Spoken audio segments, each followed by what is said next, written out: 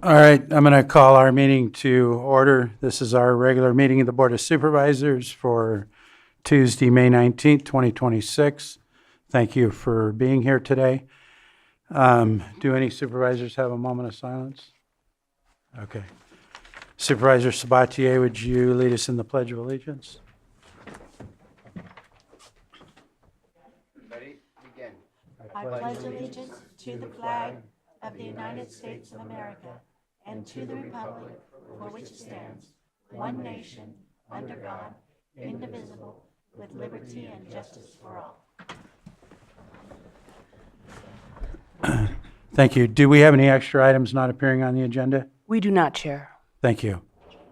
And then we're going to move on to the approval of our consent agenda. Do any supervisors have items they wish to pull today from consent? Go ahead, Supervisor Sabatier. Yeah, I'd like to pull item 5.1, please. Okay. Anything else? Not hearing any. Anybody in the audience, the public that wishes to request we pull an item? Come forward, state your name, and give us the item number. Good morning, Mr. Chair, Board. Margot Kambara. I respectfully request that item 5.3 be pulled. Thank you. Thank you. Was there anyone online? No hands? Okay, I'll close the public comment on that and bring it back to the board. Mr. Chair, move to approve the consent agenda as proposed with the exception of 5.1 and 5.3. Second. I have a motion and a second. All in favor? Aye. Aye. Opposed? Hearing none, that carries 5-0, and we will take those two items up sometime later today. We're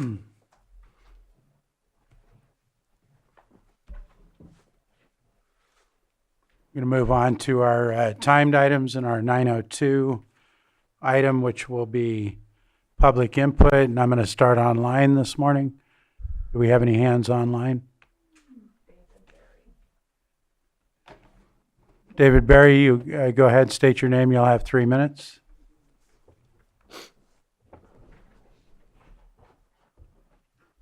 Mr. Berry, can you hear us?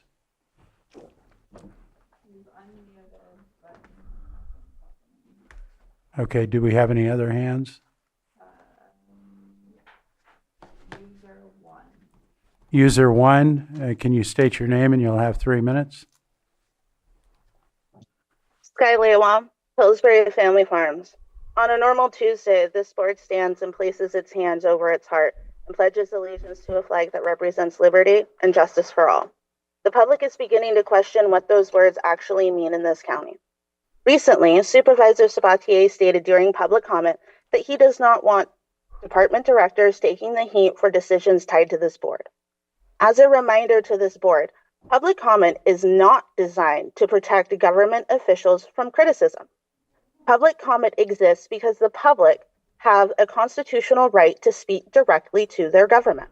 It is our job as constituents to raise concerns about leadership, conduct, transparency, and the actions the department heads this board chooses to keep in power.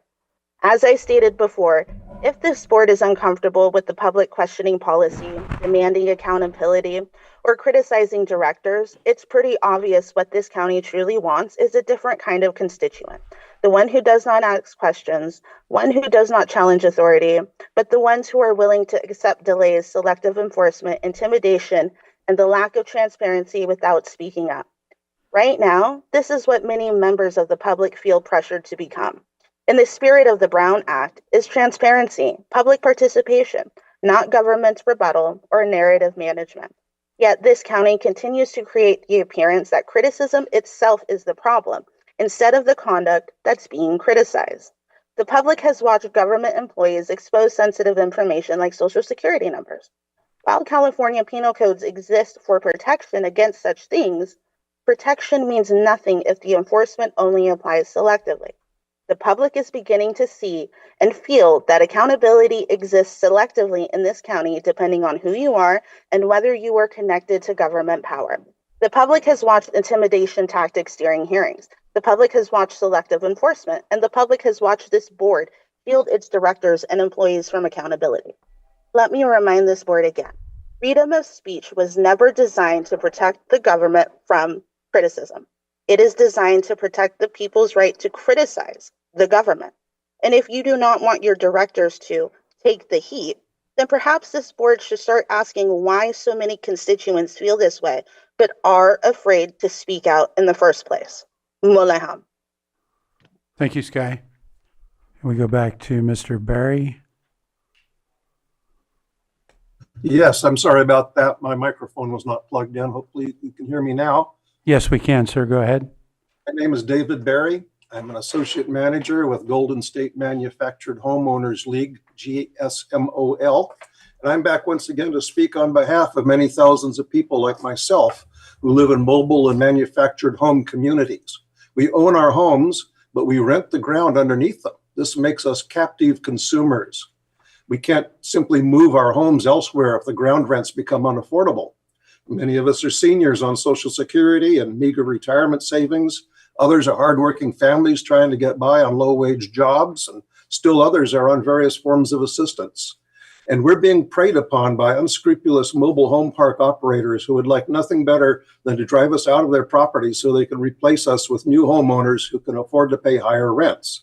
The most powerful tool that any county or municipality has to counter this is a robust rent control ordinance, and I commend you for working to enact one for the residents of Lake County. However, as you know, park owners are scrambling to get out ahead of this with exorbitant fee and rent increases that they're placing on their captive consumers. We're seeing people who are barely getting by as it is being threatened with impending rent increases as high as $350 per month. Now, where are they going to come up with this when they can barely afford the cost of daily living with prices for everything going up the way they are? The effects of this rent increase in reaction to your proposed RSO will be brutal for the very same homeowners that you're trying to help and could easily make them homeless.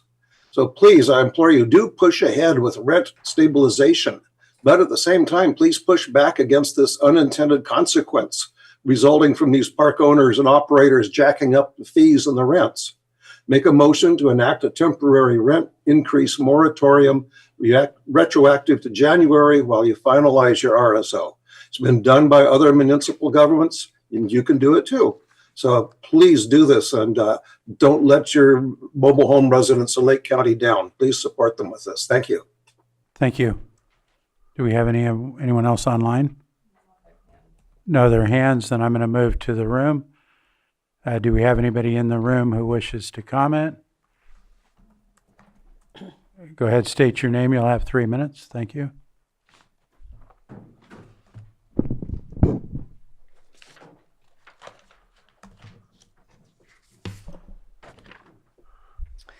Good morning, everybody. My name is Maya Lynn.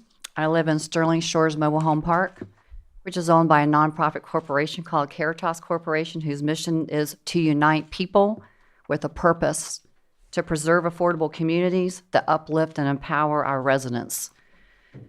We build communities, they say. On New Year's Eve, we received a hand-delivered letter from Caritas stating they were charging us with pass-through fees of $450 for past maintenance expenses. They didn't wish us a Happy New Year.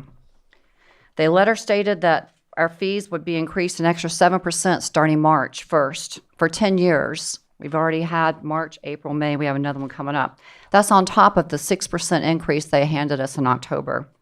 4.5% they handed us in 2024 when the CPI was 2.9. 5% they handed us in 25 when the CPI was 2.7. And there will be another one for 2026.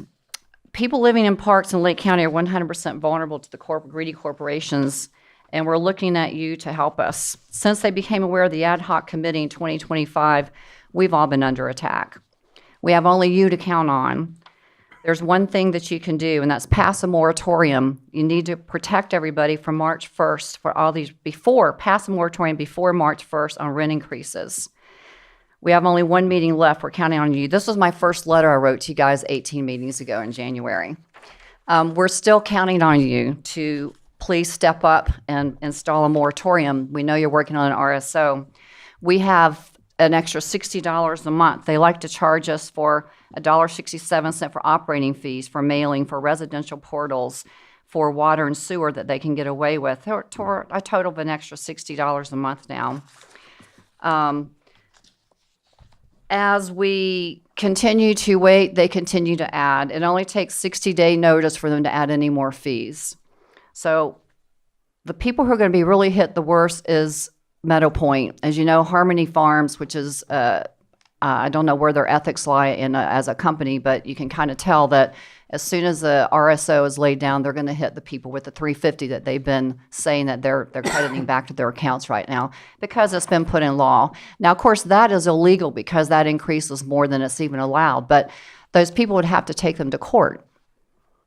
Who in Meadow Point can afford to get a lawyer and take them to court?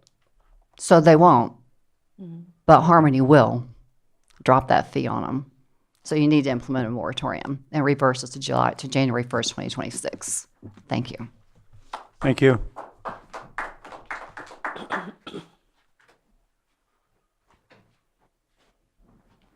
Good morning. My name's Tom Flanagan. I also live at Sterling Shores, and Maya and David kind of covered all points except for one that I wanted to reiterate, which is the rent increase on transfer of ownership of a lot. That will reflect on not just the person that buys that lot, but everybody that owns a lot in that park if the rents creep up because of that. There is a lot of turnover in these parks. And I wanted to thank EJ. He met with some of us after the Lucerne Town Hall last week, and it was very informative. Thank you, EJ. Thank you. Thank you. Do we have anyone else in the room who wishes to speak?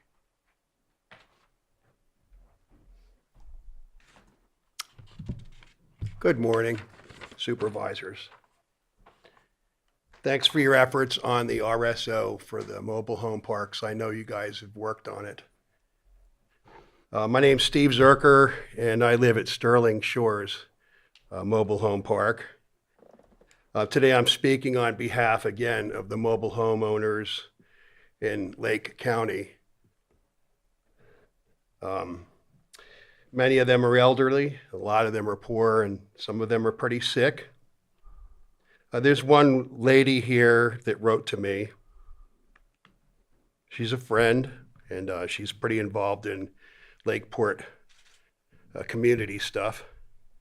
Anyway, her mother passed away, and she has a mobile home in this park, in this county. She's trying to sell it, but she's running into a lot of financial difficulties because of the pass-through fees. People are coming in and they're saying, I don't think so. They don't want to purchase because of all the new requirements.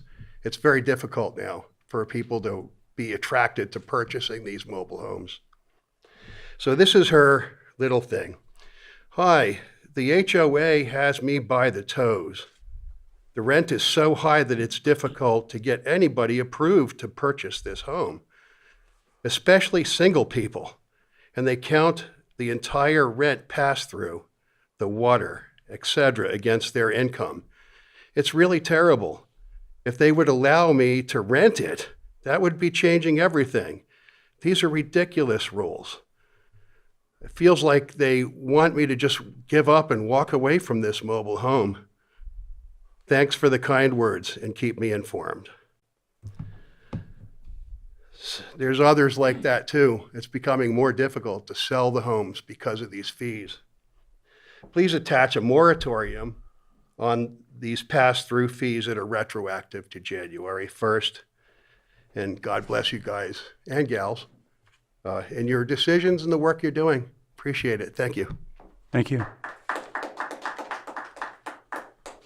Do we have anyone else in the room who wishes to speak? Not seeing any, I'll go ahead and close public comment.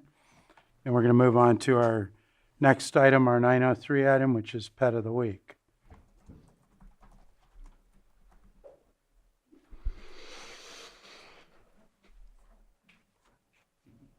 Yay. Hi, buddy. Got the right place. How's it going, everybody? I'm Officer Kramer with Lake County Animal Care and Control, and this is Maya. She's roughly 6 months old. She is a little bit shy at first, but she's very sweet. She walks okay on the leash. She does need a little bit more leash training for sure. She likes all toys. It doesn't matter what kind of toy it is, she loves them. She also came from Lower Lake. She grew up with many other animals on the property, so she's good with animals. And yeah, she's ready for adoption. Anybody knows anybody who would enjoy a little energetic puppy, I think she would be great in a home. Can you mention the address and phone number, how folks can contact? So we're located at 4949 Hellbush in Lakeport, and our phone number is, 707-263-0278. All right, have a good day, guys. Thank you. Any comments on our pet of the week? What's that? Great name. Yeah. Thank you for coming in today. We're going to move on to our 6.3905 item, which is presentation of proclamation designating May 2026 as Lyme and Tick-Borne Diseases Awareness Month in Lake County. Supervisor Crandall is going to handle this. And Sterling, you're welcome to come up with the supervisor. Anyone else that's here to support this proclamation is welcome to come up and join the supervisor. Come on up. Either or. Yeah.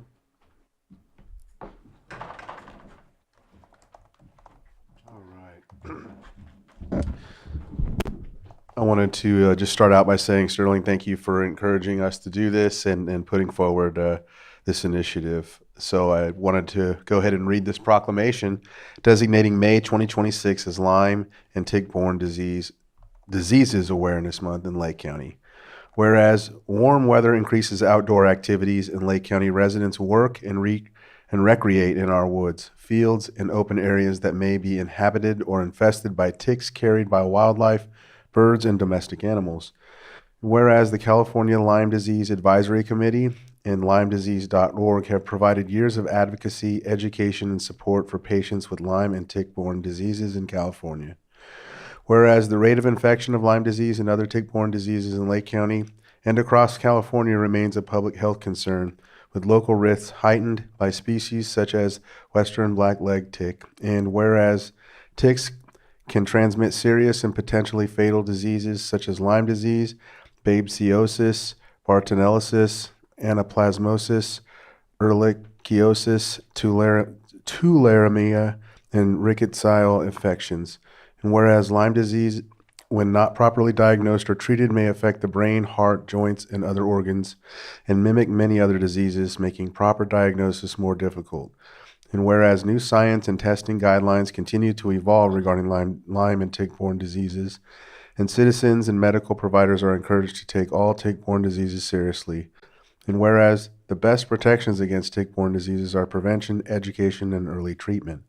Now, therefore, be it proclaimed, the Lake County Board of Supervisors does hereby designate May 2026 as Lyme and Tick-Borne Disease Awareness Month, and Lake County encourages all residents to join in this observance by learning about prevention, checking for ticks after outdoor activities, seeking reliable resources through the California Lyme Disease Advisory Committee and LymeDisease.org, and supporting education and early detection efforts. Passed and adopted this 19th day of May 2026, signed by the Chair of the Board of Supervisors, Brad Rasmussen. Would you like to say anything? Sure. I'm Dr. Terry Turner, and I'm a internal medicine doctor at Tribal Health. And I'm trying to educate Tribal Health about Lyme disease, but I've been actually doing Lyme disease for almost 30 years and was initially told that we had no Lyme disease in California, which is not true. And we've now found, because of infringement on all different areas that used to be animal areas only, that it's getting worse and worse. And oftentimes, the big issue in the United States is that there's a schism in those doctors that believe in Lyme and those doctors that don't believe in Lyme, and some of it is a mixed bag that I can talk about a little bit. One, I first want to mention Vector Control 263-4770. If you have a tick, you take it off you and you bring it to them, they will check it for Lyme. This is your local vector control, and they run it through all the channels. The testing is still not as good as we hope, but part of what we've noticed is that a lot of infectious disease kind of knocked it off their list unless people had encephalitis from Lyme. And so if they were in the hospital, which I was the director of Palm Drive in Sebastopol, we had several kids especially that were horse people, and they would get them from the horses and the dogs, and even not be hikers or anything else, and they'd come in with acute encephalitis, and we'd have to treat them for 21 days with ceftriaxone to get it out of their brain, to make them normal kids. So it's not something to be ignored, I guess. The one other problem about it is, especially Lyme itself, it's like syphilis.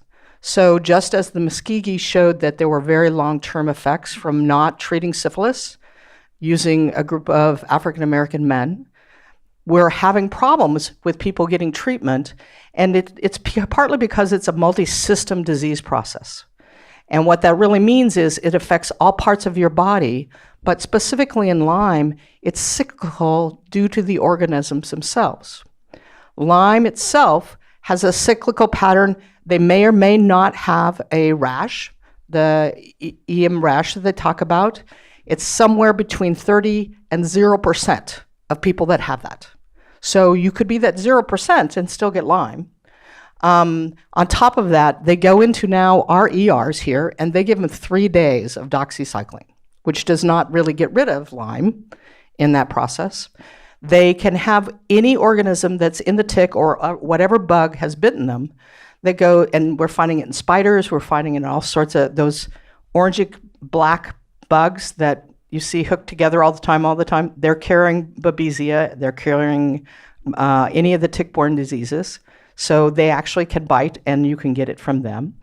We're finding that the multi-system issues is that with Lyme, you can have a headache, you can have CNS, but you can have rotating joint stiffness and pain that goes your whole life, that really, when they get rid of everything else, they say, oh, well, you don't have any immune diseases like lupus or rheumatoid arthritis. And oh, you have some osteoarthritis, but it's often cyclical. So with Lyme, it tends to be cyclical about every 1 to 2 months, because that's the Lyme cycle pattern of it making more Lyme bugs inside of you. Babesia is about every 2 weeks. It's like malaria. So you get really short of breath. You used to be able to go up that hill and your heart's fine and everything else is fine, but now you can't climb that hill anymore because you get short of breath and your oxygen levels are normal. The malaria actually live in the red blood cells, so they make it not as good at collecting oxygen. So shortness of breath and fevers, especially intermittent fevers, which as a perimenopausal woman you often will have too, but these don't stop when perimenopausal stuff stops. It keeps going. So it feels like you have some relenting burst of 3 or 4 days with this, and you get huge series of symptoms, and these we call Herxheimer reactions. How many people got Herxheimer reactions with COVID-19? You felt like horrible, everything hurt, you had headaches. So Herxheimer term that they called cytokine storm, we've seen in sepsis in the ICU for a very long time. But they thought, oh, this isn't any big deal. But Herxheimer reactions are what COVID-19 gave you. Cytokine storm is Herxheimer reactions. Most people didn't realize it, but it came from Lyme, from the person who diagnosed Lyme and said, oh, these relenting different symptoms that go on are part of what affect Herxheimer's symptoms. And there are things you can do about it, but the biggest thing is to find out what it is. So if you bring in the tick, you find out right away, and you get on antibiotics or herbs, which also are helpful. Japanese knotweed is helpful, astragalus is helpful, andrographis is helpful. You can actually treat yourself, but you should treat it for a month if you get bit by a tick, not 2 to 3 days, which is usually what the ERs are giving you. All of the ones that he read in the proclamation are different types of infection. You may not have recognized some of them. One of them is actually cat scratch fever. So you get it from cat scratches that you get from your own cats, and it actually gives you one of the co-infections of Lyme. Bartonella is a very specific one, and interestingly, it oftentimes causes personality disorders where now they go from being really angry to really sad and crying, kind of extreme emotional disturbances. They label them all that they're psych, but they can be Bartonella. You get frequent urination and UTIs, and you have a lot of gut pain. So part of what we're seeing in medicine is what I call multi-system issues that start coming on in our population, and most doctors don't know what to do with them. And they don't look at Lyme in their differential diagnosis or Lyme-borne infections. The other one I want to mention that it's a big issue here as well, and sadly, all of the really tough ones come to me because I'm the internist over at Tribal here in Lakeport, is mold. We have a huge issue with mold here in this county because we don't ever dry out. We don't usually get snow, it tends to be wet, people live in these houses that have water underneath or under their sink, or all of these others, and it can cause some of these same symptoms. So you have to tease out what's Lyme, what's mold, what's their thyroid, what's all of these other things, but if it's not even on your list as a doctor, mostly you don't help them in that process.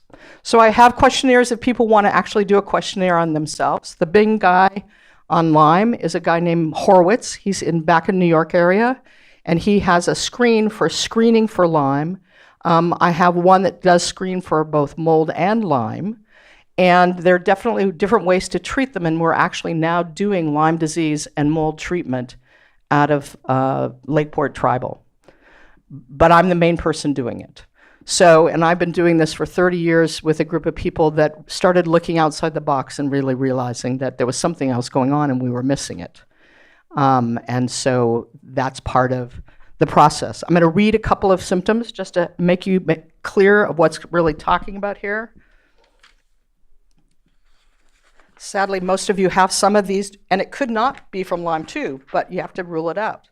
Fevers, sweats, chills, flushing, fatigue, tiredness, poor stamina. You've already been checked for sleep apnea, unexplained hair loss, swollen glands, sore throat, testicular pain, pelvic pain, unexpected menstrual irregularity affects all your hormones, breast pain, bladder irritability, dysfunction, sexual dysfunction, loss of libido, nausea, constipation, diarrhea, chest pain, rib soreness, shortness of breath, cough, heart palpitations, neck stiffness, multi-joint stiffness that rotates, muscle pain, muscle cramps, twitching muscles, headaches, numbness, tingling, facial paralysis.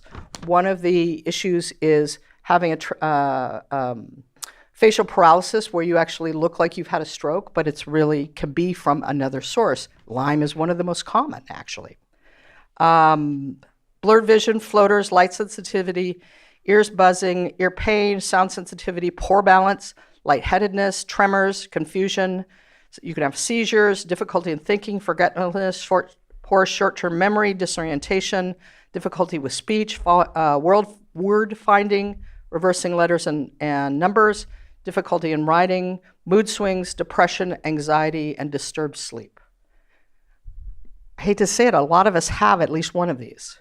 But if you have more than one of these, and you're thinking they're not getting to what's making this go away, this may be one of the things that should be on the diagnosis of that process. Any other burning question? Thank you. Thank you. Thank you for that. Did you want to say anything? Okay. All right. Well, thank you for that, and I'll give it back to you, Chair. Any comments from board members or the public? Thank you for bringing this important information to us, and stay here. I think we're going to get a picture.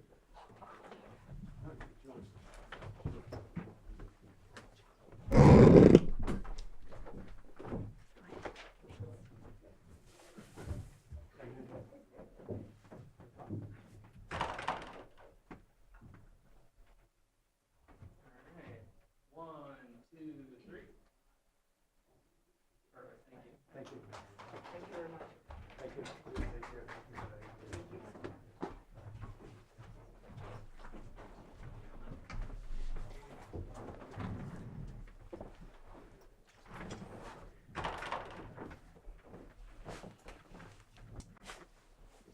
Thank you for that. We're going to move on to our next item, which is our 6.4 item, 910 item, consideration of the March 31st, 2026 report of the Lake County pooled investments.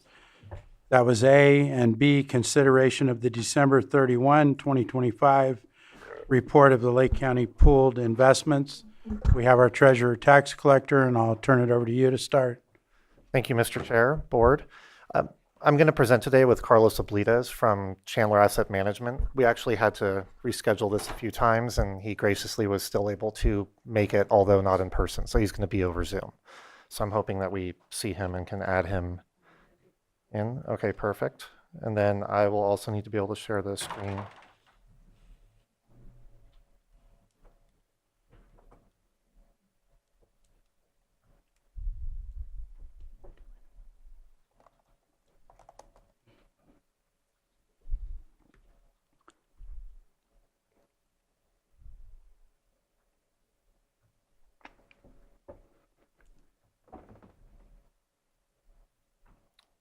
Okay. All right, so we have the quarterly investment report up for March of 2026. I'm going to turn it over to Carlos Oblitas. Good morning, supervisors and members of the public. It's a pleasure to see you, though virtually. I want to give you some background as to what generated results and where we think the portfolio is headed.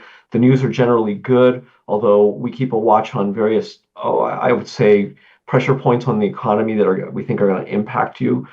It might be helpful if we go to page number 4. One of the things that investors have been focused on has just been how the jobs market has been waning. We're now at a point where when the pandemic ended and the economy restarted, there were something like 2 jobs for every job seeker in America. That's down to 0.9 jobs. So just a little bit statistically less than 1 job for every job seeker in America. But what is interesting about this phenomenon is that we're still generating jobs. If you look at the change in non-farm payrolls, which is the chart on the left-hand side, it'll show you that we generated 178,000 jobs in February. That got revised downward to about 133. Sorry, the 178 was for March. The February was revised downwards, negative 133. You can see, just look at the trend. You can see that the jobs market has been moderating from the heady days of straight after the pandemic, and we're now at a point where it's leveling off, and most employers are basically slow to fire and slow to hire. That's kept the overall unemployment rate somewhere around 4.3%, which most investors consider is still low. But if we skip up to page number 7, it might be helpful to see. This is the inflation numbers. We are seeing a significant uptick in prices. I don't think that nobody here on this call or at this meeting needs to be an economist to know that they're paying significantly more money for goods, for services, for going out to restaurants, for gas. And you can see that with the consumer price index. That's the index that measures changes in prices. It's a basket of goods. On the left-hand side, just look at the green line. You can see that upward tick in March. That was a surge of 0.9% for the month and 3.3% year over year. That's the highest we've seen since 2022. And that's a significant uptick. And that's mainly, if we back up one page, mainly associated with this war that we've entered into in the Middle East. I think we all know just from watching the news that something like a fifth of the world's oil is effectively bottled up in the Persian Gulf. And that has an impact on gas prices, fuel prices, things like diesel overall, which you can see in these charts that you're looking at here. The chart on the left-hand side is showing you 2 different indices for oil that people use to measure the price of oil. The chart on the right-hand side is showing you what the average retail price of gas and diesel has been in the United States through the end of March. Well, that has a pass-through effect through the rest of the economy. It has a pass-through effect because now it's more expensive to bring goods to market. Now it's more expensive to bring in crops. It's more expensive to buy fertilizer to be able to grow them. It's more expensive to manufacture, so the inputs to industry go up. And that means that people's pocketbooks are hurt. And eventually, given that our economy is driven primarily by consumers, by you and me purchasing the things that we need to purchase, it could put a significant dampener on the economy going forward. Now, when investors in the bond markets like you, remember that your portfolio is very limited in what you can do. You're subject to California government code, and code limits you to fixed income investments, and that's basically the bonds. You're able to buy bonds in the bond markets. A bond is a loan. You're lending money out, and effectively you are getting income. And of course, the fair value of that income stream can go up and down on paper as well. But what I can tell you is that when inflationary pressures are expected to go up, when investors think that inflation is going to be higher into the future, well, that rise in prices devalues the future payment due to you as a lender. So if you lend money out for 3 years, you're getting a fixed payment of interest for those 3 years, and then you get your money back at 3 years. That's how bonds work. And when prices go up, as you are waiting for those payments to come in, the value of goods and services goes up, the prices go up, and it means that the buying power of that future payment goes down. So that means that the value of that future payment goes down. And so when you're lending money, inflation is a big enemy of yours. It devalues what you're waiting to get paid. So what do investors do to combat that? Well, they demand higher yields. If we flip over to page 14, and then we can get into the portfolio. But if we look at page 14, just look at what's happened with interest rates. If you look at the chart on the left-hand side, that's the yield, the interest income as a percentage of what you pay for the security, the yield of a U.S. Treasury security in the 2-year maturity range. It's that dotted purplish line. And if you look at September of 2023, when they peaked out, that was somewhere around 5%. And at that time, we had positioned your portfolio a little bit longer because we thought that rates would start falling, and that slows us down from reinvesting into a lower yielding environment. But you can see that rates came down. And then I want you to see right at February 28th, right before that March 28th number, you saw an uptick in rates, and you saw that rates have moved higher. And that is what happens. Investors demand a higher yield. They want to get paid more when prices are going up, because that will backfill what they lose in buying power from their fixed payments today. Let me restate that. Investors want to get paid more in yield when they lend money out, because inflationary pressures are devaluing that fixed payment from the future. So it means that rates are higher. And it means two things for your portfolio. Number one, when we reinvest, we're going to reinvest in increasingly higher yielding securities, which is a positive for the pool. It means that the apportionments should stay steady, high, or even go up. And that's good news. Of course, there's a mathematical truism in the bond markets that when rates in the markets go up, which is what's happening here, the value of what you already hold goes down. And I can get into the math on that. But basically, it means that in your portfolio, when we look at it to grow it, we're looking at increasing the interest income, and that's going up. But we're also looking to protect the fair value of your future fixed payment. That's going down. And the blending of those two, that's called a total return. We don't normally report that piece to you, but we do report it to your treasurer tax collector. And he tracks that very carefully. The blended, it still looks very good.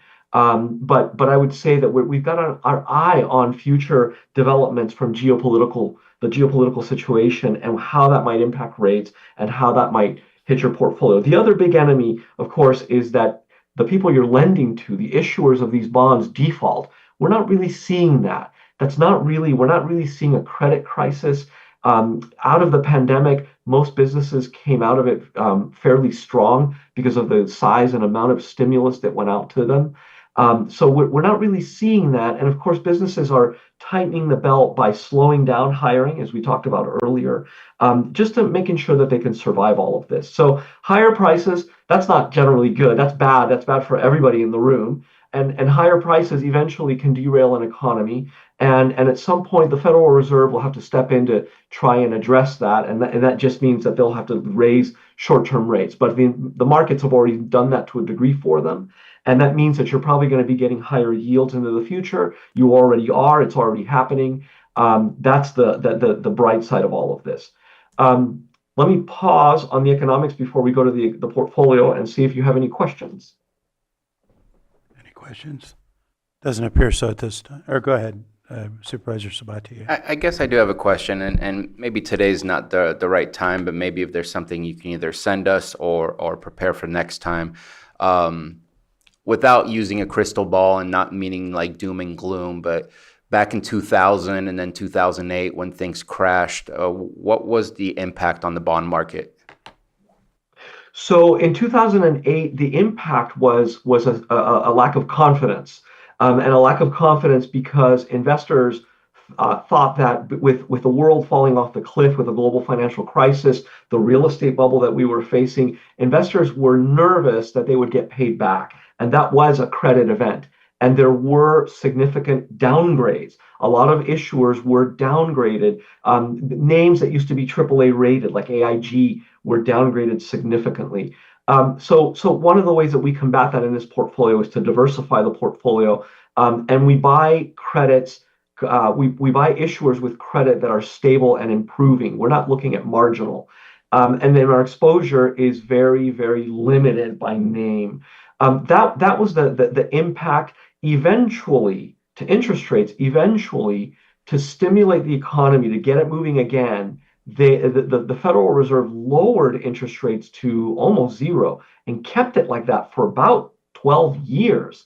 They lowered interest rates. That has the net effect of allowing consumers like you and me and allowing businesses to borrow cheaply. So that means that they have more access to money that they can borrow at a very cheap rate and then take that money and purchase the things they need to purchase, or expand their business, or add inventory, or add new FTEs, full-time employees. They did that, and that spurred on the longest, slow, not very high, but longest economic growth period that the United States has ever seen. It was a growth period of about 11 years. That was the net effect. During the pandemic, similar story. The economy shut down. It wasn't a confidence crisis. People didn't think businesses were going to not pay. It was exogenous. There was a pandemic where people shut their doors and stayed home. What happened was during that time, the government again pumped money into the economy through both monetary policy and fiscal policy. Monetary policy in that the Federal Reserve lowered interest rates to zero. They literally went to zero. And fiscal policy was the $5.5 trillion with a T, trillion dollars of the CARES Act, where they basically gave money away. If you remember PPP, the Paycheck Protection Plan, all these programs that came out of that. And again, when the pandemic sort of waned and businesses started reopening, people had a lot of money burning in their pockets, and they went out and they spent. And if you flip back to page number 7, we're going to go back to that inflation number, that consumer price index chart on the left. What that did is it put money in people's hands to where there was great demand, aggregate demand, and the economy went up. With people with money burning their pockets, they were out spending, they were out renting the cars that they didn't rent, on the vacations that they didn't take, flying to where they needed to fly, and that drove prices up to a 40-year high. And if you look at that around June of 2022, if you just look at that chart on the left, you can see that peaking out over 9%. That's what happened then. Today, it's a different story. Businesses aren't falling apart. We're not seeing a crisis of confidence. We're not seeing a credit crunch. What we're seeing is the price of oil, a lifeblood of a global economy, cause prices to go up. And there's two ways out of this. First is to figure out a way to make the oil flow, and that might be through negotiation. It might be through military activity. We just don't know. It's a little bit unpredictable. It's hard to predict where geopolitical events will go. And obviously, the other thing to do is here in the United States, we're looking to increase supply into the global oil supply. The United States, when I was young, in the 70s and the early 80s, the United States was a net importer of oil. We're now one of the largest producers of oil in the world. And you're probably getting, I'm not an oil economist, but when you're getting to the kind of prices that we're seeing, where barrels of oil are going over $100 a barrel, in today's economy, that makes it very worthwhile for producers to to dig and to produce oil and to pipe it and to deliver it. So a little bit of a different situation than what we saw in the global financial crisis, a little bit of a different situation than what we saw post-pandemic. Thank you. Shall we look at the portfolio? If you go over to pages 17, we'll go very briefly, pages 17, 18, and 19. That's a compliance report. It's basically a report telling us where we stand vis-a-vis the requirements of the county's investment policy. We are compliant. The policy is compliant. Your treasurer makes sure that all investments comply with the policy and also with California government code. And this is one of the tools that he uses to make sure that that's the case. If we turn over to page number 20, we can see where the portfolio stood as of quarter end. Remember that we follow a strategy. That strategy is to maintain the investments between 1 and 3 years primarily, although we have pieces that go a little bit longer. That generally has a duration of 1.7, 1.8. We're a little bit shorter, and we've been a little bit shorter for a while. When you go down and look at the yield that we're picking up, that's deliberate. That's just working through some maturities with your treasury. But when you look at the yield that we're earning on this portfolio, currently it's at 4.19. Think of that yield as driving a car at 60 miles an hour. It means that in an hour, I'll end up covering 60 miles. 4.19 is per year. That means that as of March 31st, if nothing changes in this portfolio, a year into the future, we will have picked up 4.19 in interest income, which is considered pretty good. As of March, we were reinvesting into an environment of around 389. That's what that market yield infers. The portfolio that we're managing on behalf of the county treasury is $483.1 million. There's an accrued interest component. When we look at the, and I apologize, that 419 encompasses not just what we invest and the we're looking at page number 20. That 419 is program wide. So that encompasses funds that we manage on your behalf. It also encompasses funds that your treasurer tax collector manages through the use of investment pools. So that's the entirety of the investment program, $483.1 million. That's two components in there, the part we manage and the part that's managed in-house. If you go to page 21, the bulk of that are treasury securities. They make up over a quarter of the portfolio, followed by about 19, almost 20%. That's a fifth of the portfolio in high credit quality corporate issuers, and then another 12% in federal agency securities. You had a cash position. Obviously, the cash component was growing. March 31st was a time when you were in the midst of property tax collections, and you had a lot of money coming in, and your treasurer was busy getting it invested and making sure that it was liquid for when it would go back out in apportionments and such.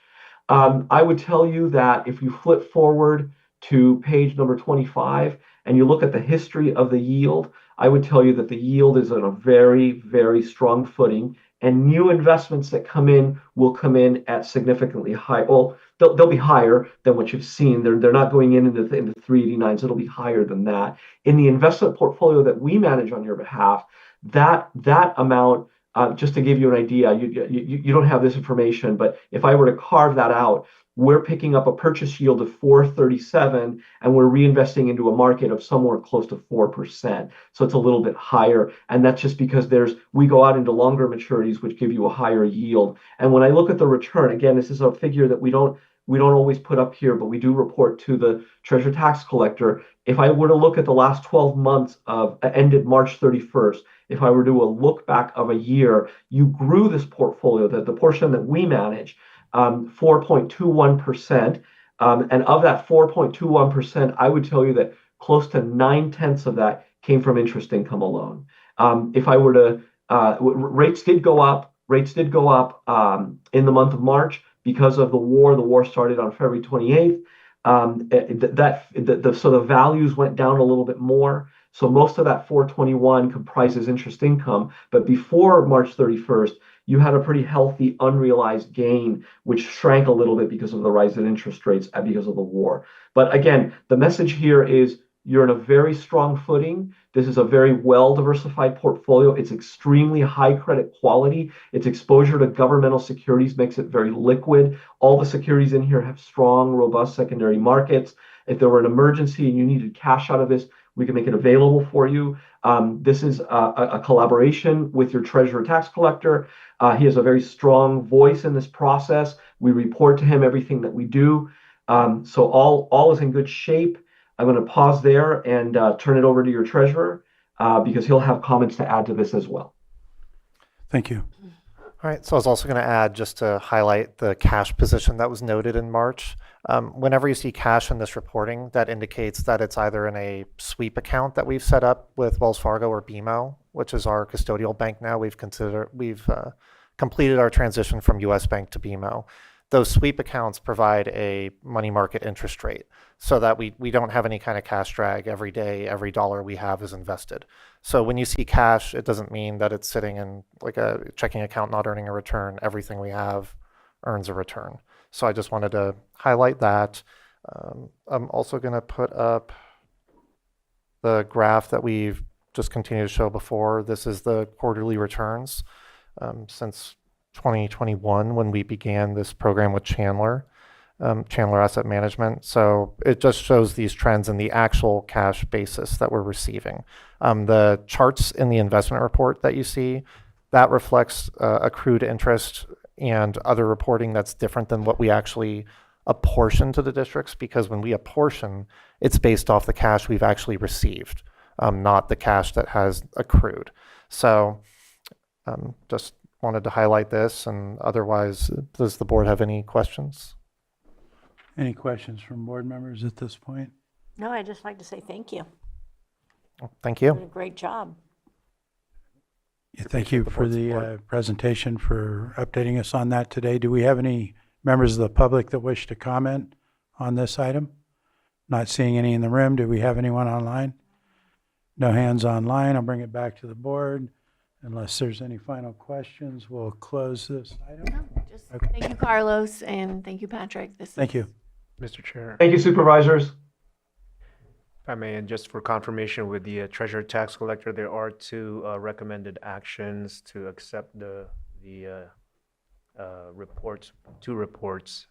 So just to confirm with the treasurer tax collector if that needs to take place. Yeah, we would request that the board accept both of the reports. Okay. So moved. Second.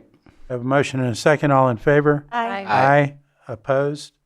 Hearing none, that carries 5-0. Thank you. Thank you. Next, we're going to move on to our 6.5930 item, which is consideration of an update on the activities of the Lake County Recreation Agency. Supervisors Pyska and Owen are involved. Did you want to make any opening comments? Either one of you? Just welcome up the mayor. Now, then we'll bring up Mayor Disney to do this presentation. Thank you, Mr. Chair, members of the board.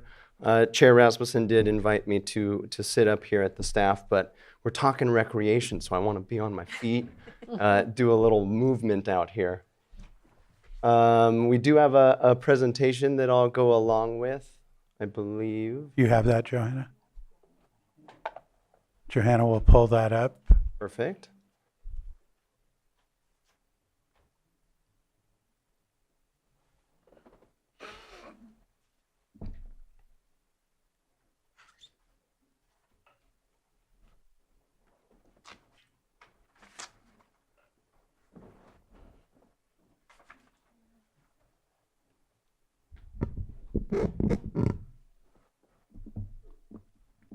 Perfect.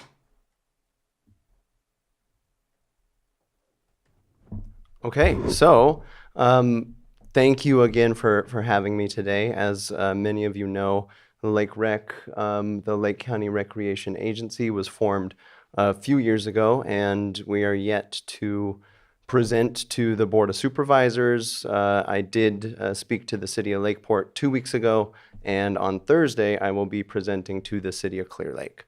So we're trying to make our jurisdictional tours.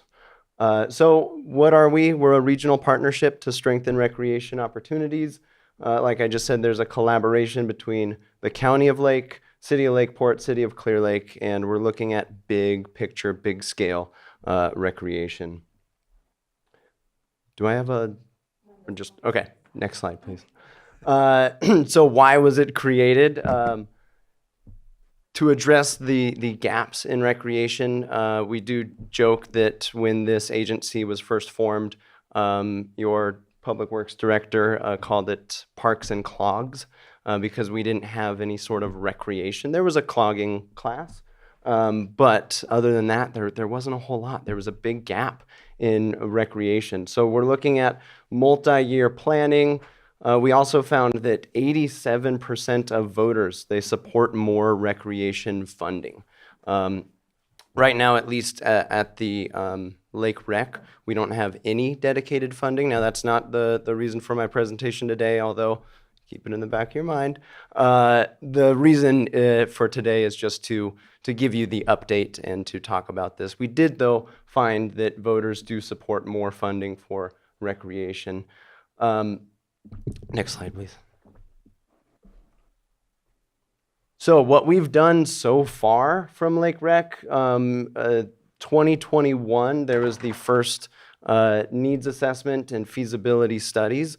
This was all done just at a staff level. This was before the JPA was officially formed. Staff members from the County of Lake, City of Lakeport, and the City of Clear Lake came together and said, hey, we need to address some recreation. We need to look into having a pool again. We are a county on a lake, surrounding a lake with no, there is a pool in Middletown, a little further, but we don't have quite the facilities that I think our county deserves. So when they came together, that was shortly after losing the West Shore pool. In 2021, our first needs assessment and feasibility study. 2022 was the second phase of that study. And then at 2023, they said, okay, this is, starting to get a little bit above just a staff level. We should probably make this thing legit. So we formed the Joint Powers Authority, the JPA. We brought in 2 members from the County of Lake. We have Supervisor Owen and Supervisor Peiska on the board with myself. And I think that might be, Johanna, on the next slide. The structure, yeah. So we are a 7-member board. There's 2 per jurisdiction. I just went over the County of Lake members of the board. We also have Councilmember Slutin, Councilmember Downey, myself as the chair of the board, Councilmember Costa from the City of Lakeport as well, and Don Smith, the member at large. And he's with Adventist Health, but just the member at large for this board. We do have a purpose and vision. I'm not going to just read that verbatim for you guys. It's right up there on the screen. Really, to distill it down, the purpose is to shed more light on recreation and do what we can to provide that for our residents of the county.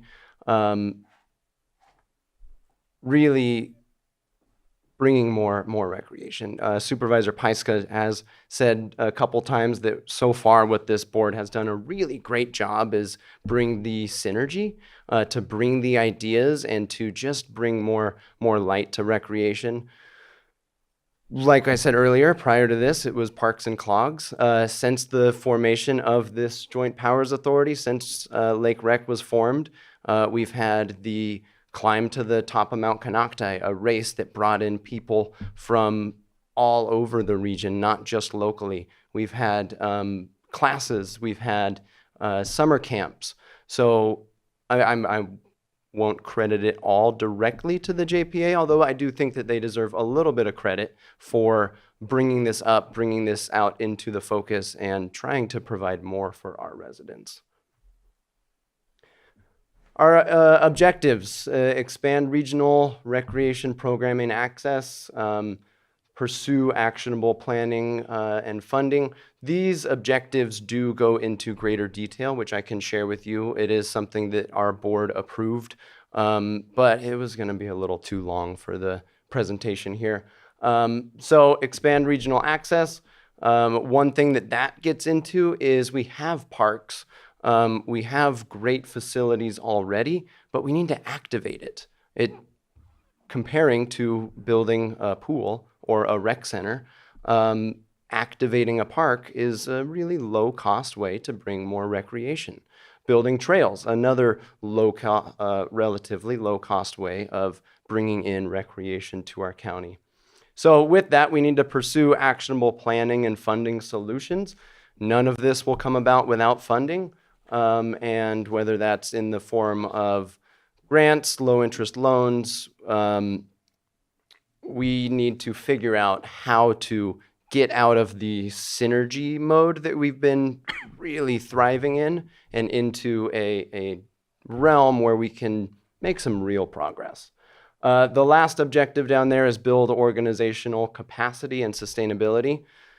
Sounds probably like the most boring objective on the slide, but really that is a crucial one, because right now the board operates as a 7-member board. We do have staff sort of donating their time from, as their role, in the county and in the cities. But there is no designated staff person for Lake Rec. There is nobody that is solely dedicated at Lake Rec to pursue some of these objectives that we have. With that, we do have some priority projects. We have identified through the previous feasibility studies that the Burns Valley Recreation Center, that would be located in the city of Clear Lake, is one of our top priority projects. The West Side Aquatic Center is the second one. These two are really what started Lake Rec, what really started this JPA, expanding access with facilities, and that would be the city of Lakeport, or the Lakeport region was identified as a good spot for a pool. As I said earlier, Middletown has a pool, but for people in Lakeport, people in Upper Lake, Nice, Lucerne, it's a little bit of a journey to get there. So those two were really the start of this. We since have identified Mount Konocti Trail System as being relatively low cost when you compare it to the other two facilities, and an easier way to get more recreation happening.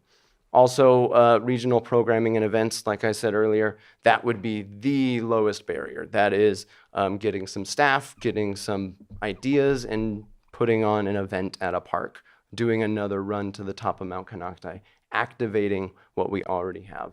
So those four are our top priority projects at Lake Rec. What we've done already are regional advancements. At the county, you guys now have a recreation coordinator. You've put on camps. There's been park improvements. The race, I keep talking about the race to the top of Konocti. I think that is such a cool event that is relatively low cost and something that could draw people in regionally and locals. It's a race to the top of volcanoes. Okay. The city of Clear Lake, they have programming expansion. They have the design for their sports complex. And the city of Lakeport, our trail park partnership with the West Side Community Park, facility management. As you know, we were given the old bank here. It's now the Silvera Community Center, which is being operated by the Arts Council. So trying to get creative to have more recreation and more opportunities with what little to no funding we actually have. Next slide, please. So gaps and needs. Like I said, this is not a pitch for the county funding, although wouldn't hurt. But right now, there is no dedicated funding source. We have limited staffing capacity, and we need really a regional coordination and support. We've been able to do all of this that I've talked about. Even just the synergy has been done with no funding to Lake Rec. And we have found that voters want more recreation. We have found that just the little bit of synergy that we have provided through this group has had a profound impact with what little we actually have. Next slide, please. Now there's the value of recreation investment. So not only would it be great to provide swim lessons to people that live on a lake, but it improves community health overall. It supports youth development, it boosts tourism and economy, and really enhances quality of life. Bringing recreation to Lake County in a bigger scale would really have a profound impact on our residents. Next, I think maybe the last slide. Next steps is to advance the aquatic and recreation centers. That is the whole reason this group was formed back in 2023 officially. Develop the regional trail network like we talked about. That's a lower barrier, easier to get started, and position ourselves for grant funding opportunities. None of these big picture ideas are going to get off the ground without some funding. And it seems like grants would be probably the best way to get some of it funded. The key message is it is budget season, so consider Lake Rec in the upcoming budgets. Like I said, we have been able to do so much with so little. A modest investment can really go a long way.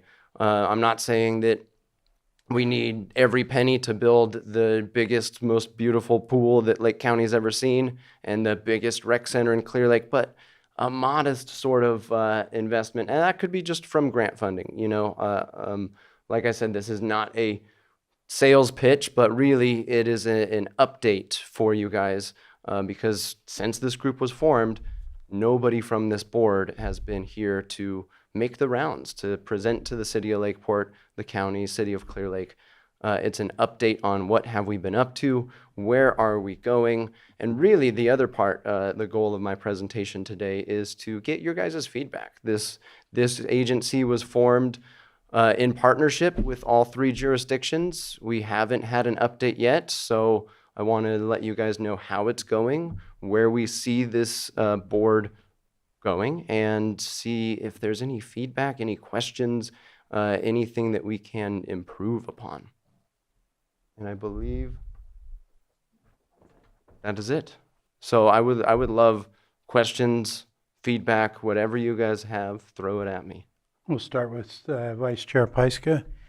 Well, thank you, Mayor Disney. That was a wonderful presentation. You have been doing an outstanding job chairing the JPA for the last couple of years. And I've been serving on it since the beginning. I think Supervisor Crandall was there in the beginning. And so we've had a lot of participation with this.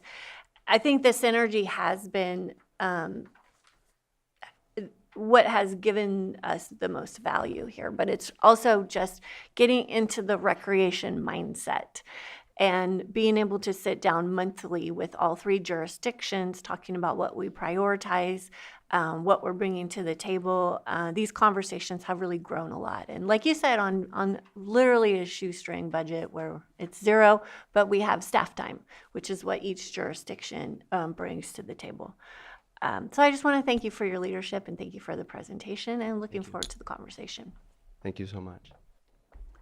Supervisor Owen. Well, I've enjoyed my time with the Recreation Committee, and I think the thing I'm the most excited about is the multi-use trails.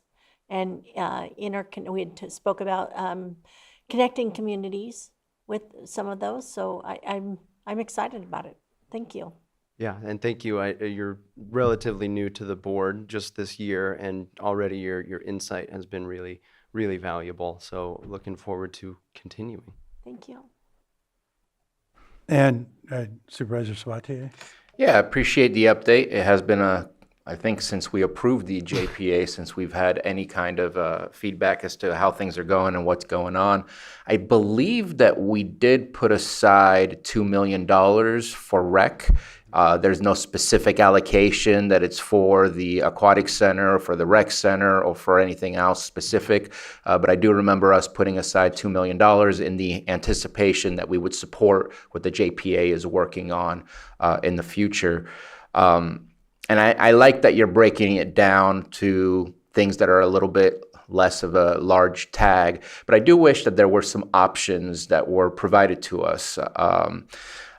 So like, have you guys had conversations about a bond? Have you guys had conversations about a tax? Have you guys, there's got to be a way to do this. Grants are probably going to be difficult because it's the ongoing facility maintenance and operations that's probably the more difficult task than it is. I mean, not that $20-30 million falls out of the sky. But building something is probably a lot easier than the longevity of running it. And I hate to always use the example from Fort Bragg, but they had to learn the hard way of, we built something that we can't run. Now we got to pass a tax. Luckily, they were able to, and they're able to make it work. But have those conversations occurred? Is there a direction that you guys are leaning in? Because that's the only way we're going to get any of these things off the ground, is if we make a financial decision on how this is going to work. Because I'm looking at Mr. Ingram right now, and he kind of laughed when you were saying this is not a sales pitch, but this is budget time, and everybody's trying to figure out how to manage their funds within the services they're providing. This is on top of. Yeah. And so I think that there's got to be a specific source of where these funds come from. So what's the conversation been like? Yeah, so the last conversation was really closer to the last election cycle back in 2024. We did have polling done regionally around all of Lake County.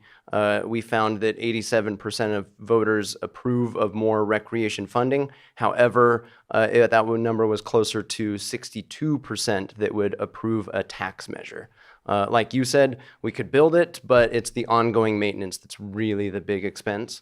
That 62%, getting to 66%, it's that last few percent that is really the tough sell. And we just felt like at that time, we didn't have enough solid support to really go for something on the ballot. Times have since changed in 2024, and right now putting something on the ballot, an added tax measure, is just not really in the cards. That's why the conversation has shifted more to grants, and it has shifted more to what can we do. Maybe not a pool right away, still keeping that end goal, some of those big keystone projects in mind, but how do we provide more recreation without that annual expense that a pool and a rec center would have? Appreciate that. There has been polling, there has been research done. We found that it just wasn't the right time. Yeah. I'll follow up with that too. Because this is countywide, and those of us that represent unincorporated jurisdictions also have concerns about a tax measure. And so we had many robust conversations over the years about this, and we really could not align. So what our plan now is to be prepared. There could be some opportunities down the road. We want to be ready. And so that's why we are still keeping these big projects front of mind, working on feasibility, making sure that if and when those projects do materialize, we could be ready to move forward. But at this time, there was no consensus to move forward with a tax measure. Yeah, that's correct. We also, in our feasibility studies, the pool that was, and rec center in total was about $20 million.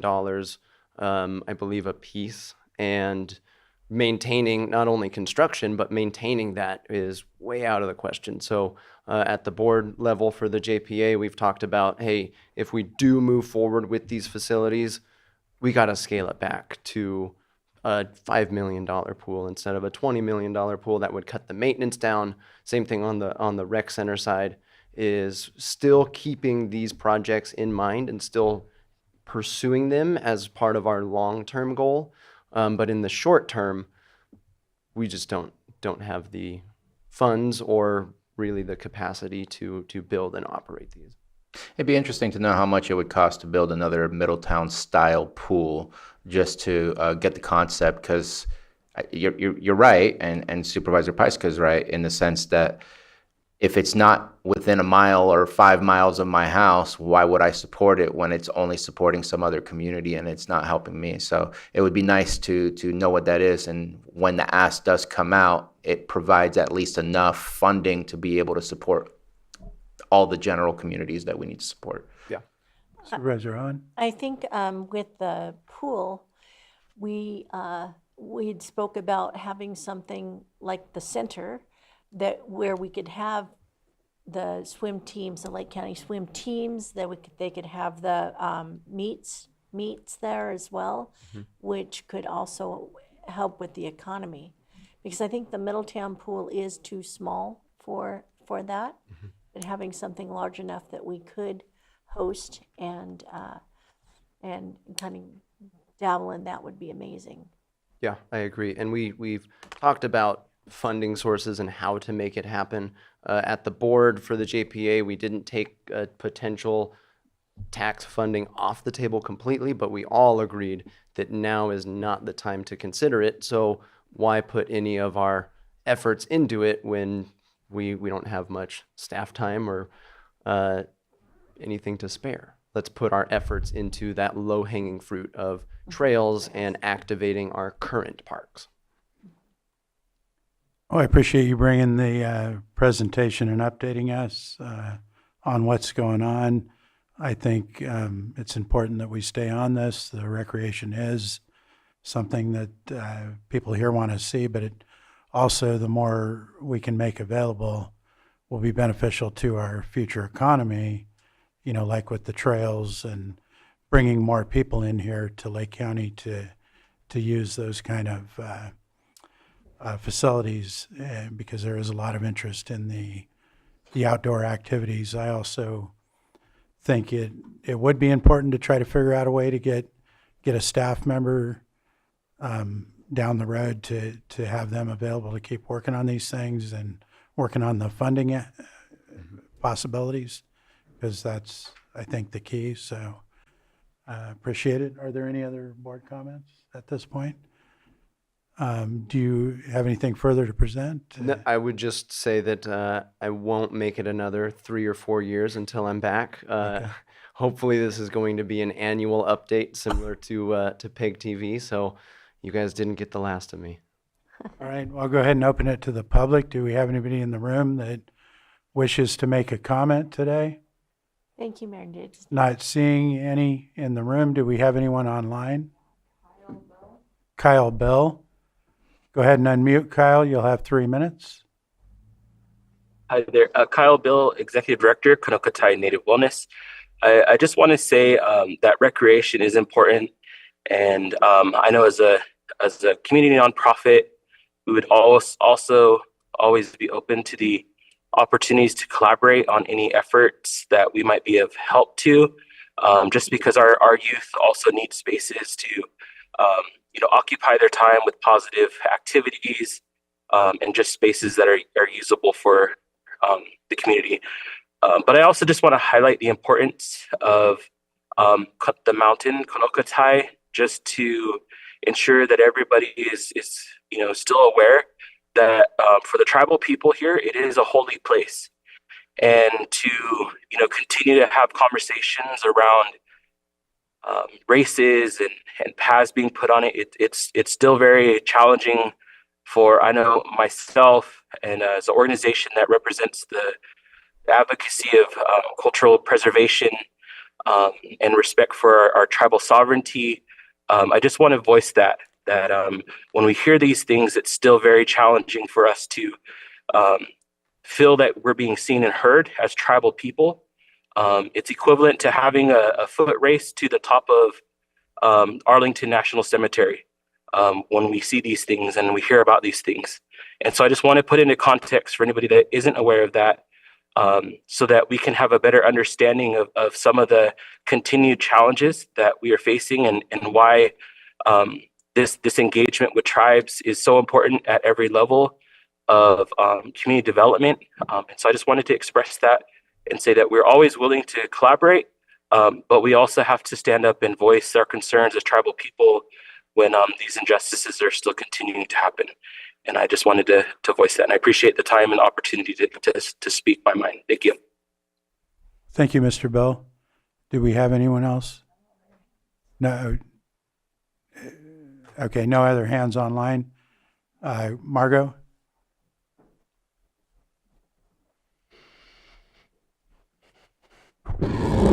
Thank you, Mr. Chair, Supervisors, Margot Kambara.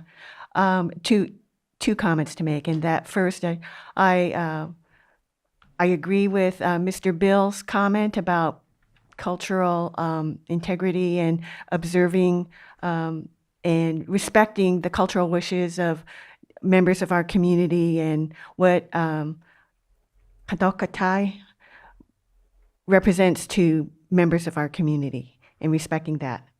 I'm sorry, I wasn't expecting to speak on this, but I also wanted to make a comment about recreation. And yes, it is important to our community, and it is budget time. So to extend our budget dollars, I would suggest that we maximize the availability and the goodwill of our volunteers. And our volunteers are willing to clear trails and work on trails. That's not easy work, but we make it difficult for our volunteers to do that work when we put policies on them, such as you have to come up with liability insurance. So I can see that you want to have that, but can we work with these volunteers who want to do this work, have them under umbrella, say under a county department like Public Works or Parks and Rec or something like that? Don't make them go hunting for liability insurance, or a group of volunteers, they have to form a 501c3 and then find insurance. I mean, you have willing bodies who want to do the work. Let's work together and make it happen. Thank you. Thank you. Do we have anyone else in the room? To that last comment, I want to say that we do have volunteers that do not have to provide insurance. If they're certified county volunteers that have gone through a vetting process, then we provide the workers' comp insurance for them. They don't have to provide it to us. That has to do with organizations that want to have use agreements. So thank you. Was there anything else on this item? No? Then we'll go ahead and close this item, and we're going to move into closed session for a while. We have a 10 a.m. item, but I'm going to go ahead and read off all the closed session in the event that we're able to have time to handle any or all of it. And the first one is 8.1. It's a 10 a.m. item. Public employee appointment pursuant to Government Code Section 54957B1, and that's interviews for public health officer and appointment of public health officer.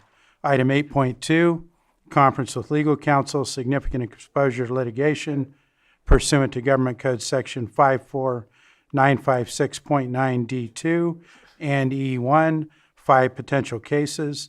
8.3, conference with legal counsel, existing litigation pursuant to Government Code Section 54956.9D1, and that is Portney versus County of Lake and others.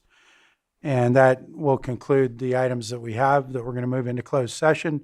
Is there any member of the public that wishes to comment? No, nothing in the room, nothing online. So we're going to close our we're going to move from open session to closed, and we'll have a partial shutdown. Thank you.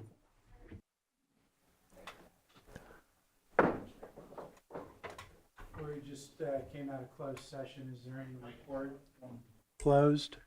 Is there anything to report? Oh, sorry. Nothing to report. Thank you. Now we're going to move on to our 6.6, 11 a.m. item. This is a hearing, consideration request for a hearing before the Board of Supervisors for code enforcement actions taken at 19355 South State Highway 29 in Middletown, and the APN number is 014270-02, the property owner being Michael G. Burns. And the first order of business is to swear in witnesses.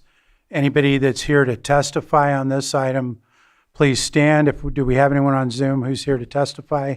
If so, please raise your hand on Zoom. All right, I don't see anybody on Zoom. With your right hand raised, do you solemnly swear that the testimony you're about to give will be the truth, the whole truth, and nothing but the truth? Thank you. Okay, and so in this case, the Community Development Department, Code Enforcement will present first. Thank you, Mireya Turner, Community Development Director. I will turn it over to our Code Enforcement Manager. Marcus Beltramo, Manager of the Code Enforcement Division for the County of Lake. We're here today regarding a request for hearing by the property owner. We issued a notice of violation and a notice of nuisance in an order to abate, and he has requested a hearing regarding the issuance of those notices. Here is a copy of the request. That's part of the memo package. You should have that. It is an attachment that was included. Mr. Burns lays out his reasons for the request today, and is here to elaborate or comment further for those reasons. Typically I usually provide a map kind of showing the location. As you can see in the yellowed area there, that's the subject site. It's in between the Hidden Valley area and the Middletown area, adjacent to the state highway. There's a lot of background. I'm not going to go into that background. Hopefully you read the memo, but there is history that needs to be taken into consideration or understood what transpired here in this situation. What I'm going to do is fast forward right to the other photos. It looks like it's sticking here. All right. Sorry, there's a delay here, it looks like, with the So we issued violations against this property for unpermitted structures. There was an office, a manufactured home. The property is zoned with a rural lands zoning designation. The use occurring on there is for an auto wrecking facility. There was per department records, no use permit has ever been issued to Mr. Burns to use the property in the way it's being used. So part of the violations is that a use permit was not properly issued to use the property in the manner it's being used. Occupation of RVs and also an occupation of a U-Haul box truck. A fourth violation, inoperable vehicles, wrecked vehicles on the property in violation of the code. Storage on the property contrary to what the zoning designation allows and not in an orderly manner, and not screened from public viewing. And then garbage, rubbish, and trash and refuse strewn all over the property. Here is a photo of the RVs that we determined to be occupied. RVs cannot be occupied as they do not meet minimum residential construction standards. That's a requirement of the zoning ordinance. Emergency vehicles, by definition in the code, are for emergency and temporary uses only. We determined that these were being lived in or occupied on a permanent or long-term basis. Another slide, as you can see, these are just going to be slides of what we saw on the property. Code Officer Christopher Colin's here today. If you need direct testimony as to what was observed or seen firsthand on the property here today, he can elaborate and he can go in depth if needed, or if the board has any specific questions.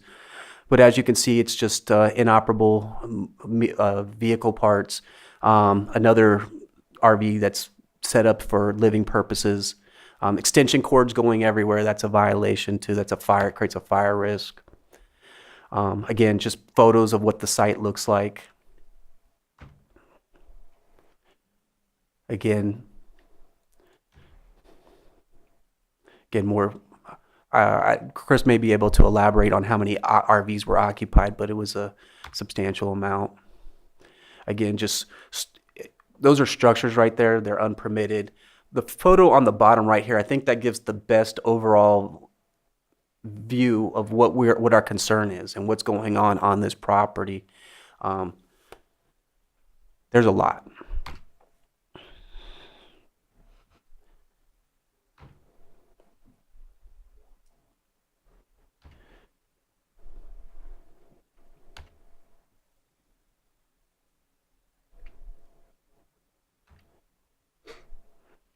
Oh, I want to circle back to this last slide here. Your question. It looks like they created a burn barrel there too. That's Mr. Beltrama. Sorry. Yeah, so obviously looked through all this in preparation, didn't think of what was potentially missing. So I guess I have a question for Mr. Guintavano. There is no notice of violation in our package, and I would suspect that this is all based on a notice of violation. Is it possible for us to be shown the notice of violation? Because it's not within any of the attachments that we received, and I didn't think it through when I was flipping through all the material, and just did a double. I see a picture with the notice of violation posted, but I can't read what the notice of violation said, so I don't have a list of all. I mean, other than the memo, where it does have some definition as to what needs to be done, but just wondering if we should be seeing, because it's always been in the past. Just wanted to double check to see if that was going to be a hiccup for today or not. Thank you, Mr. Chair. So if staff has, or Community Development Code Enforcement has a copy or electronic copy of that notice of violation, it can be posted up there. I think that would satisfy the requirements. Do we have that available? So we can get that notice down here. Let me see if I have it posted here in the slides.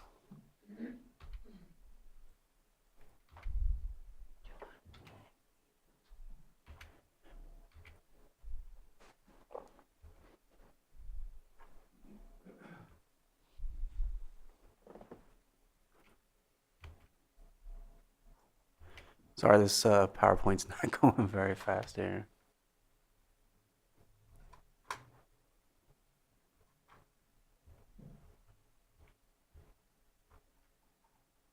Let's see.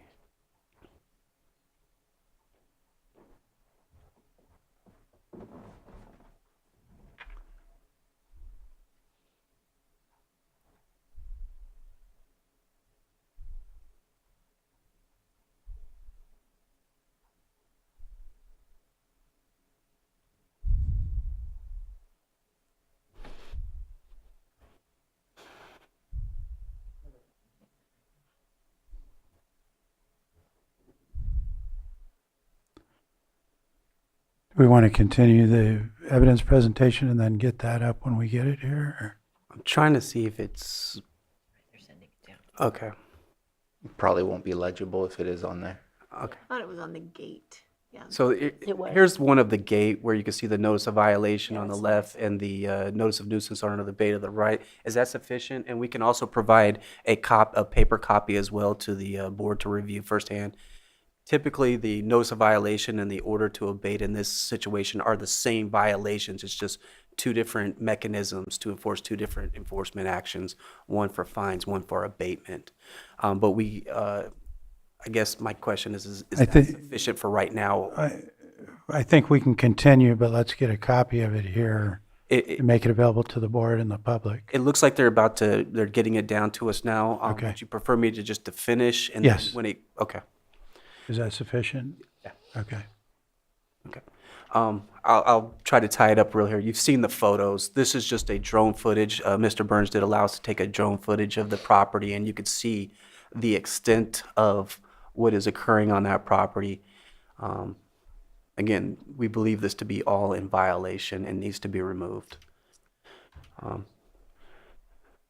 So that being said, staff recommends the Board of Supervisors uphold the notice of nuisance in order to abate and direct the property owner to voluntarily abate the property within 30 days and authorize staff to abate the nuisance if it is not voluntarily abated, and that all social costs of the abatement become a charge against the property and placed on the tax roll.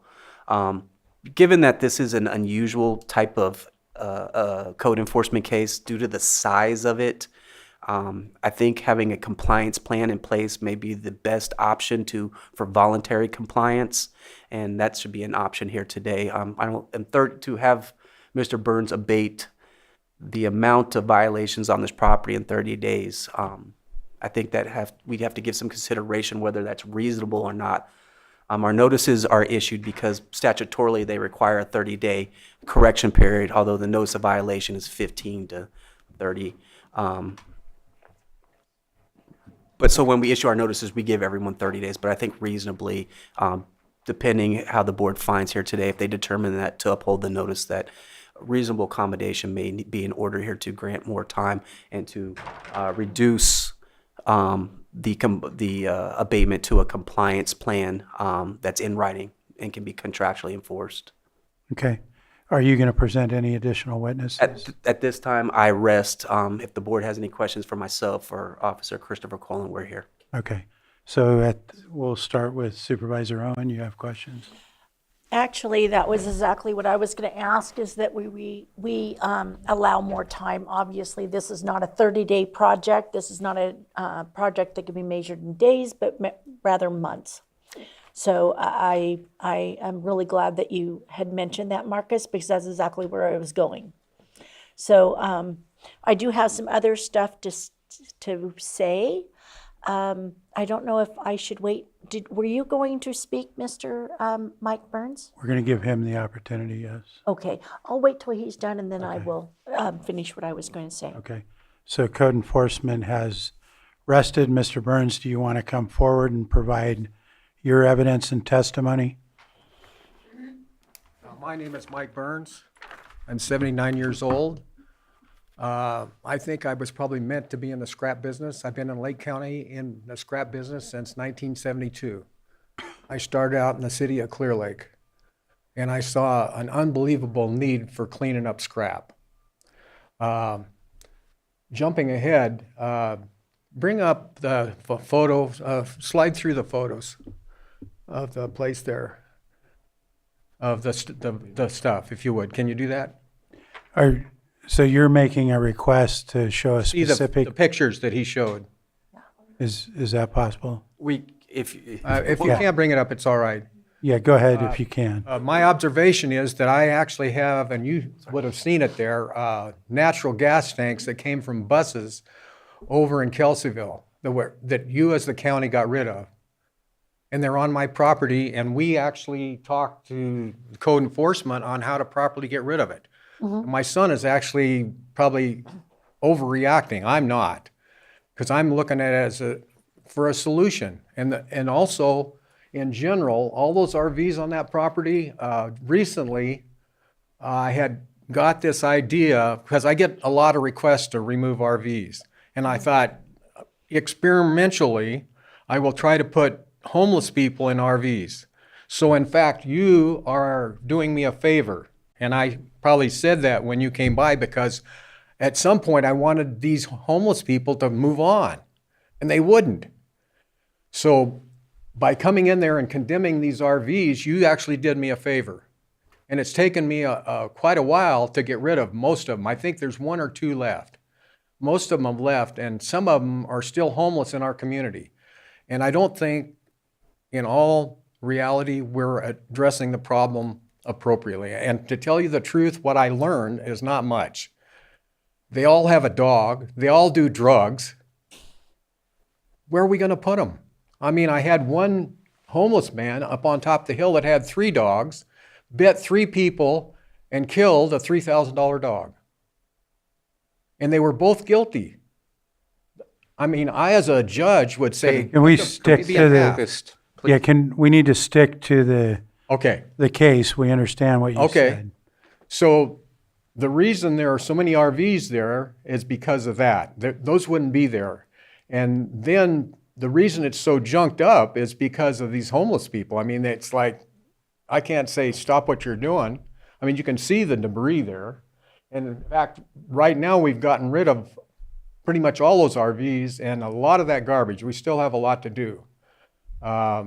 As far as, I've been on that property a long time. I mean, I was an auto dismantler on that property. I'm a demolition contractor.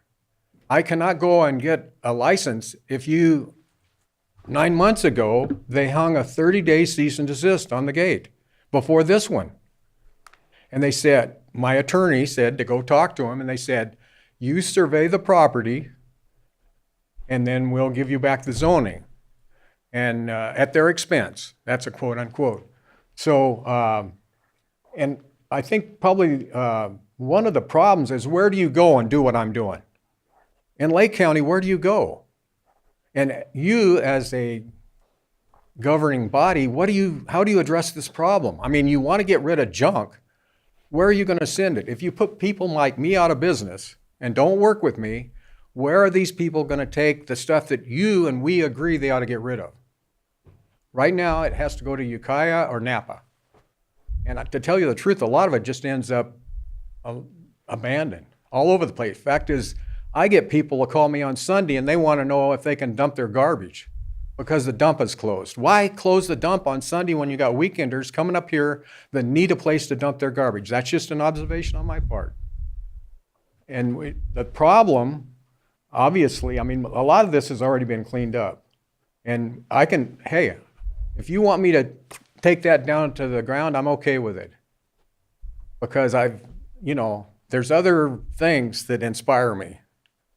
I mean, I wouldn't even have taken the homeless in, but I saw a program on the recidivism, how it went way down if they had a good support group when they were like paroled in prison, different things.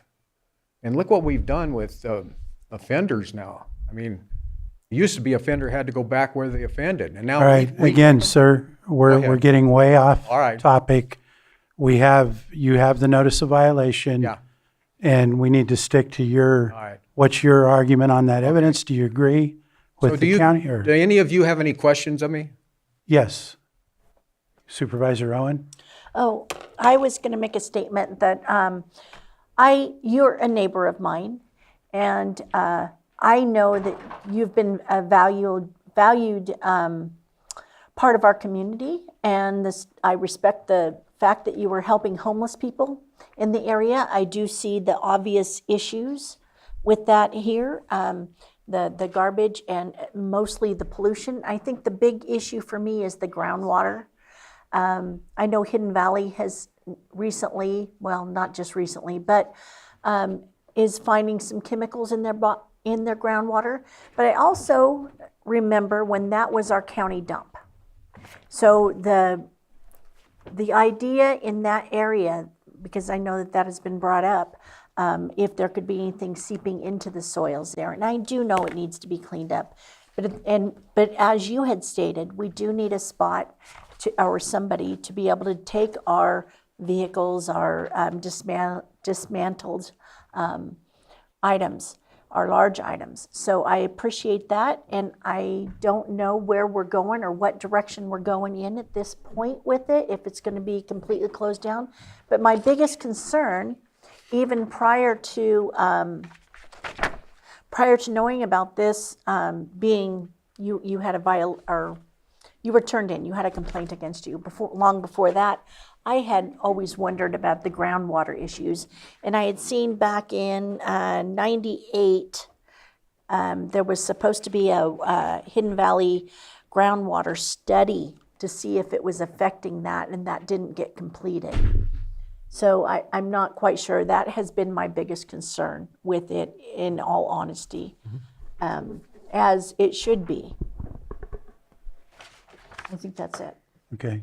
And just hang on one second. I just want to, for the record, state that the board has been given both a notice of violation and a notice of nuisance and abatement order. There's a copy provided Mr. Burns and also available for the public. Go ahead, Supervisor Pyska, I believe you were next. I think my question's more for staff. Okay. Are we going back and forth now, or? Well, we're just Discussing. no, we're clearing up questions with the. I think it's for both. Okay, go ahead. So one of the violation is on the use of the land.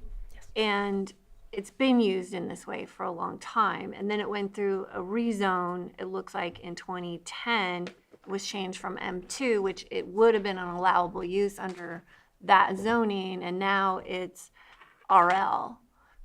And I'm just wondering how that happened with the area plan update when this, I know there was not a permit on file, that is also clear here. But if this has been a long-standing use for this property, how did that zone get changed? It would have taken place during the Middletown area plan update. So the community or the board decided to zone it away from its previous use. But how do you change a use like that when it's in use? Typically you do not. Typically the use is reflective of the actual existing use. Mm-hmm. There are certain circumstances that can cause it to change, but usually that's towards housing to satisfy RENA numbers. So when I see that this was changed, and coupled with the fact that for decades it has operated without a permit, what that tells me is the public wanted it to go away. and they would change it from a use which was compatible to what's going on to something that was incompatible. Okay. But that's just my hypothesis because I wasn't in on that discussion. I have an observation. Hang on, sir. I just, because we dealt with an error not that long ago during the area plan. So I just want to know, was this intentional? Was this the direction? That other case was not an error. It was a unique circumstance that doesn't usually happen that way. This one, it was changed by the board, approved by the board, to change that land use designation. Otherwise, if nobody had wanted to change it, it would have just stayed the same. And I think I understand the misinformation that was given to Mr. Burns from the department. It was explained to me that an earlier director and an earlier a former planner thought that it might have been an error. But if they went through the same review that we went through for this permit, they would have seen that, no, it's not an error. It's an unpermitted use. The permit expired. It was applied for to be renewed, and that never happened. It stayed inactive for a year, and we cleared it off our books with a denial without prejudice. At any time, it could have been reapplied for. It was not. And then in 2010, the land use designation changed with the Middletown area plan update. I was on that Middletown area update, and there was no talk of wanting that to go away. Okay. So I bet, you know what, there was zoning changes made after it left our committee at the Board of Supervisors. I think, Mr. Comstock, were you the supervisor at that time? I know my property was changed in zoning at that time from what I had, and I didn't want it changed.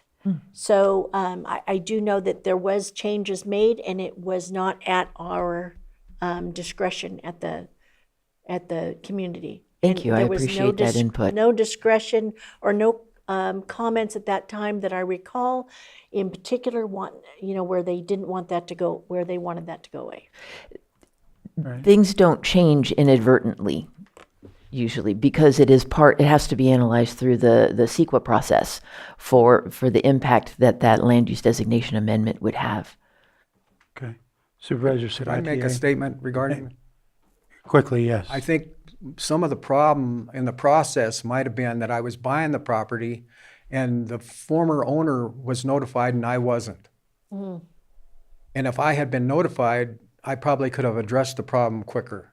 Okay. And that 30-day notice wouldn't have been put there. Okay. Thank you. Supervisor Sabatier, you have a question? Yeah, so obviously there's some issues that need to be dealt with. The whole trying to do something for those that are unsheltered did not work out and doesn't look like a very positive situation for those living there nor for your property. So that needs to be cleaned up. But it sounds to me like you dismantle things. And are you planning to continue, or do you want to continue doing that, or do you not want to continue that? Because getting rid of this, like, I don't know who wants to go and be on this property versus like Kelseyville Auto Salvage. Like, I don't see what else could be there at this moment in time. In the future, it would take years and years to recuperate and change it into something that is not industrial. Here, this has been here for more than 25 years, it sounds, from what I read. Is there a way to get it into compliance and look at being able to continue it? Because yes, I can clean it up. We can clean it up and make it turn into, I think it's an RL now, is that correct? We could turn it into an RL, but what are we gonna do with that property in the future? I mean, I feel stuck rather than saying, what's the solution? What do you wanna do? And how can we help you get there correctly and clean up some of this mess? Or if you have no plans, then I guess, yeah, we just clean up the whole thing and we move on and see what happens in the next 25 years. But if there's a potential business opportunity, it's missing out on that. I don't know what that business opportunity is. I'm not in your shoes, but I'd like to hear what is your plan? Are you done? Are you wanting to continue? Because I just don't know what else to do with this property at this moment in time. And I don't think it's feasible to just say, let's clean it up and it'll be part of the economy in the next 10 years, because it won't. Well, the point is, where am I going to go and do what I like to do? Find a need and fill it is a basic law. And I found a huge need in Lake County. I mean, when the city of Clear Lake calls me up and wants to get rid of cars, how many cars, and they're having a problem get rid of them, and the whole county. I mean, I used to go around and to your dumps when they were open with my baler and bale the metal. If you could just answer the question though of, do you want to continue to I wouldn't do mind if we dismantling? could find a way where we could, conform appropriately. I think it's possible. I ran a wrecking yard on that property. So I've been there a long, long time.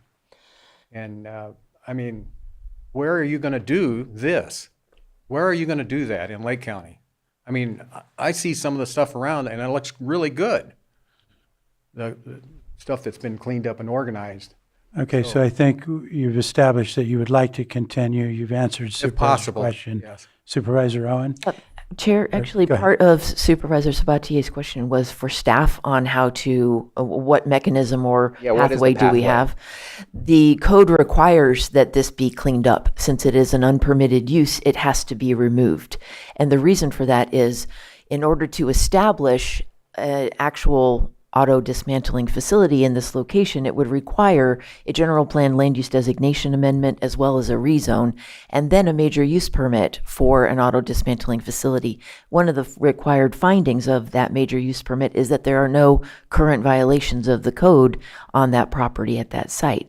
So either way, this has to be completely removed with no auto dismantling facility in operation in order for it to get approved. But that doesn't make sense. Clean up your yard, your scrap yard, so you can turn it again into a scrap yard in the future. One of the findings that doesn't sound logical on the best pathway for either party. I can understand that. If that's the direction we aim to go, I get that you're telling me the specific rules, Right. but it doesn't meet the logic of where we are now and where we want to end up later. Somewhere in between, we're supposed to spend tens of thousands or hundreds of thousands of dollars to clean up something just to make it back to what it is. So The purpose of a major use permit is not to correct an ongoing violation. It's to make sure that a proposed business is analyzed properly prior to its commencement.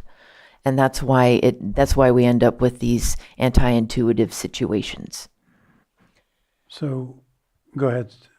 So on the, currently, we're working on the area plan, so we could possibly bring that back into compliance with a zoning change. We would check and see if it that would would be- negatively impact the EIR, but I don't think it would. So we could Okay. probably add that. Look into the future, what else it could be used for. With it being an old dump site, I mean, I don't think it would even be proper for housing, right? Correct? I don't know, but, so I think that it's hidden back in there. If it's cleaned up along the roads coming in so that we don't see it, that's kind of an advantage. And it does, like I said, play a vital role in our community for people to be able to have a spot to bring their vehicles, et cetera, campers. So if there's a way forward, and obviously it's going to take much longer than a month, which I know Marcus is actually asking for us to allow more time than what it is within the framework of his ability. So I think that if you guys could work out a plan to move forward to make both sides happy, it would be the ultimate. The timeline for that change then, were it to be the will of the board to have that land use designation added to the Lake County 2050 project, would be that the general plan land use designation would change by this fall, but then we would follow up next year on the zoning map. So he would not be able to apply for a major use permit until next year, and there is still that finding that the commission will not be able to make regarding the ongoing code violations at the site. And the As only well other- as, the environmental analysis regarding, there's been a lot of discussion here about contaminants being, water. yeah, so That's not going to be an easy major use permit to grant, because I'm imagining that contaminants in the soil are going to constitute a significant impact, which could result in then an EIR for an unmitigatable impact. So I'd have to really take a look at the project, but this is not an easy fix. What you are proposing is not an easy fix. Vice Chair? Yeah, I'm glad you mentioned that. That's what I was going to bring up. I think that changing the zoning is the easiest thing, but we have an historic use here. We had zoning, it was changed. We do have the issue with the major use permit and contaminants and how to mitigate for that, and to understand what it looks like now and what it would look like going forward. And that is the most complicated piece. Yes. I don't know I'm not sure how we will fix navigate that because in EIR, when you have impacts that cannot be reduced to less than significant, EIRs take a year and a half and cost at least $150,000 to $300,000. I'm not sure Mr. Burns is interested in incurring that level of cost. Say again? I didn't hear that. Should an environmental impact report be required? As we go through, when we've taken an application for a major use permit, we look at the environmental impacts and assess the level of analysis at that time. And so we would require from Mr. Burns the same things that we require for most of our use permits: a hydrology study, a cultural resource study, a biological resource study, and all of those mount. So the average cost for a major use permit starts at around $10,000, not counting the cost for all of those studies.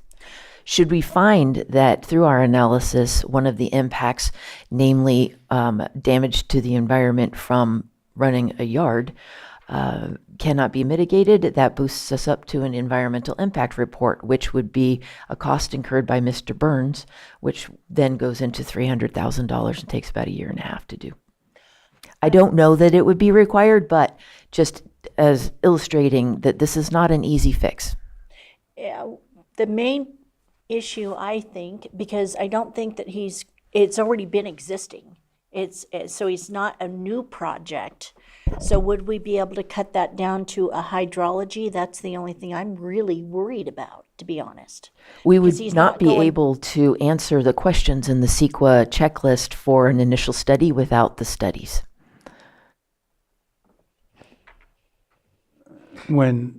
Though it may make a difference given that CEQA starts with the baseline is what is currently in existence, and so contamination in the soil that has taken place in historically would have to be dealt with, but would also bring us up to that's where it would start for our CEQA analysis. Okay, Supervisor Sabatier. So I just hypothetical. If I have a scrap yard somewhere and I have a use permit, do I have to go back and ask you for a new use permit 20 years later, 30 years later, 40 years later? Expiration dates were placed on permits similar to this, like also mining permits. They have a lifetime, whereas normally use permits will just follow the land as long as the use is active. So there was an expiration permit or an expiration date on the 1988 permit, which prompted the need for the reapplication. And do they have to do the entire full-blown CEQA, or is it an abridged version since it's a continuance? We would probably have, I don't know. Actually, I'd have to take a look at the individual projects. But we do know, Mr. Burns had the opportunity. He did actually reapply and let his application sit for a year and was notified that it was going to go up for denial, and it did go up for denial and was denied. So, I mean, I guess... But this was Mr. Burns. This was not the previous property owner. So Mr. Burns' testimony regarding not being notified is not consistent with our records. So I get it. He didn't do his part in 1999, ages ago. But I also don't want us to spend... How much is it going to cost if we have to abate it for him? Like, I'd rather figure out how to meet him somewhere so he can he obviously needs to get rid of the RVs. People can't be living there. That is not a safe place for any human being to live. That has to be cleaned up. But the idea of us flipping the bill and having to abate it for him puts me in a weird position of I almost want to task you to come back with a creative idea on how to get this accomplished, because I don't think we're going to figure out by just having a conversation from the dais here. But like, share with us some options, because I don't want to have to pay for the abatement, and I don't want to see a business go out of business, especially if other people and other public agencies are using this business, which raises more questions. But just saying clean it up and we're done with it, it doesn't feel like the right option in my personal opinion. And so I would love to, what are the options? How do we get there? Because there's got to be some way. I'm going to ask a quick question. As this notice is filed against the property, when you say clean up, does that mean every piece of metal, every single thing on that property? So, so all the recreational vehicles that are being occupied in violation, that needs to cease. But those RVs also can be considered inoperable or wrecked or damaged. So we would say anything that's wrecked or damaged or inoperable, that would need to be removed. Any storage that was maintained in open public view that can be seen. There's 2 areas from the highway where you can visually, the public can see into the property. Those would need to be removed. But what about this is a lot of stuff scrap metal and well, other we'd have to things? look, the rural land zoning designation is a little different than like the single family residential zoning designation when it comes to storage.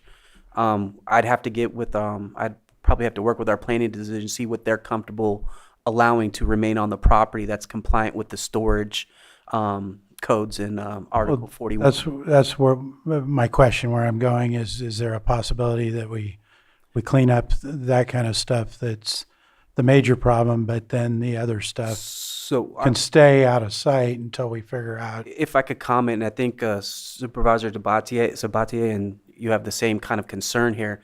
Mr. Burns has voluntarily been removing stuff from the property. That's why I suggested the compliance plan, because that locks him in.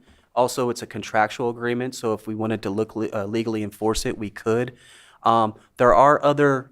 I believe there are other legal options, but I'm not going to comment on them because I haven't discussed them with county council or our legal department to get, to see if those are viable, if they support those options. But I do believe there are other legal options available if we wanted to take that approach. But right now, I think Mr. Burns has taken a strong step in the direction of voluntary compliance. We just need to see what we're comfortable with, how many months that's going to be, and then lock them into a contractual plan, and that's legally enforceable.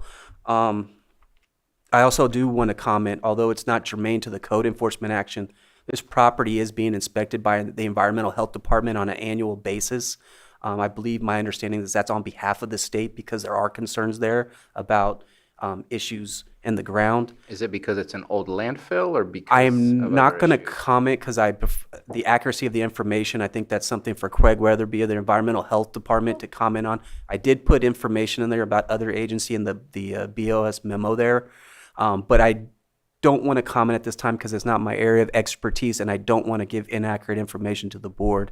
I would also like to another ancillary issue is that this was also an issue that was draining resources from the sheriff's office.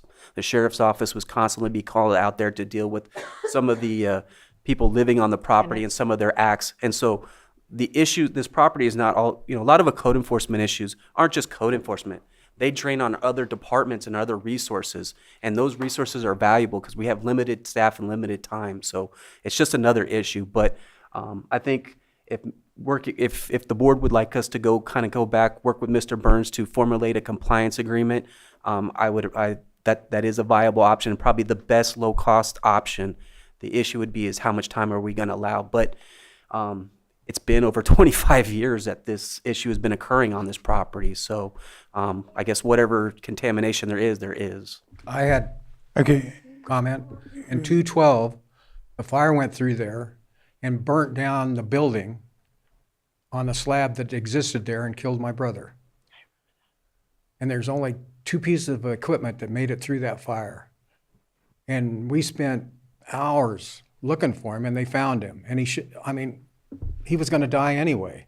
He had end-stage liver, but still, it is what it is.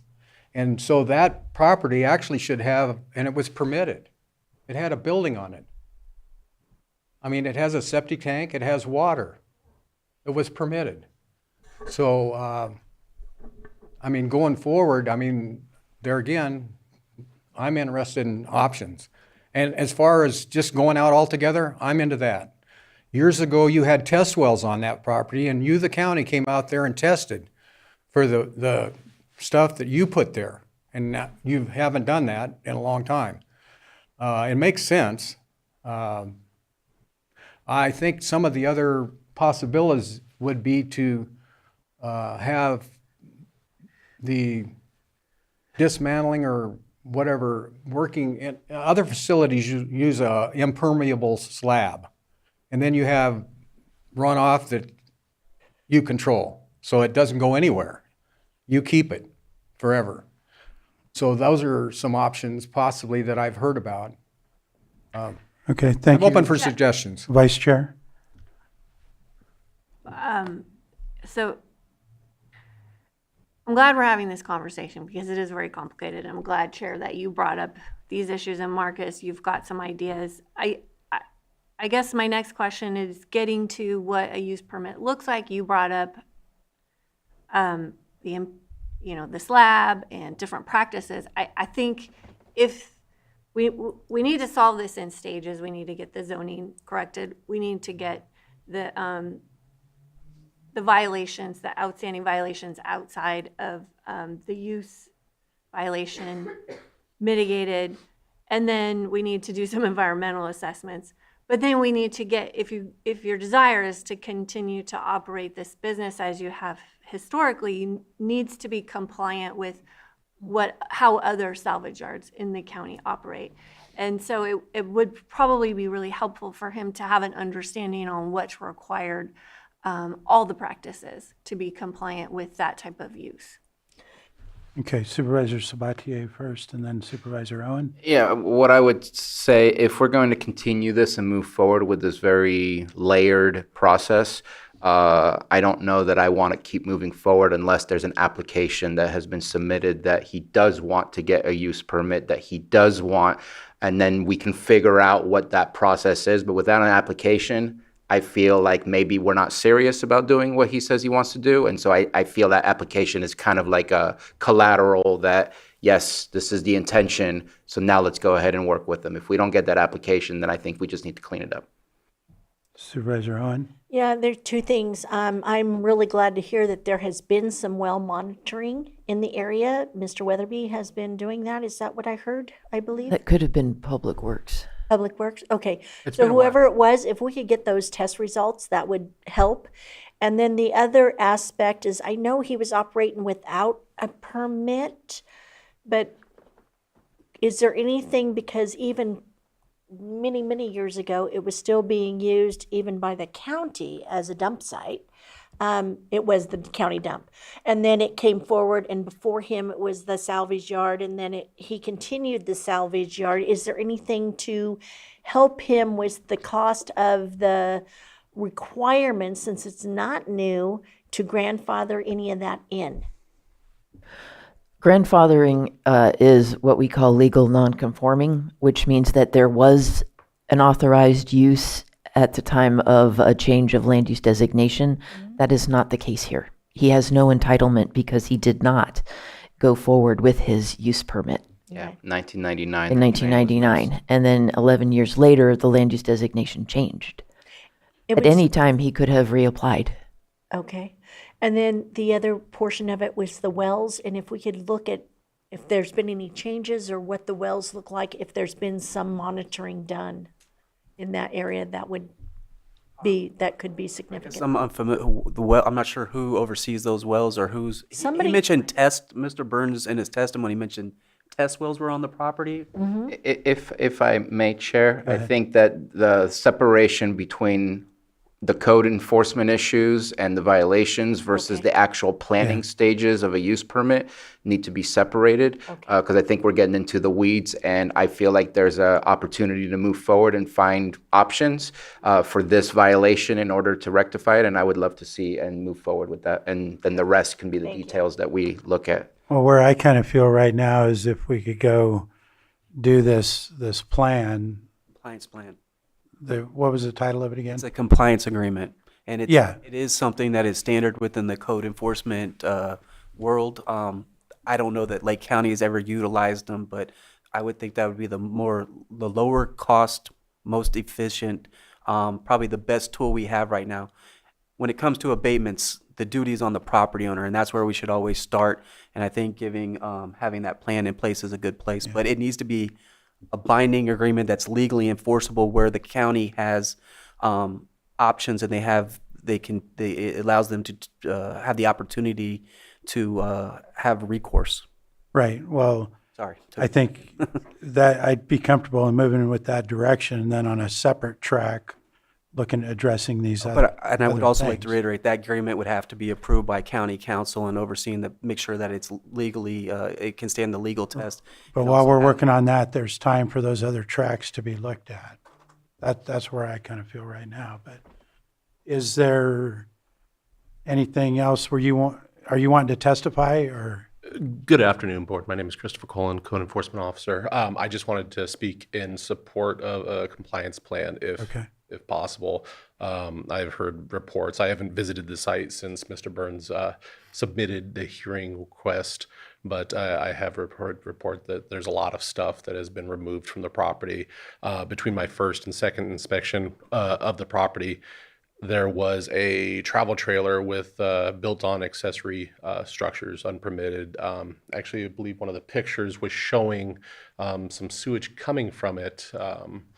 And between my first and second inspection, Mr. Burns had that structure demolished and removed.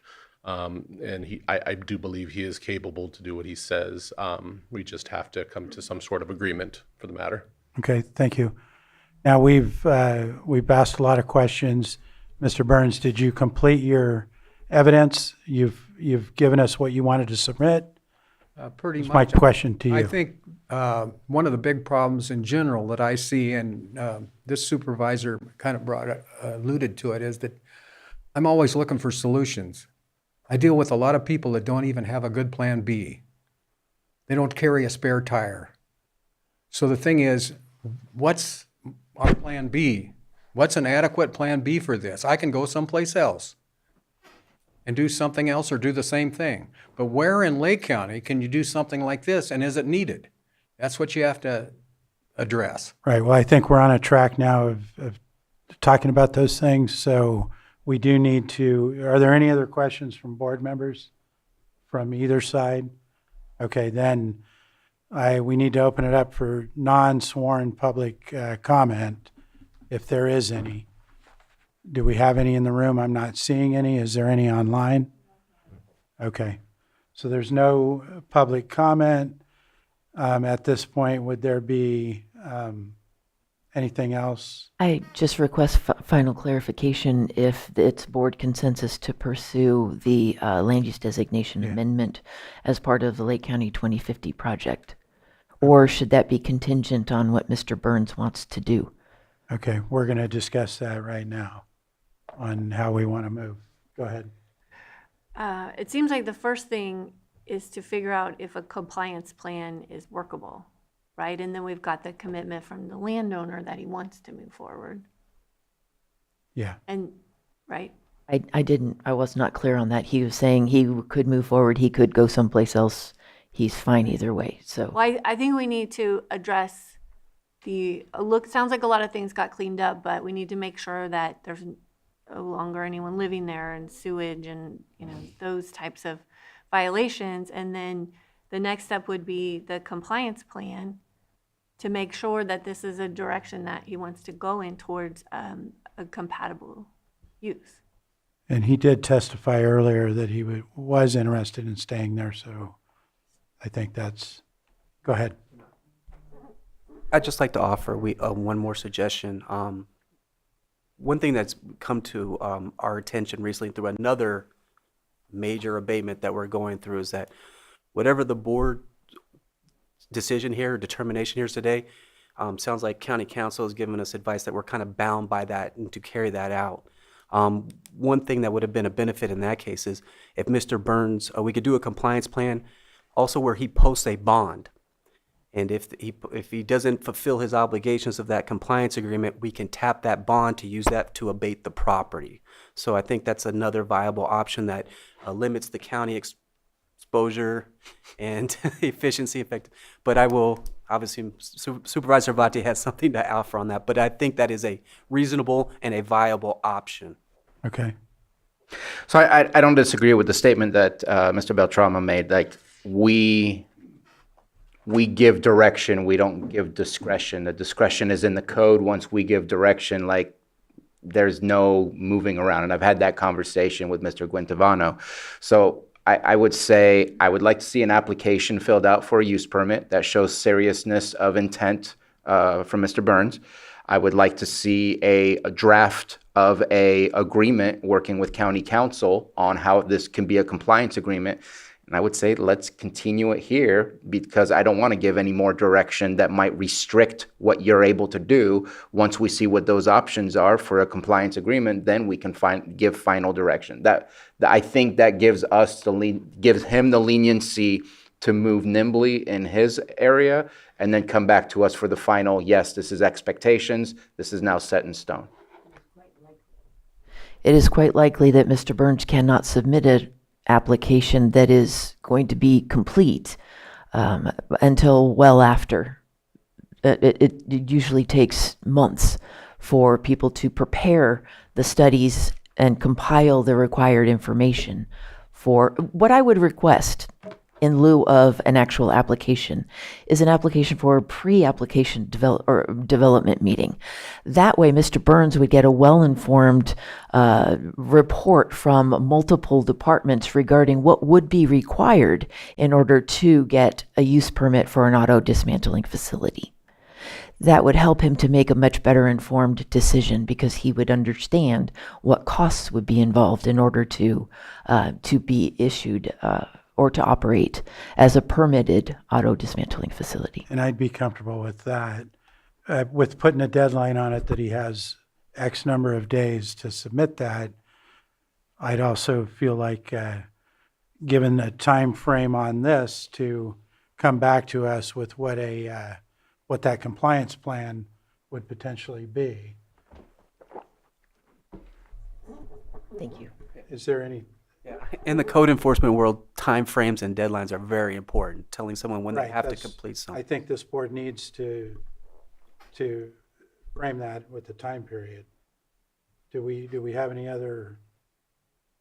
Do we have some draft direction or?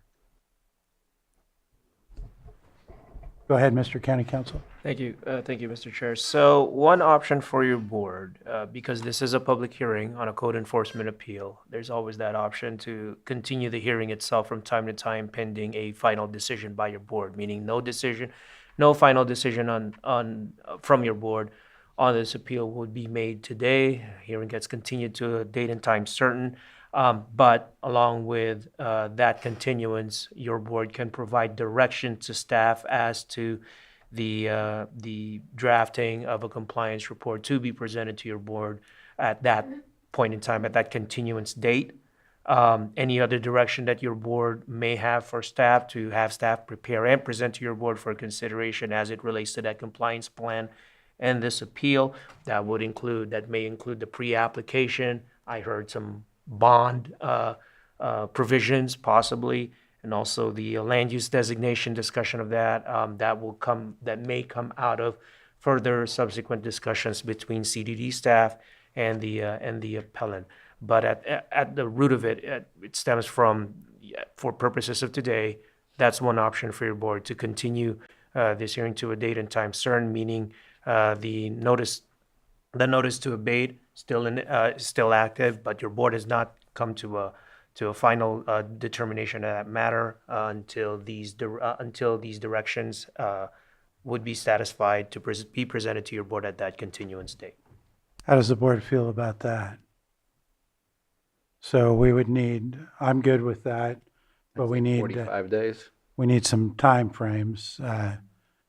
We have one supervisor saying 45. Do you have any? Director Turner, can you weigh in on, would that be enough time to have us a draft compliance plan? 45 days seems like it should be sufficient amount of time. This is the first time we're doing this, so I think 45 days is a good time period to start with. I'm sorry.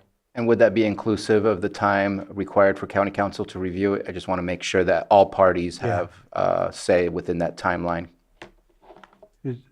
You're comfortable with that, county council? Yes, for purposes of reviewing any documents for approval as to form, that will make it work within that 45-day timeline. That should be sufficient. Okay. And then And just so I we'll- understand, we're returning to the board. This is a continuance? Yes, rather because than, we're okay, not going to make a final decision. great. So we're going to continue the decision, but give direction to get this back in front of us at the time that we hear the hearing again. So we're doing the pre-app that was suggested by Director Turner that needs to be filled out so that there's at least some level of intent that we get from Mr. Burns, Right. and then come back with the compliance agreement. So Mr. Burns, I would propose that he'd also have the 45 days to put that in on the same time track. Is there any concern about that with other supervisors? Not hearing any. I would say application first and then compliance agreement, because we're not doing a compliance agreement if there's no application. If we could get the application within the next couple of weeks, we can actually hold that meeting before it comes back to the board. And it may change Mr. Burns's testimony. So we can give him, say, 15 days? Yeah, that works. Everybody good with that? Okay. Do we need a formal motion on the continuance then with? Yes, it would be a continuance to a date and time certain, and that would be up to the clerk of the board for 45 availability. days We'll out. talk at 45 days. We're checking for a time date certain. July 14th. At 11. Okay, we have a date and time certain at 11, on July 11th, at what time? July July 14th at 11. July 14th at 11. Thank you. You want to help us out here? So as part of that, as part of that continuance motion, your board may also may issue an order directing the parties to, I believe there was some discussion on the pre-application process, to participate in the pre-application process. Also, direct staff to draft the agreement, the compliance agreement, to be presented to your board at that date and time. Is there still interest in your board to pursue what's been discussed as the land use designation? That was the other thing. That could be part of the direction of staff, potential to be reported back to your board on that July 14th date. Supervisor? I apologize for the complications, but I don't want to forget the status of the property where, from the testimony we received, there's still at least one or more individuals there. I think the health and safety stuff needs to be dealt with. The junk stuff, that's stuff that we can take back 45 days later. I just wanted to make sure to add that to the list of things that need to be accomplished. That's a good point. If I could comment, I think that's very wise. I think that's very astute that you picked up on that. Whenever we start with these things, the health and safety issues are the ones that immediately need to be addressed, and then you focus on the junk and the solid objects, and then you go from there. So, great point. Thank you for bringing that up. So the direction would be to continue to work on that immediately, that piece. Mm-hmm. Okay. Because that will have a effect on 45 days later on what kind of decision we're making. It has to get accomplished. Okay. And so I don't think, could we just provide direction for all of those things and then just do a motion to continue? Is that good enough? Or do I need to make the motion with that direction in it? Probably better to do the latter because it is a public hearing, so that any direction can be made a part of that motion, or it can be made a separate motion. So I could walk your board through that. Can I give it a shot? Sure. I make a motion for both parties to collaborate on a pre-application as suggested by Director Turner, which leads into a compliance agreement to come back to us within 45 days, continue working with code enforcement to deal with the health and safety violations on the property as stated within the notice of violation, and continue this public hearing to July 14th at 11 a.m. Can I? Did I miss it? Oh, did I miss something? 15 days on the application? For Meant- Mr. Burns. Meant to say that, slipped my mind, but I'll add that to my motion, yes. Okay. Application within 15 days, the rest 45 days. Second. Hang on. If I may, Mr. Chair. So just to clarify, on the immediate health and safety issues in the property, will it be part of your board's motion and direction of staff to abate those immediately? Correct. Or to work with the property owner to abate those immediately. And then 45 days later, if they're not abated, then it will have an impact on the decision we make 45 days later. That would be part of the motion, yes. Okay. And then the 15 days was added in for the pre-app. Okay, so we still have a second? So I have a motion and a second. All in favor? Aye. Aye. Opposed? Hearing none, that motion carries 5-0. And it is 12:20. We're going to come back at 1:20 p.m. for our 1 o'clock item. Thank you. All right, I'm going to call our meeting back to order at 1:20, and we're going to handle our 6.7 1 p.m. item, which is a public hearing. We'll be setting as the Lake County Sanitation District Board of Directors for consideration of an ordinance amending Section 721B of the Sewer Use Ordinance, Appendix A of the Lake County Ordinance Code, increasing sewer use fees for South Lakeport, Land's End, and Reeves Point, AD 9-1 and ED 9-3. And we're going to start with our Special Districts Department. Good morning, good afternoon, board and residents. I'm Robin Boré, your Special Districts Administrator. And we're going to go through the proposed sewer rate Proposition 218 study for the district in regards to the rates that haven't been adjusted in over a decade. And the reason why these need to be done, they should be done every 5 years. It keeps the district whole. The district needs to be fully self-sufficient. It's an enterprise fund, so the ratepayers need to pay for the services they're receiving. And so we're doing that now, and this having a current rate study also enables the district to apply for grants and loans that without a current rate study we would not be able to do. So that's another reason to do that, so that we can improve infrastructure. But we need to be able to show that our system is self-sustainable.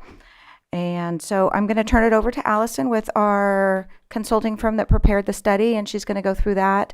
And Jesse is here as well if we have more questions about our past history of what we've collected, what our expenses have been, and the importance of why we need to increase these now. Good afternoon. So I'm Allison Lahovich. I'm an independent third-party rate consultant. I do rate studies all throughout the state.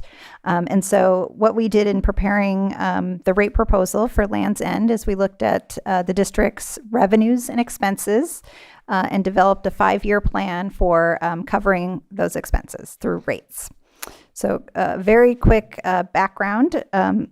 Land's End is a collection system, so it consists of pipelines and a pump station, but treatment is provided by the city of Lakeport. So the actual treatment and disposal of the waste is provided by the city. The county does not control that cost. So the majority of the service cost of providing Land's End total sewer service is that treatment cost that the county does not control from the city of Lakeport. So the district has had some very minor consumer price index inflationary increases in recent years, but hasn't done a rate study since 2011. And as Robin mentioned, we do recommend 5-year reviews of sewer rates. So most agencies that I work with do 5-year rate plans. So Land's End is a bit behind the curveball here. So even though there have been some inflationary increases, utility rates are well below the cost of service. So revenues are not meeting expenses, and that's the main goal of our rate study. We also looked at the different customer categories and how to appropriately recover costs from them. Sewer service is based on flows. So what different types of customers flow into the sewer should be the basis for their sewer rates. So we made adjustments to the different customer classes to be more fair and proportional to how those customers are using the sewer service. So this rate plan is a 5-year plan with proposed rates beginning and coming into effect July 1st, and then July 1st of the subsequent 4 years. Okay, so I think a lot of the explanation for why a rate increase is needed is in this chart here. So current revenues at current rates collect about $227,000, but the current cost this fiscal year to provide service is almost $280,000.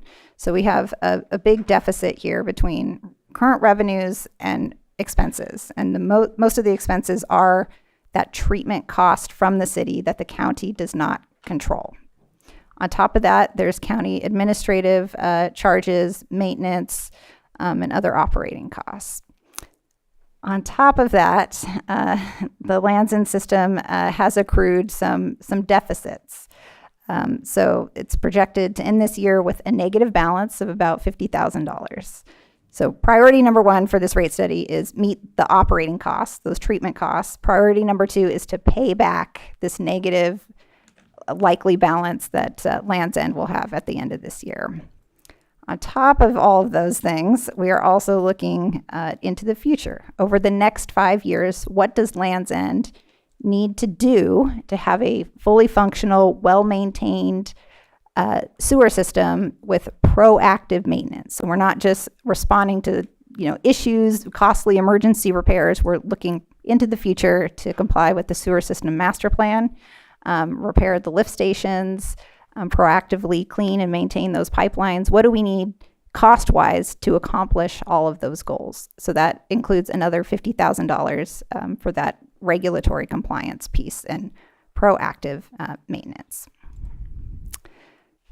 So we've also looked at capital improvement projects. So we're looking at software upgrades, air release valves, and a share of a pumper truck. So to do all that, it is a pretty significant rate increase. So for the average single-family customer, the monthly bill, if adopted as proposed, would increase from about $77 to about $134 per month, and then thereafter it would be an 8% rate increase. So we did get the question of why is there such a big initial rate increase? Why can't we spread the rates over a longer period of time, phase it in more gradually? And it is because of that big deficit we're looking at. We have to bring costs up to cover those City of Lakeport fees. We have to have the pumper truck available. We have to comply with the sewer system master plan. Those are regulatory requirements that the county must fund. By not doing that, the system would fall into a bigger deficit. Lands End would owe more money back to the county. Well, that would be accruing interest. It would the cost would kind of just accrue and accrue and accrue, and multiply and get more expensive as we go along. So this first initial rate increase brings the cost up to the appropriate level of service, and then the later rate increases fund those capital improvements, build up reserves, pay back the county the negative deficit. So this chart shows a rate survey. So what are the typical rates and fees of this area compared with the current and proposed Lands End rate? Last time I was here, the request was to add some more kind of I-5 corridor public agencies. So I've added Orland, Corning, Williams, and I didn't put it on the chart, but City of Willows as well. Oh, I have that here. Has about a $75 monthly fee.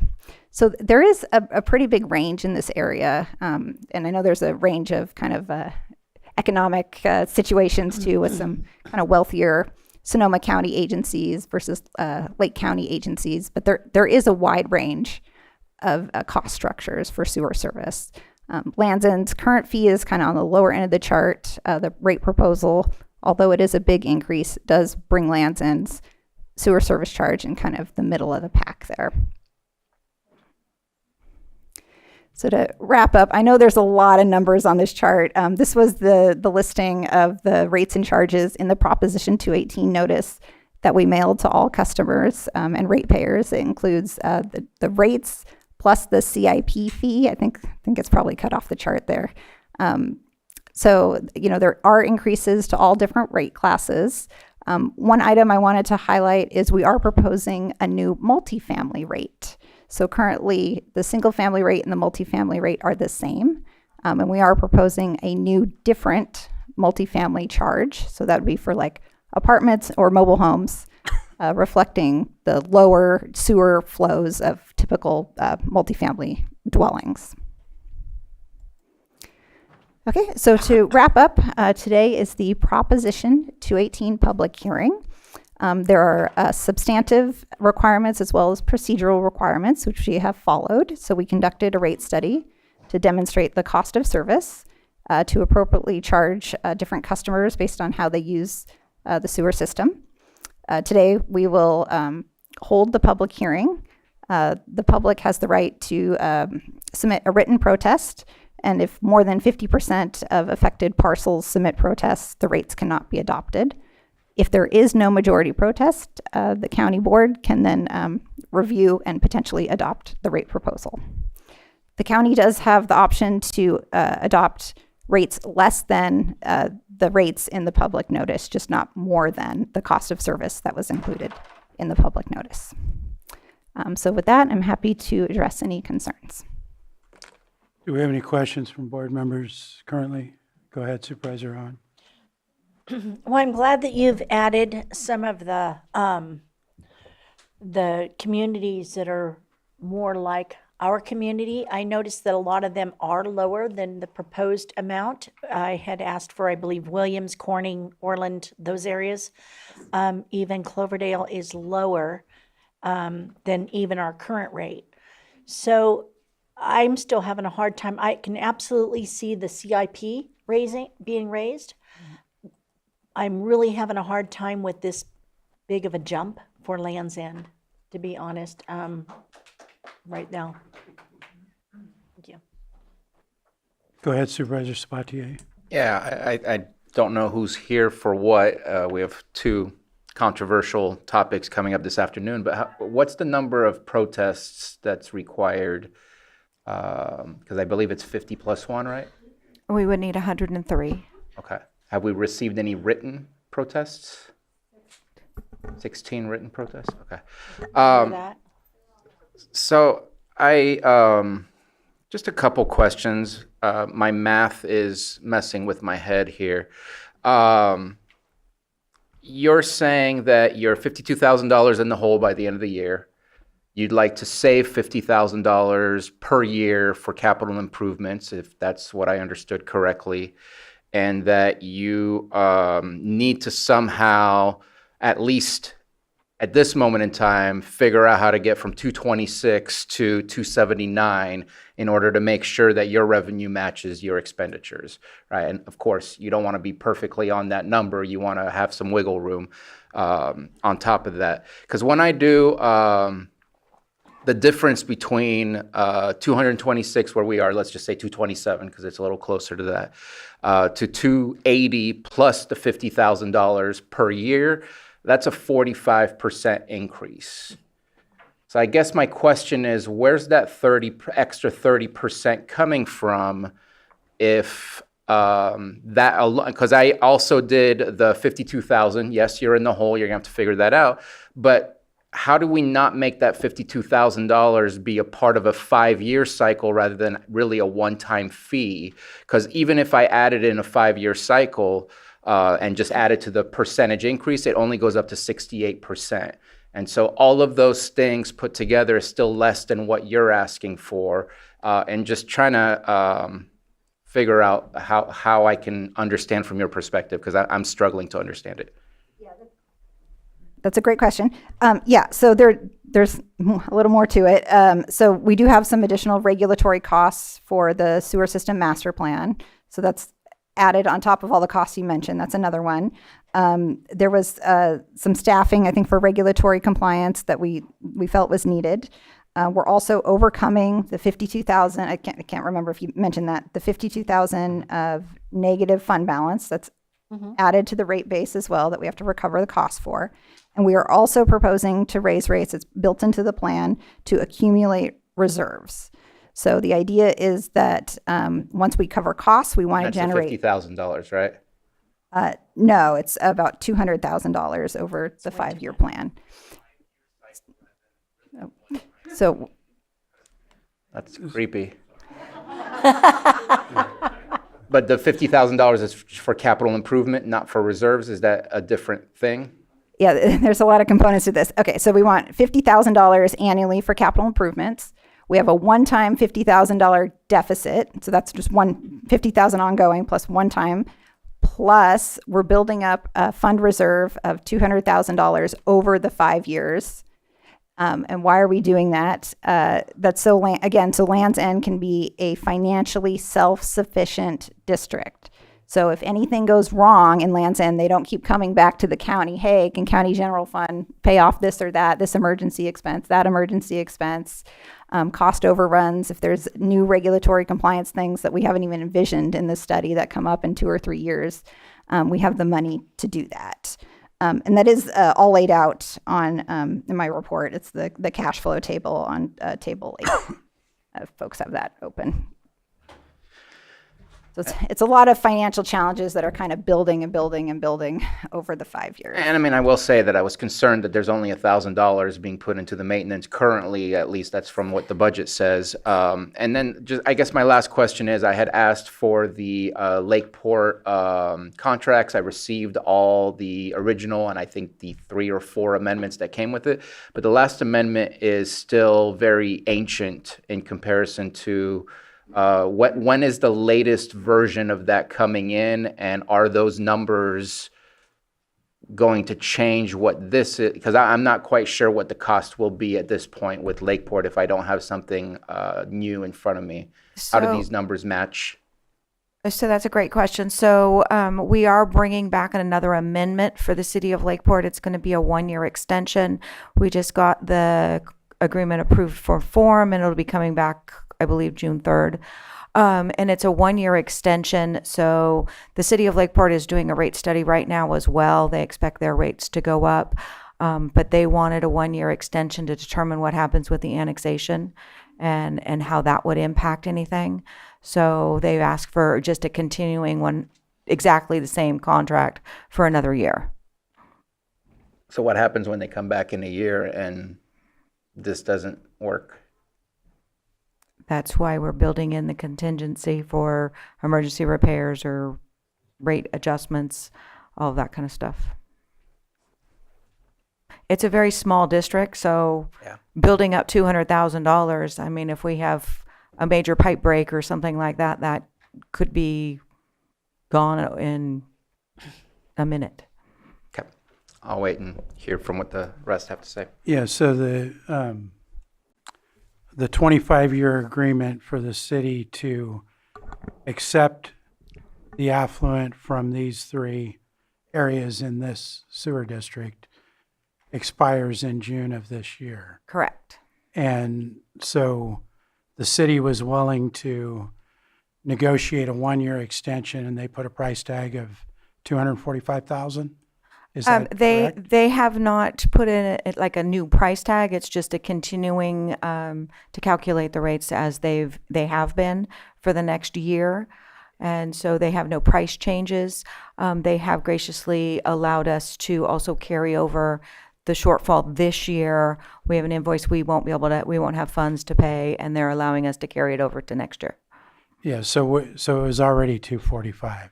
That's been the cost for the past. Jesse actually has the last 5 years. What's the last 5 years of cost? So it's a proportionate cost, so it's based on their flows and their maintenance costs versus our flows. Just to give some context, the last 5 years, the city of Lakeport, our total revenue in 2021 was $193,000, and their bills were $235,000. So that was a deficit year. Next year, total revenues was $208,000, and their bills were $169,000. So that was 81% of the entire revenue went to the city of Lakeport in Land's End. Next year, $214,000 in revenue, $199,000 in the city of Lakeport. 93% of the budget or the revenue went to that. 2024, revenue was $229,000, and city of Lakeport bills $181,000. That's 79%. Same figures in 2025. 2026, we're projected to take in 241,000, and we've already received all the City of Lakeport bills. And it's 272,000. That's a Okay, huge jump. thank you. And those are always based on their maintenance costs, so we're kind of at their will. Okay. Well, I am concerned about these high numbers as far as how far the jump is going now. I know I talked to director yesterday to let her know I was going to bring that up and have it addressed. We're kind of in a terrible situation here because the county failed to, or the district, the board, back 15 years ago, did not address this situation. It hasn't been addressed for 15 years. So we've been put in a difficult, very difficult situation based on the inaction of prior administration and boards, and in my opinion, because these should be done every 5 years. But it's difficult because, you know, if we run out of money, our only option is to go ask ourselves in our role as a Board of Supervisors to provide money, which then would have to be paid back at some point. We can't give it as a gift to the sewer district. And we've seen that situation in the recent situation we have down in Clear Lake where we've had to take $2 million out of our county general fund emergency reserves to help mitigate that situation. So that's why I really wanted to, you know, I don't know if it's possible to, I realize this would be a huge risk, but if we didn't try to build the reserves, maybe it could be lower. I know that's a massive risk because if something happens and we don't have any money, then we have to come right back to the board, but I at least wanted to explore that. So I guess those are my concerns on the situation right now before we hear from the public. Go ahead, Supervisor. Yeah, just a quick question. This system is 30 years old or it's older? Because the only contract I see started in 1995. I think it's older. I'm not sure, but I mean, it's Lake County, and I think that, I mean, I'm 56, and those houses have been out there. A lot of them have been out there, so they may have been connected somewhere else, or there could have been an agreement with the city of Lakeport previous to this agreement, but I believe it's much older than that. Now, I have one question. Hang on, Supervisor Crandall was next. Sorry. Go ahead. Oh, yeah. So, I'm trying to think because one of the 218s we did before, it seemed like there was a lot more time given in between the 218, because we're here voting on this today, right? Mm-hmm. It's following the same process. Same process. And so there'll be a second reading of the ordinance if it passes. Mm-hmm. We're opening the public hearing now to receive protests. And if they receive enough protest, then the rate study is killed. And if not, then the ordinance would come back in 2 weeks for adoption. Was there other rate studies done aside from the 73%? Like, did you look at other options aside from just jumping? I agree with the chair is that it's a real high amount. I understand that there is a need for reserves and there's a need to have the amount for, what do they call that? Mitigation measures in case something happens. But at the same time, it's on us as a county, like that from 2011, I think, was that? Does that look about right? That's the time frame. So I don't like putting it on the ratepayers, and I think this is the way I went before. But is there a way to adjust this today? I mean, like another percentage or something like that to look at another rate so it gradually goes up rather than taking the hit first?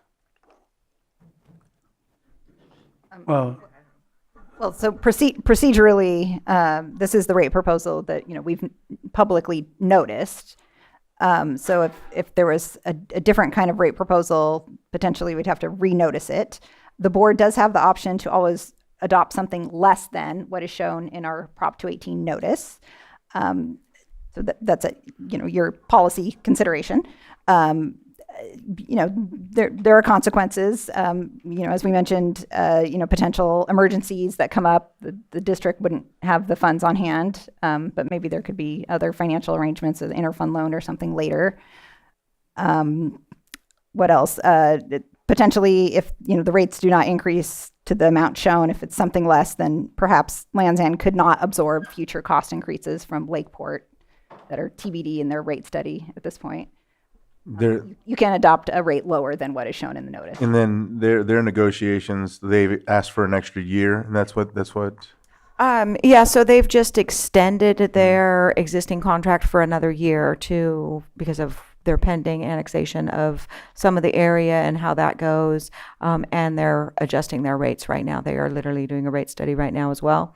They do not expect the rates to go down. However, they are really good about doing them on a regular basis. So I wouldn't expect that there's going to be a huge jump in their costs. But it's a shared cost, though. It's right? a shared cost, and everybody, us included, all of our PG&E bills have gone up. Everything has gone up. Salaries have gone up. Everything, and so all of that, is explained in, when Jesse says how much things are going up. But adopting a lower amount could mean that we would have a general fund ask in the budget to help offset the deficit that would be going forward. Yeah. All right. And I don't see an issue with that because it's on the county for not doing it back in 2011, in my opinion. But however the board wants to go, we can go. Supervisor Owen? Yeah, you had mentioned that 2024 and 25, the rates didn't really change, and that we had brought in $229,000, and that the cost to the city of Lakeport was $181,000 for 2 years. But then in 26, which is this year, you'd stated that they hadn't went up, but yet we were quoted $272,000 for the cost to the city of Lakeport. Was that correct? Yeah, that's correct. That's what they billed us. But then there was it's their maintenance cost that they're billing us for the system. So then there is a huge jump, and that's like a $91,000 jump, an increase from last year. Yeah, it's scary when we see those invoices come in. Yeah, and that's not like built into their rates, because we cost share in their maintenance costs. And so that's why it's not like we're set, $100 connection or something like that. It's so much per flow, and then we pay a portion of their maintenance costs. So if they have a bigger maintenance cost at the plant, then we get burdened with our fair share of that. So that's what happened. So that's why it jumps. The $91,000 jump? Yeah. Okay, do you have another question? Go ahead. I just, in the contract, there's not a specific, flat rate for the entire year. It's based on per connections, it details it in such a way so that's why the numbers can move around. Doesn't mean that it's easy to swallow, but it's not a very flat rate on there. If it was 245 and it stayed at 245, that'd be that, but it's a much different breakdown in the way that it's done. Just to check in with the conversation that Supervisor Crandall was having and the responses that you provided, you said we can lower it. Can we move things around so that it still equates to the same long term? Just something stupid, and I know it doesn't make sense, but if you take 3% away from this year and add 3% later, I know that doesn't equal the same exact thing, but the concept of taking 5,000 out, putting 5,000 in at a later year, is that a possibility of doing, or is that out of the realm of possibilities today? Yeah, I mean, we can always rerun the numbers. You do lose out on the time value of money. So if you don't collect revenue for a few years, No, I get you have that. you have to make it up in the later years. But as long as we don't go above what this is, we can move certain things around. Right. Any more questions before we open the public hearing? I don't see any at this point. And County Council, I think it'd be appropriate to check in with the public. If I know we have 16 validated protests in our possession right now. If I could check in with, is there anyone here from those sewer districts that have written protests to file that has not yet filed. Okay. So could I ask, would it be appropriate for those to be turned in at this point before we take public testimony so that we can see how many we have? Thank you, Mr. Chair. So yeah, they would need to be validated. And I would suggest also that in the event that there are some other individuals who may enter at the conclusion of the hearing, to also check at the end of the hearing whether or not there are other protests that haven't been previously submitted. So, but your board can certainly collect those, as I stated and staff has stated. They will need to be validated by the clerk of the board. Okay, so at this time, if you have a protest to file, our CAO and head board clerk will come down now and collect those. And then depending on how many we have, we'll see what time it's going to take to check those. So anybody with protests, please approach the board clerk, the CAO. So Chair, do you want our consultant to explain what a valid protest vote is? Sure, we can do that. Okay, so valid protests must be submitted on behalf of the property owner, who is the sewer customer. The valid protest must have the property owner's written name, signature, a statement against the rates. So just, I protest the rates, or I'm against the rates. And then identification of the parcel. So it can be the parcel street address or the assessor's parcel number. Only one protest per parcel will be counted. I will say, sometimes I see things like a husband and a wife both submit a protest for the same parcel. It's not two, it's one per parcel. Thank you. Okay, so I believe the board clerk's office is going to start reviewing those, but I think we can go ahead and open it to public comment while that's being done, and hopefully we'll have a report back. So is there anybody in the room that wishes to provide us with any comment? You'll come forward and state your name, and you'll have 3 minutes to provide public comment. Am I talking into this? Yes, please. Karaoke night? Yes. Okay. My name's Randy Hopper. I live in Land's End. I've been there 25 years. It's my understanding this is just more than Land's End. Is that correct? This is like 200 parcels? Yes. Okay. The problem I have, and we want to pay our fair share, but the problem I have, and nobody's mentioned this, is the mismanagement that has happened over the years. How long have we been operating in the rears on this sewer system? Can anybody answer that? Well, how long have we been in the red? 10 years? We haven't done a rate study for 15 years. Okay, so 15 years. So you could have addressed this 15 years ago, and you could have bumped our sewer rates up $10 a month 15 years ago, and we would have been just fine.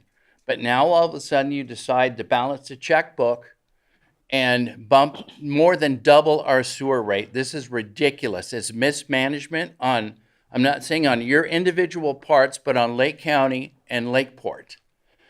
Probably 60 to 70% of the people in Land's End, myself included, are on a fixed income. So to go from $70 to $170 is absolutely ridiculous. So I hope you guys can go back. I know some of you gray hairs, we've all had checkbooks. We know how to balance a checkbook. You guys haven't done that. This is absolutely ridiculous. We want to pay our fair share, but the increase is just incredible. It's not right. And you guys know it's not right. So I hope you go back and look at this and decide that all of a sudden now we're going to bump you up because we're going to be in the black. You could have done this 15 years ago. So that's my beef right there. So I hope you're happy with this, because you're making us pay for your mismanagement over 15 years. Thank you. Go ahead, ma'am.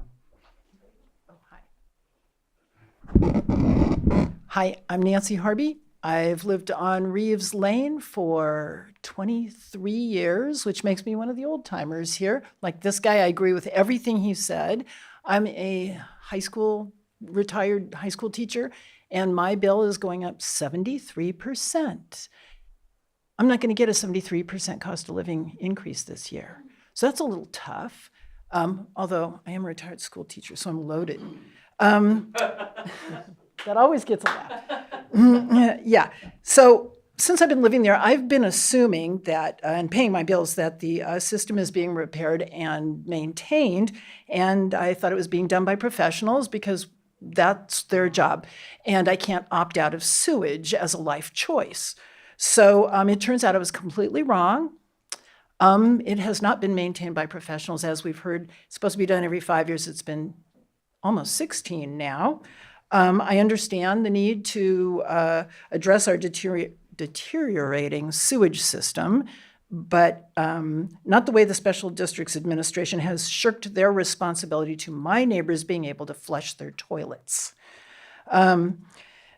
Meanwhile, it's not, because I no longer trust their ability to run our service, I formally request from all of you or whoever I need to request it from, and I can follow this up with a letter. I want the maintenance and repair records going back to the year 2000. I think 25 years worth of records would be reasonable for us all to have a good look at what's been going on down there because it has not been maintained. I will tell you, because I live on Reeves Lane right at the corner by Lagoon, when it rains a lot, you know what we see all day long going back and forth? You know what we see, don't you? You probably know what we see. We see that truck that got referred to, something called a pumper truck, but nobody's really discussed what is that and why is that? And they go back and forth because it is overflowing and they're pumping the poopy out of Land's End. And I'm also wondering if I'm being billed for what's going on at Land's End. I'm not sure about that piece either. Maybe you guys can find out. I heard there's a sewer system master plan. Really, is there? Are we following it? Have any of you guys seen a sewer master plan? Anybody? No? Okay. Just asking. I heard that there's this big deficit we're looking at, which says to me total bureaucratic neglect. And I want an explanation. I'm wondering also with these examples, which were up here before with Hopland or other cities, I don't understand why we're not looking at what's going on at the lake, and is there a single functional sewer system anywhere around this lake? Do you know? I don't know. That might be everything I have to say. Anyway, thank you. Thank you. Can I? Yes, sir. Can I ask a favor that the speakers speak to the Board of Supervisors? This is, whether it's our fault or not our fault, it's on us, and we're the ones making the decision, and just would prefer that the voices be aimed at us. Yes, thank you. So just as a reminder, you're talking to the board, and staff's not going to answer questions unless the board directs that. So go ahead, ma'am. Okay, thank you for that. My name is Carla Rodriguez, and I live at 1280 Soda Bay Road, which is part of the service area from Special Districts. And I am a ratepayer, and unfortunately, I come from a parcel of property out there where there are 4 individual housing units on that one particular household. And we've noticed an increase where we would pay our bill would come to a total of $550. The last bill, which we paid in April, was about $750. So we noticed that there was some increase in that, and that was because I was told at the office down here on Main Street that it was because there was already an increase in effect, and I don't remember receiving notice for that. But I'm here today as a former tribal leader for Big Valley Rancheria, and I wanted to talk a little bit about how this would impact not just my property, but out of the 128 households that are out there, there are 46 reported properties with an income of less than $10,000 that are going to be affected by this rate increase. I don't know how they're going to pay that. I'm barely paying my own bill, and when I do try to get some answers or try to understand why the last sudden increase happened, I was just told that I was sent a notice, and I don't remember receiving a notice in the mail or as part of the bill. Also, I feel like, the people who came before me and talked about, mismanagement. It's like, how is that the fault of the ratepayers? How is that our fault? I don't understand that. There has to be some give and take, and I understand that because we do, as a former tribal leader, I understand that we have to provide, like functional water systems and water and wastewater treatment systems to our people out there.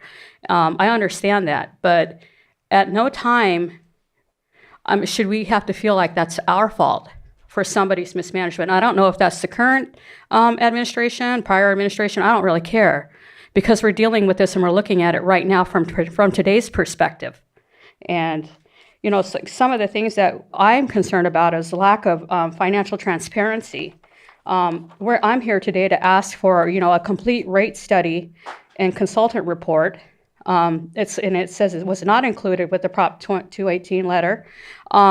Current reserve balances, multi-year budgets and audited financial statements, infrastructure repair priorities and timelines, administrative and operational cost breakdowns, alternative funding sources pursued, including grants and low-interest financing opportunities. Can we get that information? As ratepayers, we should be entitled to that information.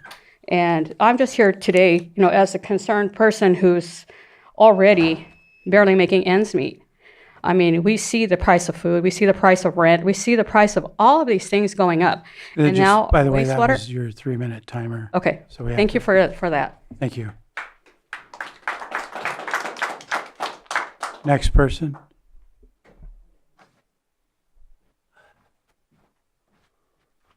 My name is Andrew Tritchler. I live on 2700 Reeves Lane. And most of the issues that I had have already been addressed, but I just wanted to kind of recap, the 73% now. It begs the question, what's been happening? What's been happening for the last 15 years? The neglect, I guess it's neglect or mismanagement. I don't know how else you can describe it. Another possibility is this even this out over the course of the 5 years rather than a 73% hit right at the beginning. That's a lot of money. We have people on our we have a guy in our neighborhood that picks up cans to make ends meet. That's a lot of cans, $50, over $50 a month. That's a lot of cans for him to pick up to make ends meet. And also, several people have asked me, has this got anything to do with the sewage spill in Clear Lake? I hear that all the time. So I don't know if that's something you can guarantee that to us or give us in writing, that this has got nothing to do with the problems in Clear Lake. Do you want to address that now? I mean, I'm going to have to look at Director Bore, but these are not necessarily enterprise funds, but they are behaved like enterprise funds, where what ratepayers pay into the fund is what goes back to the ratepayers. And that's a general fund kind of a thing? No. Well, each system is its own budget, and the money received is spent on that system. So Clear Lake should be separate than that. Now, there are times where we have approved, for example, for CSA number 2, we gave a loan. That loan was paid back, but it doesn't just intermingle. Yeah, I'm not a conspiracy guy. These are just questions that people have asked me. Those are good questions. In the neighborhood, so. Thank you. Next person. And please correct me if I'm wrong on my statement that I made. No, they're all the expenses and revenues are completely separated into different funds. Good afternoon, Mr. Chair and Board. My name is David Flagg. My family has lived in Land's End for 55 years. Today, I presented approximately 75 dispute letters submitted by the residents of South Lakeport, Land's End, Holiday Cove, and Reeves Point service area regarding the proposed sewer rate increase before you today. These letters reflect a serious concern from homeowners and business owners about the size of the increase, the financial burden it may place on residents, and the process by which the proposal has been presented to the community. Many residents feel they need additional information regarding the justification for the increase, the projected use of the funds, possible alternatives that were considered, and the long-term financial planning associated with our sewer system. For many homeowners, particularly those on fixed income, even modest increases can create a significant burden and hardship. Quoting from the special district's own letter to the residents, the projected deficit is $15,000, the difference between $245,000 in expenses and the current income of $230,000. Yet, they are requesting an increase of $250,000 over the next 4 years, which is astounding. The number of dispute letters submitted demonstrates that this is not an isolated concern, but a matter affecting a substantial portion of the community. The residents who submitted these letters are asking the board to carefully reconsider the proposal, provide greater transparency, and fully evaluate all available options before moving forward. I respectfully request that these dispute letters be entered into the official record and that the concerns of the homeowners be given thoughtful and meaningful consideration before any final decision is made. Thank you for your time. Thank you. Do we have anyone else in the room who wishes to speak? Can I ask a question before I sit down? I've been a resident of Land's End since 1971, and it's my understanding there was a group of homeowners who paid a one-time connection fee to special districts, and they are not being charged this same sewer connection fee. And my question to the board is, have you guys analyzed any of that? Are you aware of that situation? And maybe that would be a future consideration. I don't know the answer to that, but we'll see if we can find out. Next person. Hi, my name's Kathy Hayes. I'm from Reeves Lane. Oh, I'm sorry. I'm nervous. Okay, I'm on Reeves Lane.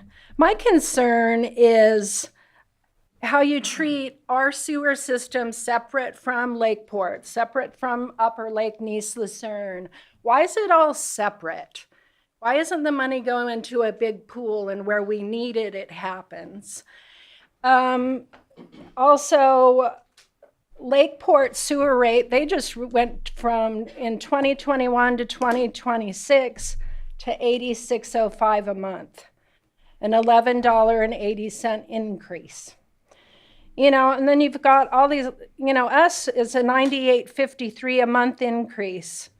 Then you have Upper Lake, Nice, Lucerne, North Lakeport, and that's like 1,910 customers. And fiscal year, they must have did a rate thing, 24, 25, 40, 10 a month. In 28, 29, it's going to be 48, 20 a month. I just don't understand why it's all separate. Another thing I'd like to say is we were looking for homes in Nice in 2021. We went to the first one on Calusa. And the real estate lady didn't know if it was on septic or sewer. They came and ran a dye test. It's on sewer. It should have been paying. We bought a house on Glen Street, same thing. They were never paying for sewer for who knows how long. They weren't paying for their electricity either. Everything's a big mess. I suggest going around physically, seeing what's on each property and go from there. And why can't it all go in one pot for everybody? Thank you. Thank you.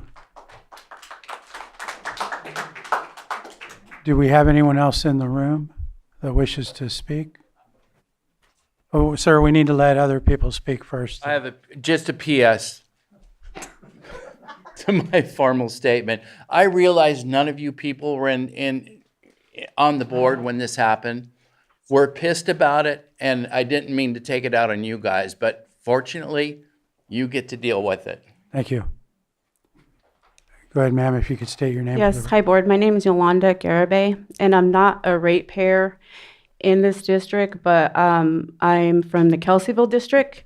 And what I noticed was that there were no town hall meetings like there was in Kelseyville. The notification was brought to my attention by my mother, who is the ratepayer. It was kind of like the letter that was sent out almost looked like a consumer confidence report, which they get every year at this same time. So it was kind of misleading, the mail out.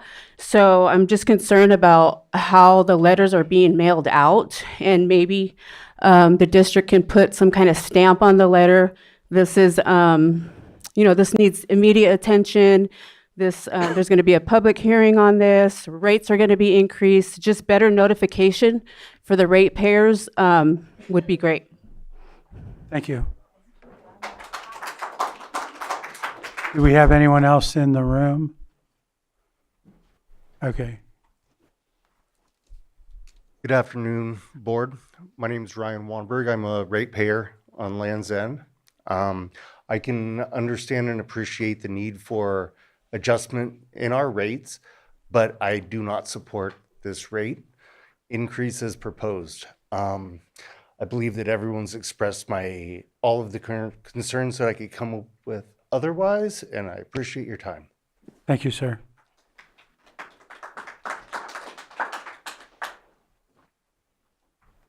Good afternoon, Mr. Chair, members of the board. I'm going to reiterate what I said the last time when this was brought up a few weeks ago, when it came to the comparison of this district versus other districts.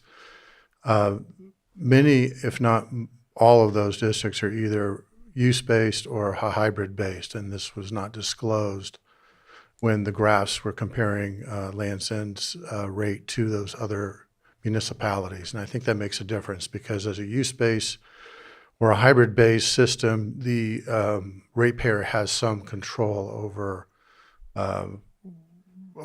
what's being used. I understand that's not necessarily the case here, but it should have been disclosed when you were shared that data, and it doesn't seem like it was back then, and it still wasn't shared at this time. And hearing what I'm hearing from the community, I also question whether the process was followed as appropriate as far as notification, as far as information on rate studies and things like that. So I would respectfully request the board to ask those questions of the district to make sure that this process was followed as it should have been. Thank you. Thank you. Do we have anyone else in the room?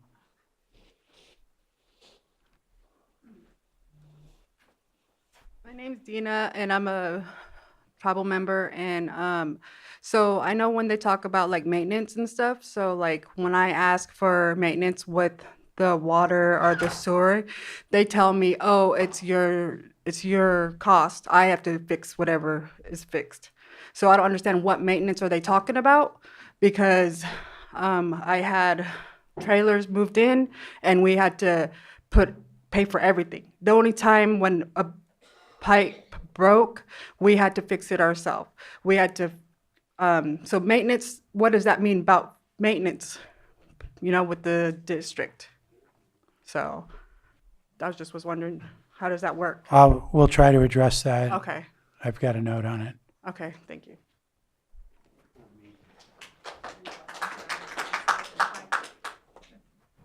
Is there anyone else in the room that wishes to speak? Not seeing any, we need to go to online.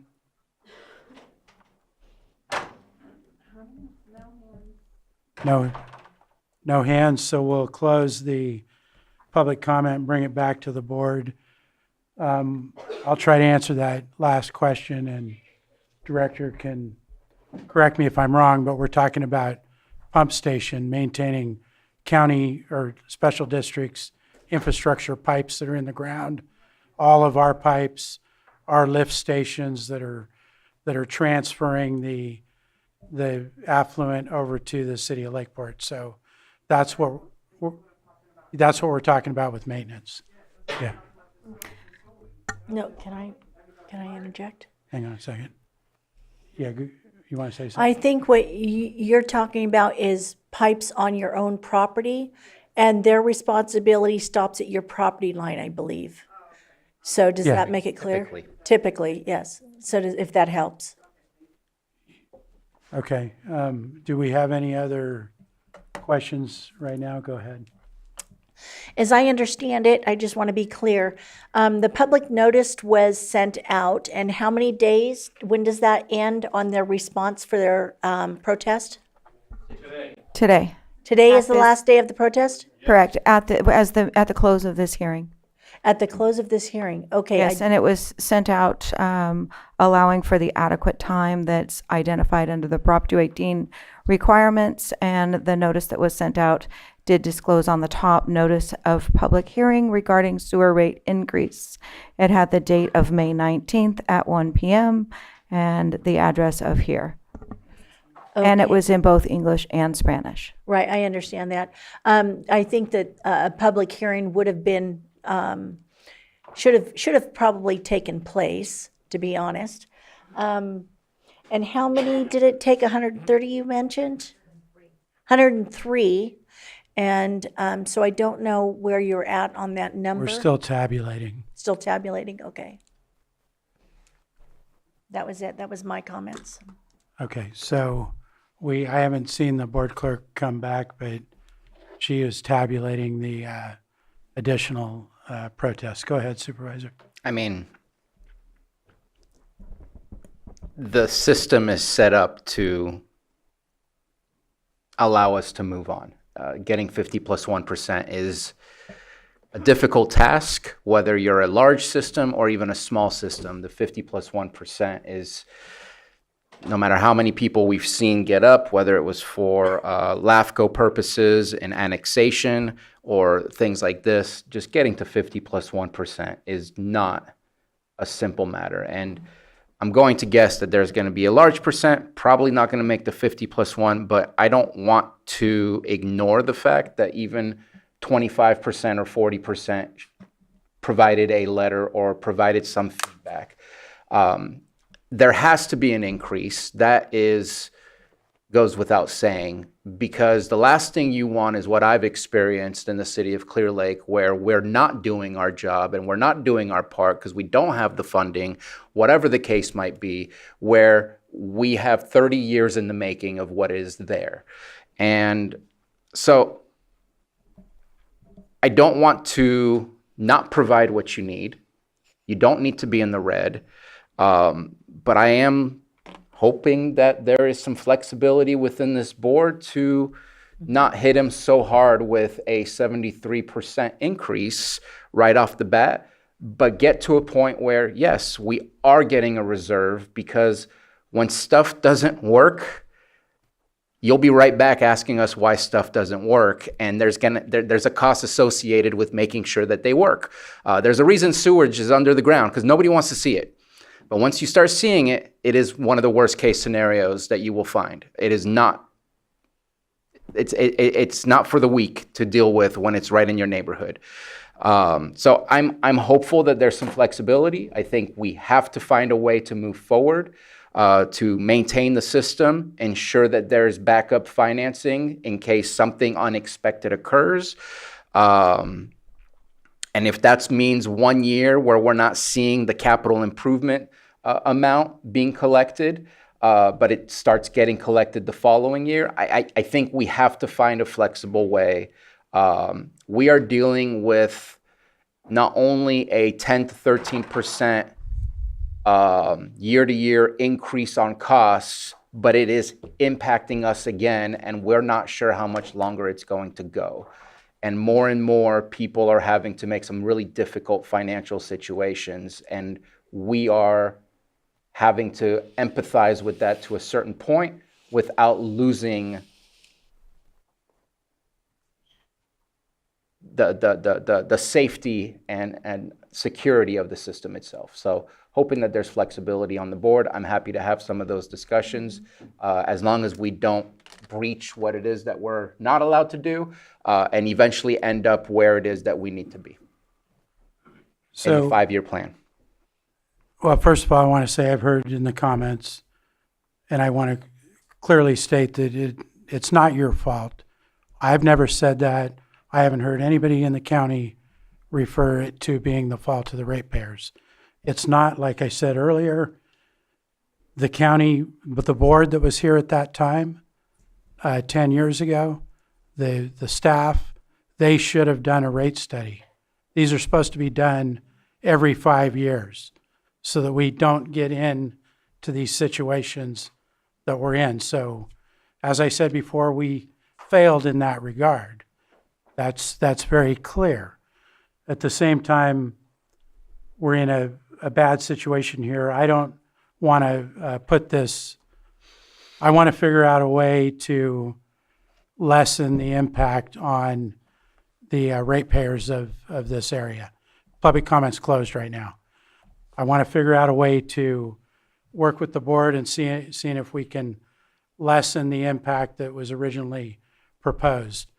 I don't think we can go forward without any rate or any increases because we've got to maintain that sewer system.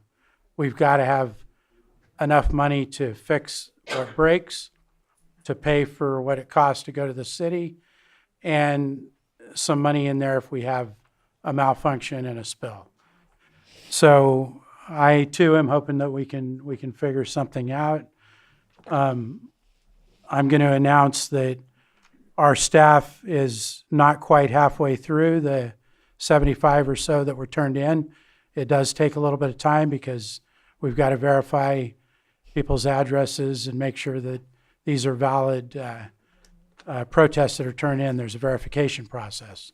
So that's still going on. Supervisor Owen, do you want to? I was just going to throw out, just thinking here, I've just been running a few numbers and looking at it, if we were to come back to a 50% increase rather than a 73% increase, it would be an increase of $38.72, which would put the bill at $116.15. If we did a 40% increase, it would be basically $31. It'd be $30.97, and that would be a total of $108.40 a month. So I mean, it's still a significant increase, much more than what anybody wants. Those are just, I was just throwing that out there, food for thought. Vice Chair.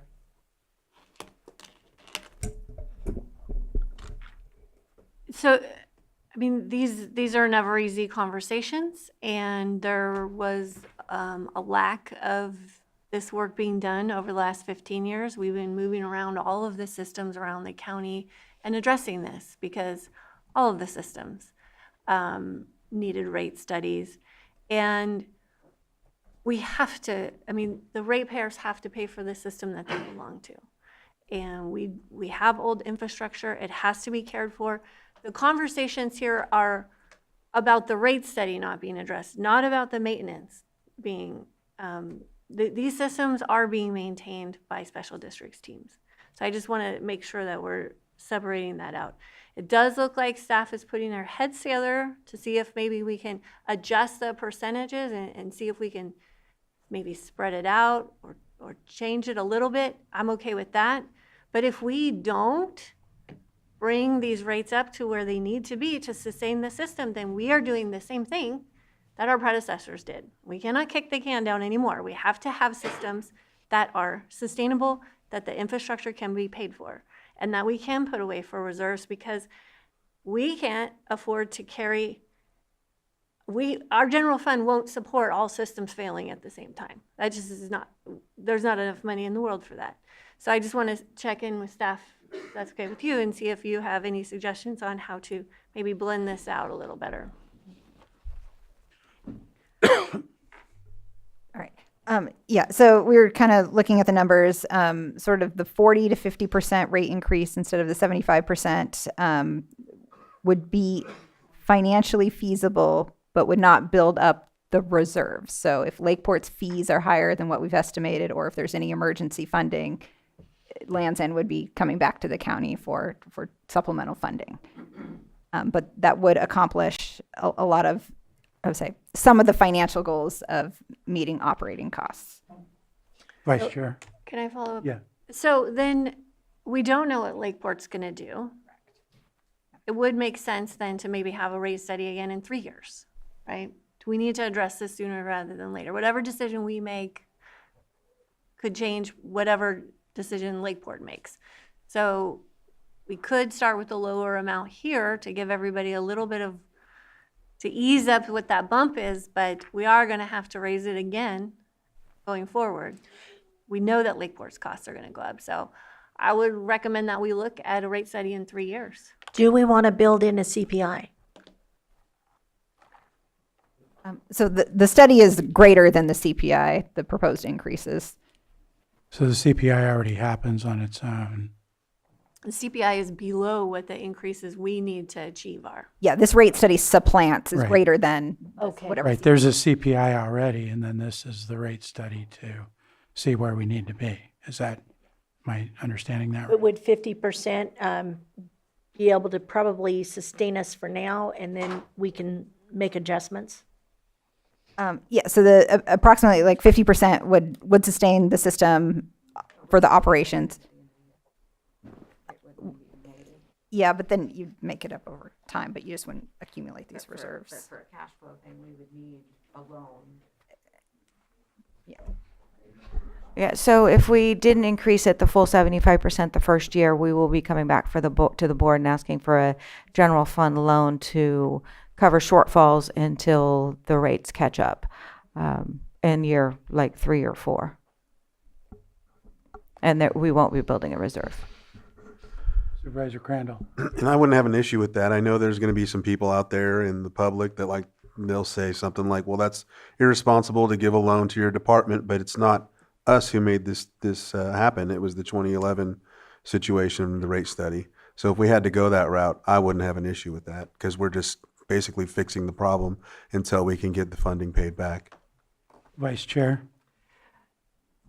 So how large would that loan be, and what would be the interest rate to repay? Because that would also be borne by the ratepayers. Well, just the 75% increase, it was still projecting to have a ending fund balance at the end of 27 of $48,000. So it would be more than $48,000 plus. I don't know what the interest rate would be from the general fund. I don't know if they give it to us at the investment rate. So that's, yeah, it varies. But, you know, I mean, it basically covers what the general fund is making on the money. So whatever the rate is on that side would be the rates. I mean, it could be 3%. It could. Right, because it takes funding out of our investment pool, which Correct. we had a presentation on earlier, so that the general fund is making less money. We do that loan. And can I check in with CAO on what fund would we look at if we were considering a loan? Off the top of my head, I do not have a location where the loan would come from. It would have to most likely come from a reserve currently. So I would have to actually review it and see where it is even possible. Okay. But Director, you were indicating if we lowered this to 50%, you'd ask for about 50,000? Yeah, she's Roughly. saying- yeah, she's doing the quick about $50,000 we'd ask for next fiscal year. Okay. And Supervisor Sabatier? I mean, I disagree with that statement because, again, the full ask is to bulk up the reserves, have some CIP money put aside for CIP projects. If we're just talking about meeting the needs of the budget and then some, I just don't see the ask unless something happens and there's a need to do some massive repairs, which is what that's the risk that we're taking. But based on everything that you told me, where you said there's this additional stuff and this additional stuff, when I just did the math, that didn't include the $52,000, which is what you're down by at the end of this year. It's a 45% increase. But then you said, well, you have to add on all these things for the reserves and everything else. So 50% would cover that. So there wouldn't be an ask. And if you happen to not be able to put $50,000 away for CIP, again, that's 1 year that you're not able to commit to that.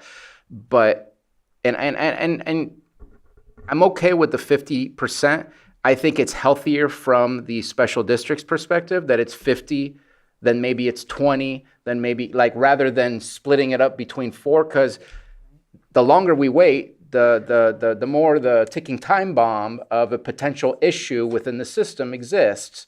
So maybe it's not 73 right off the bat, but it can't just be split up again by 4 ways later on. I think it needs to be a slow decrease to where we need to be in order for this system to be supported financially. I think it's simple to just do the same percentage increase for the rest of the time, just like it was offered to us. And it's simple to say we want this amount of money to feel comfortable, but it's great that we feel comfortable, but obviously the people are not feeling comfortable. And that's where we just have to find that middle ground to be able to get where we need to be. I do have a question for Director Bore. I apologize. There's a So heated the discussion. number that she's looking at, the $50,000 would be in the maintenance. So we would have not enough funding for staff to go maintain the lines and pump stations and that kind of stuff. That's the $50,000 in maintenance. There's a minutia in there for CIP projects. There's $5,000 in there for the SCADA upgrades. There's $5,000 in there to replace and repair the air release valves. I think everybody remembers what happened on Lafferty with the geyser. That was an air release valve. And so we don't want that to happen again. And then for the CMMS and billing software upgrade is only, that's the whole CIP for 26-27 is $17,000. So what the rate consultant is saying that if we decrease that amount July 1 to 50% instead of 75%, we can smooth out the outer years. At some points, we will have deficits that we will be asking the board to cover our shortfalls in the budgets, but we cannot increase it more than the proposed rates per fiscal year. So in the rate study, it was 126, then 136, 147, 158, 171. In the outer years, we can't go higher than those dollar amounts without a complete new rate study. In other words, you can't reverse those. They have to match the year. Yeah, we can't. So if we decrease the first year, we can't increase the outer years to make that up. Okay. And Vice Chair. Well, the other point then is we have our capital improvement plan that we're looking at right now, and there are known projects on the infrastructure that need to be taken care of. And if we are trying to apply for grants and we don't have a rate study that covers this, we're not going to get funding to do that work. That funding won't come through because it is, why would they loan us money if we're being irresponsible with our rates? Do we have any other questions from the board at this point? Nope. And go ahead. Just a suggestion. Sorry, I like math too. I'm looking at 50, 20, 12, 8, 8. That leads you to basically the exact same final number you were looking for at the end. So it's the same total. It just recalibrates everything in a different approach. But in the long run, you get the same end number at year 5.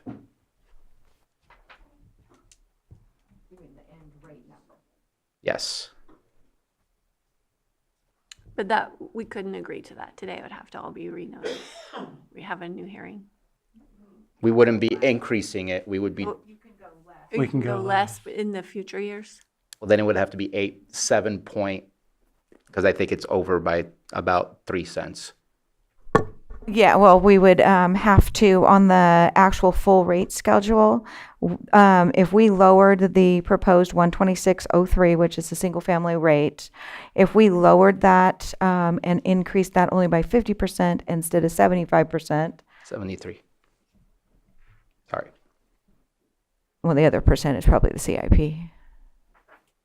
It's confusing because the rate study says 75 in some places and 73 in other places, and it would be nice to, I think it's 73%.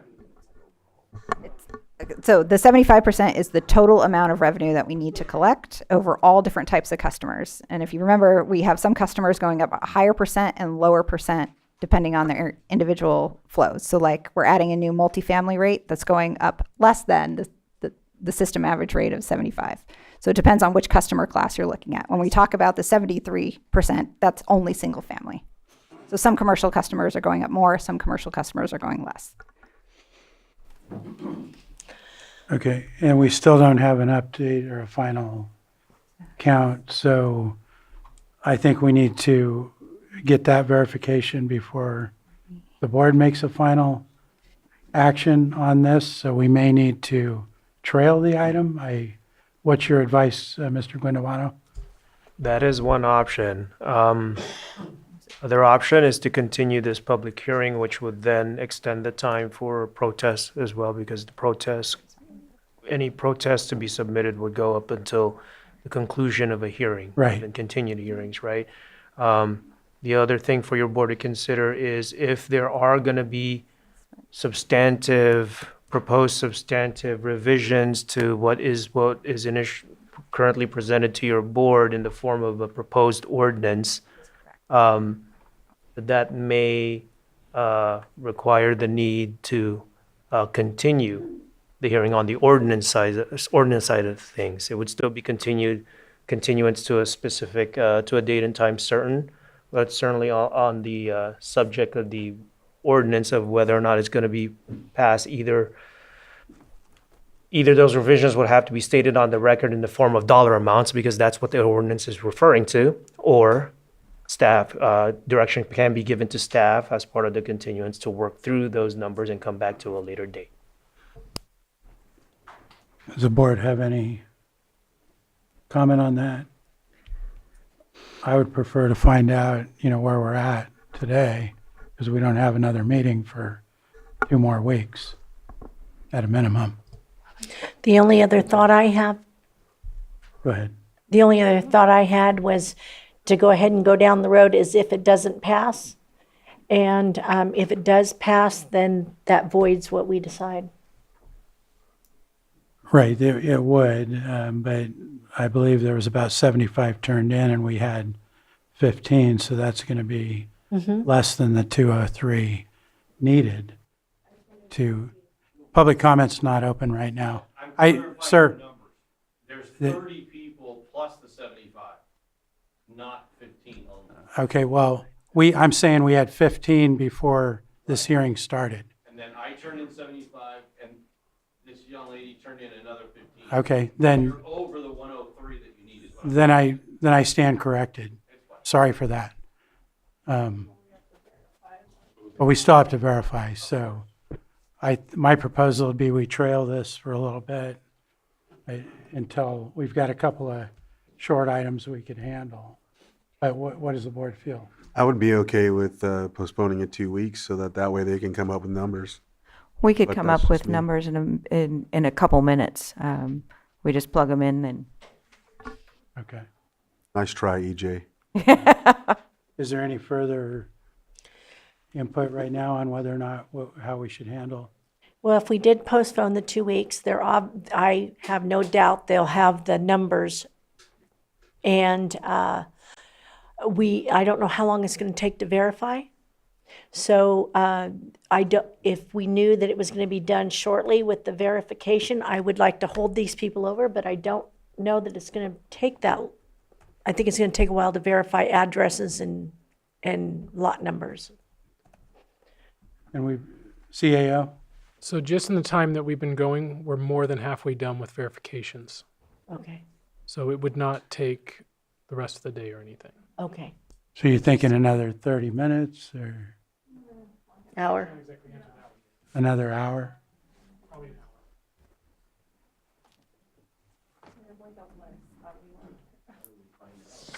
That's plenty of time for our non-timed items in our. We have a couple of non-timed items. Yeah, let's take a short break and we're going to go check in on where we're at with those. Okay.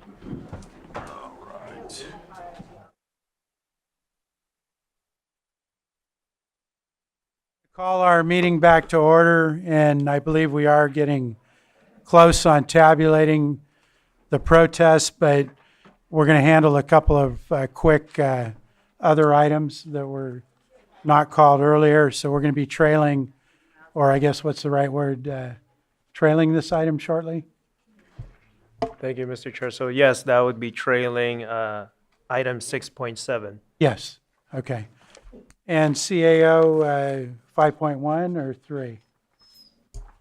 Does it matter? Doesn't matter. But Okay. Then I'm going to call item 5.1 that was pulled earlier from the consent agenda, and that was to approve a letter of support for fiscal year 2026-2027 budget request for $8,325,000 one-time general fund for the Healthcare Career Pathway CNA Workforce Initiative, and authorize the chair to sign a letter communicating this position to the bill author, relevant committees, and associate members of the legislature. And Supervisor Sabatier, do you want to start? Yeah, I appreciate that Vice Chair Pyska brought this to us, and I said this, made a comment a while back of, I appreciate our letters of support, but I don't know what the actual impact of what we're asking for is. There's only a finite amount of money. Right now, there's the May revision. It's a balanced budget. State law requires that it be a balanced budget. We're not getting what we want from this budget. CSAC's fighting, RCRC's fighting, everybody's fighting to get some funds moved around to meet their needs and their priorities. And I'm just worried that we're asking for something that tweaks our priorities. And so to me, on a personal level, my priorities are how do we make sure we have the funding to handle the impact of HR 1, which is social services will have more work to do. It'll be more expensive to do that work. Our indigent care is probably going to go up. How are we getting that funded? Prop 36, how are we getting our probation the dollars that they need because the state hasn't provided those funds? And the list kind of trickles on down and keeps going. And I'm just concerned that we're asking things that eventually could impact some of the things that we are prioritizing. And I worry about some of these letters of support. And so at this moment in time, I pulled it because I plan to not vote for it.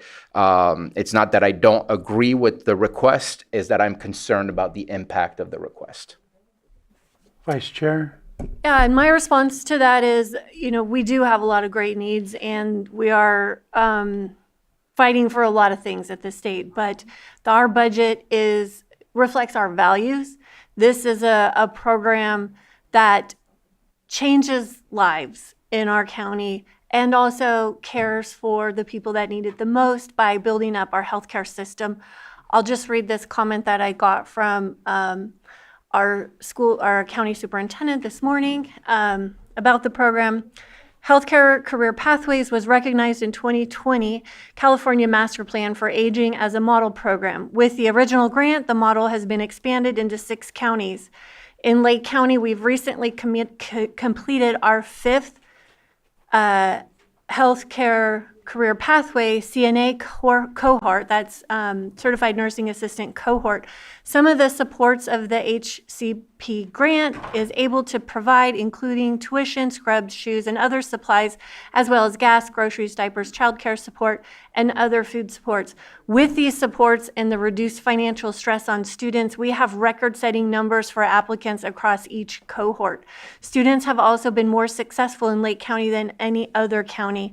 Both our rates of retention and passage of the CNA state exam are higher than any other county. Lake County has close to double the state average of people over 64 years old. Based on the most recent Sutter Community Health Plan, the budget asks the state would allow us to continue this model with full funding for more years for 1 more year plus 3 more years of smaller funding cohorts.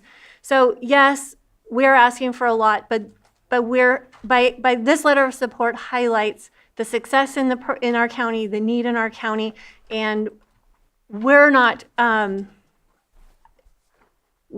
setting priorities on where all of these asks are, but it is reflecting what our needs are for this county. So I think that this letter has value. the legislators are going to duke it out in the battle. I don't think it's going to impact the other things that we really need to critically support the people of our county. Thank you. Any other comments from board members at this point? Not seeing any, I'm going to open it up to the public. Any members of the public in the room that wish to comment on this item? Not seeing any. Is there anyone online? So no hands online. I'm going to close public comment, bring it back to the board for possible action. Mr. Chair, I move that we approve the letter of support for fiscal year 2026-27 budget request for $8,325,000 one-time general fund for the Healthcare Career Pathways CNA Workforce Initiative, and authorize the chair to sign the letter communicating this position to the bill author, relevant committees, and associated members of the legislature. Second. I have a motion and a second. All in favor? Aye. Aye. Opposed? Nay. And that motion carries 4-1. Next, I'm going to move on to item 5.3. It's to approve retention schedule pursuant to Government Code Section 26202 and 26205. I know this was requested to be pulled by a member of the public. Do we have our auditor available if there's any questions from staff or? Okay. Does the board have any questions right now before I open it up to public comment? Not seeing any, I'll open it to public comment. And Margot, if you state your name, and you'll have 3 minutes. Thank you, Mr. Chair. Good afternoon, supervisors. Margot Kambara. Cutting paper bloat is good. Efficiency is good. With this proposal, please address safeguards to preventing violating the spirit of the Public Records Act request. The proposal cites government codes to authorize the destruction or disposition of any record, paper or document which is more than 2 years old. Here is a concern. By eliminating the records that may be older than 2 years old, access to important records may be destroyed. These records may be relevant to future inquiries and Public Record Act requests. A smaller pool of records will produce fewer responsive records. Why does it matter whether records are destroyed? Because records are needed for due diligence and research to understand past actions by the county or your board. For example, when your board approved rezoning request PL 25-101 for parcels near Lamson Field, it was based on rezoning approved in 2008 by the Board of Supervisors. The PRA request for documentation of the 2008 board approval for rezoning has not been produced. The PRA request was closed without producing the requested documentation of rezoning approval. This is problematic whether or not the retention schedule was a factor in this PRA request. The new retention schedule may be similar to the 2018 schedule approved by the board. Please consider the impact of destroying records that can be relevant to future inquiries, not just PRAs, such as board agendas and minutes. As a suggestion, please review best management practices by CSAC, California State Association of Counties, and RCRC, Rural County Representatives of California, for member counties' practices similar to Lake counties, not their practices, but their characteristics. Also, please consider a longer retention period for electronic records. Thank you. Thank you. Is there anyone else in the room that would like to speak? Was there anyone online? Okay, I'm going to close public comment and bring it back to the board for any further questions, or I'd be ready for action.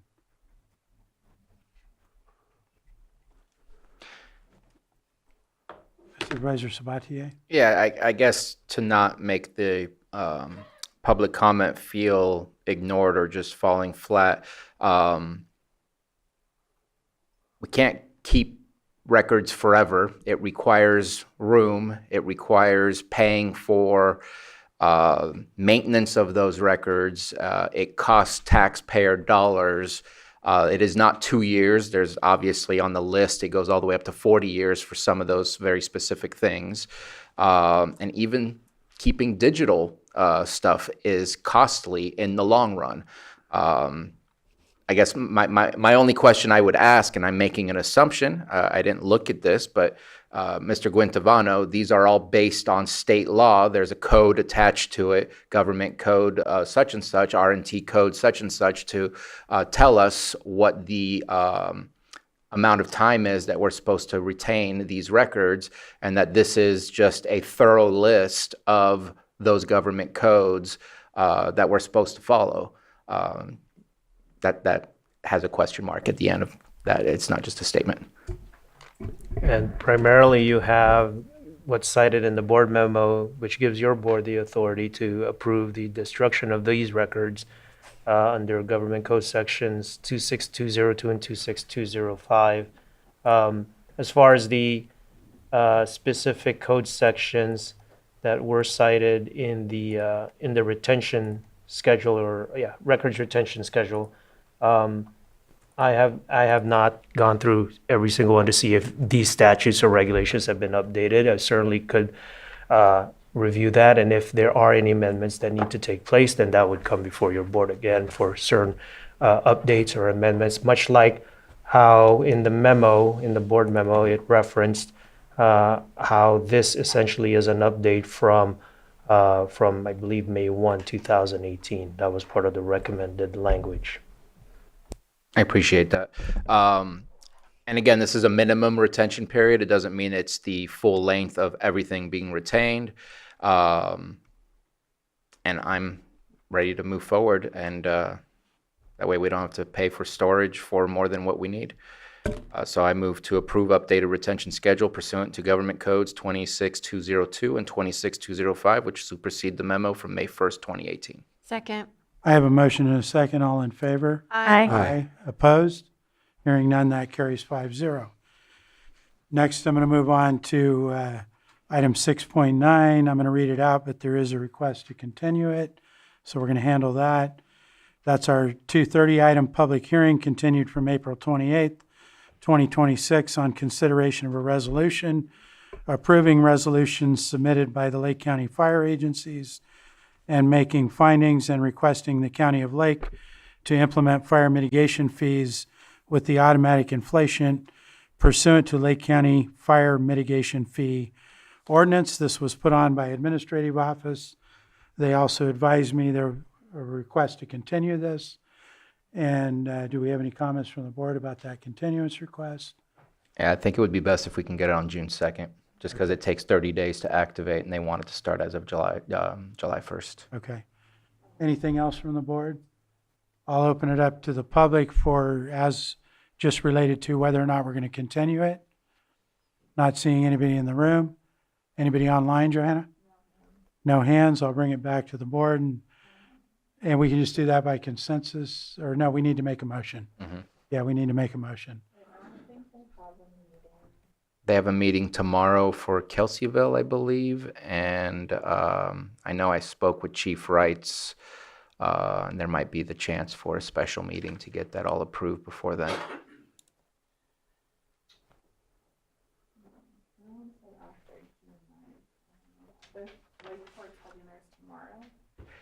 No, that's Kelseyville, I believe, is having it tomorrow.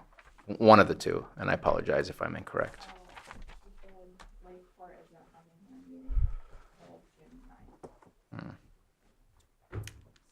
So you're saying June 9th? Because it would be in the evening on June 9th that they have it.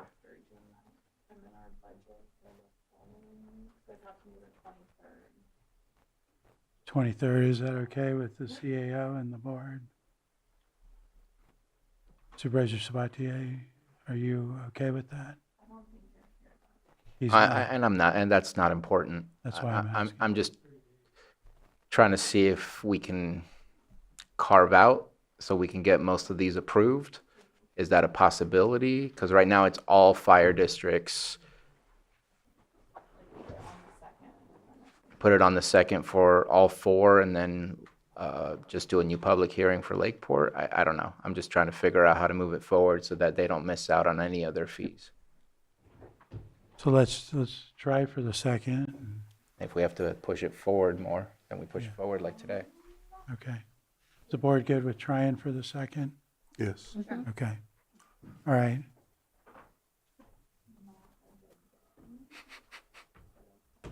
It never is. 11:15. June 2nd, 11:15.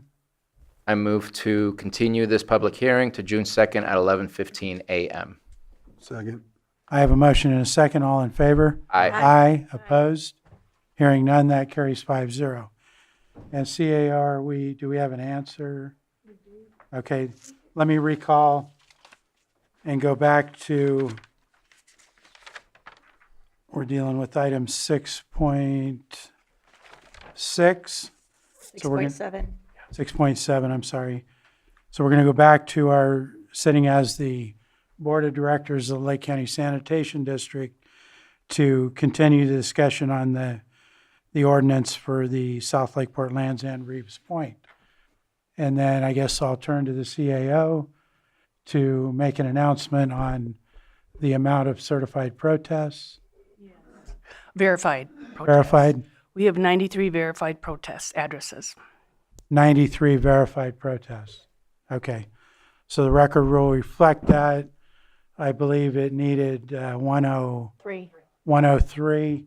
So it doesn't meet that threshold for an automatic denial. So now we're going to continue our discussion back here at the board on how we want to move forward. Director, do you have updated information that's ready? Yeah, we plugged it in and we're opening it. We updated it based on changing the rate from 75% down to, I think it actually comes out to be 52%, and spread it over the years. It still stays within the maximum amount that came out in the Prop 218 study. So it's still a viable amount that you guys could reduce without violating the 218 process.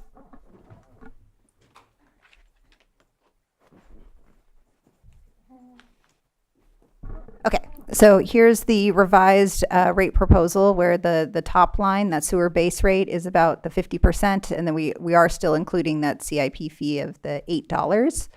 So you see it's approximately the 50%, 20%, 12, 8, 8. There's a little bit of rounding. There is the CIP fee, so that's why it's not exactly precise numbers that we discussed. And just down below, this was the rate proposal that was noticed in the Proposition 218. So we're going from an original proposal as noticed of $134.03 for the total single-family rate, and instead it's $117. So that is a savings of about $17 or so. And then you can see the price difference. The next year it's a savings of about $12, savings about $6, and then it's about it's the same in the year 4 and 5. I did update this with the new rate proposal, so it just bumped it down, less than the recently adopted Fort Bragg. So still in the middle range of the agencies. And then I updated this chart. Again, I know it's a lot of numbers on this one, so we'll enter this into the official record, as the board makes its determination. Can you go back to that first slide? I can try. Let's see. Did it go? Okay. The first. The one that one? showed the rate changes, the chart that.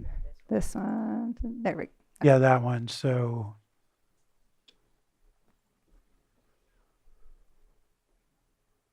the bottom, it was going to be the one, the original proposal was the 134. Yes, the original proposal is on the bottom. The new proposal is on top. Okay. Question. What's that? I have a question. Yeah, go ahead, Vice Chair. Are we still dealing with the shortfall? Yes. Yeah, the first year. Just the first year. And what is that looking like? Yeah, 1 second. Pull that back up.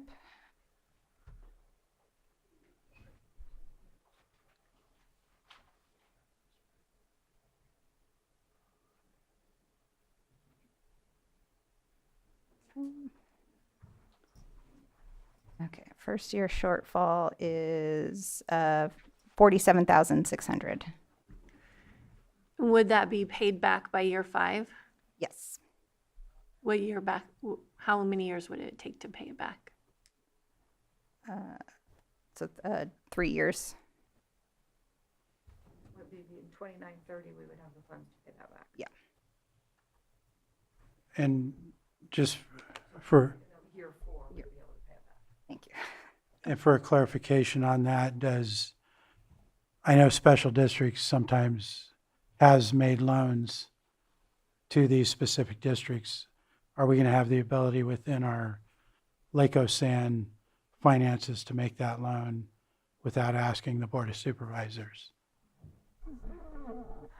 We will have to go back and do an analysis of all of them. Do the sewer spill southeast is the one that's had the large reserves in the past, and we've been able to cash flow through that by loaning from there. So Jesse will have to look and see if, like North Lakeport has, if Northwest has an amount that we could loan out of there. But that will be the first place we look, is Northwest. Okay. All right. Does the board have any other questions at this point? And because of these changes that we made, I am going to reopen public comment, but it's going to be limited to a shorter time and just related to changes that we made since we had the previous public comment. So with that in mind, is there anybody in the room that wishes to comment about this updated proposal? And we'll give you 1 minute for these comments. I would just like the board to consider spreading this increase out more than it is. For some of our residents that are on a fixed income, this is not a $40 a month, because special districts bills all the users bi-monthly. So when you see a bill that's going to be $80 more than the previous bill, it's not $40, it's $80 because they bill bi-monthly. I would just like to encourage you to spread this out more. Thank you, sir. Is there anyone else in the room? Not seeing any. Is there anyone online, Johanna? So I'm going to close that public comment period and bring it back to the board. It looks like you have a question. I just wanted to ask Robin, she didn't hear the comment. Is that the bi-monthly bill? Or is that monthly? Okay, Monthly. okay. They just only pay it. I knew they paid bi-monthly, but I wasn't sure if. Yeah, so it's double that when they get the bill. We bill bi-monthly, but those are monthly rates. Okay. Supervisor Sabatier. I just appreciate the, I guess, the process that we just did today. I think, and I hear the public comment loud and clear, but I think we would be doing a disservice to running something in the red. We're already taking a risk with not doing the other increase. So appreciate the comment. I can't support it just for the fact that I want to make sure that we have the funds to continue to run this service and not have to depend on other folks who are paying for their service to support this one. And so it's tough, and we need to make sure that what I've asked from Director Bore is that we be given a list of all the districts and when's the last time the rates were increased, and we need to get that annually, probably during budget, because it's not often enough that we get that list, so we could have an understanding of every 5 years, are we actually staying on top of this? Because obviously we have not. Okay. It would make this a whole lot easier to swallow than to wait that much time. And I'm also happy that we're able to work out another option. I don't like the situation that we've been put in with previous boards and administrations that haven't done these properly every 5 years, particularly because it puts our ratepayers, our citizens in a bad situation. And again, it's not anything that they did. And we've just been put kind of in a bad position, but at the same time, we can't not raise the rates, because if we have any kind of failure, we don't have the money to fix it, and we've got to make sure these systems are in proper working order so that we don't have situations like we had recently. So I wish we could do better, but I'm not sure that that's possible. I do want to make sure that we first we make every effort to make these loans out of the districts, because I don't think the general fund, it's not going to be in great shape this year with what we're facing from the federal and the state government. Go ahead, Supervisor. Just the last thing, just I know we have a prior supervisor, and I'm hearing the comments we're making. I think we have tough decisions at all times, like post Valley Fire, post Mendocino Complex. Like, how do you all of a sudden just face the public and say, we're increasing your rates during these things? And I think that and then during COVID and all those times, I think that we're always hit with things from different angles. And I guess the challenge is to try to keep up and to try to meet the needs of the people while also being respectful. But waiting this long is probably even worse. So just it's hard. Thank you. I meant no disrespect to a former supervisor or anyone as an individual. This just should have been done. And if it was me back then, I would have said I should have done it.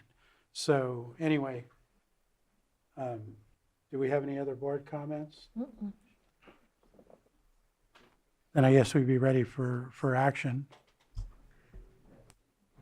I can make it. You want to make it? What's the motion? Mr. Guantabano? Thank you, Mr. Chair. So with this being an ordinance and with the revisions being proposed, walk your board through when your board is ready for the first motion. It's a two-part motion. And the first part would have the amendments reflected. I've requested special district staff to walk through the amendments so that everyone it could be clear and confirm that these are the changes that are going to be made in the ordinance document itself. So the first motion would be to approve the first reading of the ordinance as amended to be read in title only, and with the amendments, I'll defer to special district staff to walk through what those amendments are on the ordinance document. And Allison's going to read them. It's on her screen. Allison will read that. So, okay, so the single family, domestic strength, single family residential base charge will increase to $109.36. The next rate adjustment will be $131.23, then $146.97, then $158.73, then $171.43. For the domestic strength multifamily residential first unit base charge, the rate will increase to $83.32, then to $99.98, then to $111.98, then to $120.94, then to $130.62. The low strength commercial base charge will increase to $122.67, $147.20, then to $164.86, then to $178.05, then to $192.29. The medium strength commercial base charge. Can I interrupt on that one? Can you reread the low strength, because that sounds like we went above? Because what I'm reading on the ordinance says 143.30, 152.60, 164.81, 178, and 192.24, and I believe the last three that you read were above that.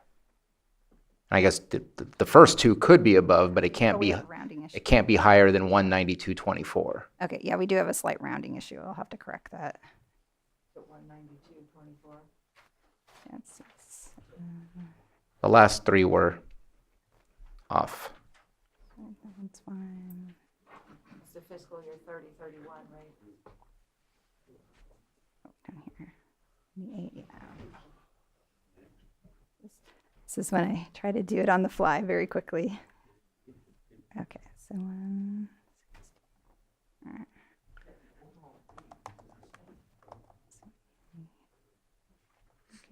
Sounds good. Okay.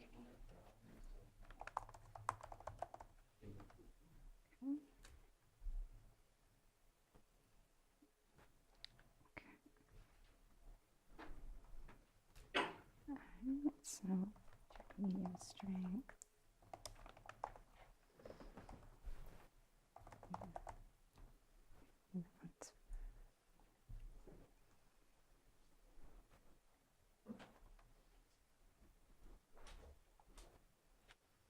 Okay, yes.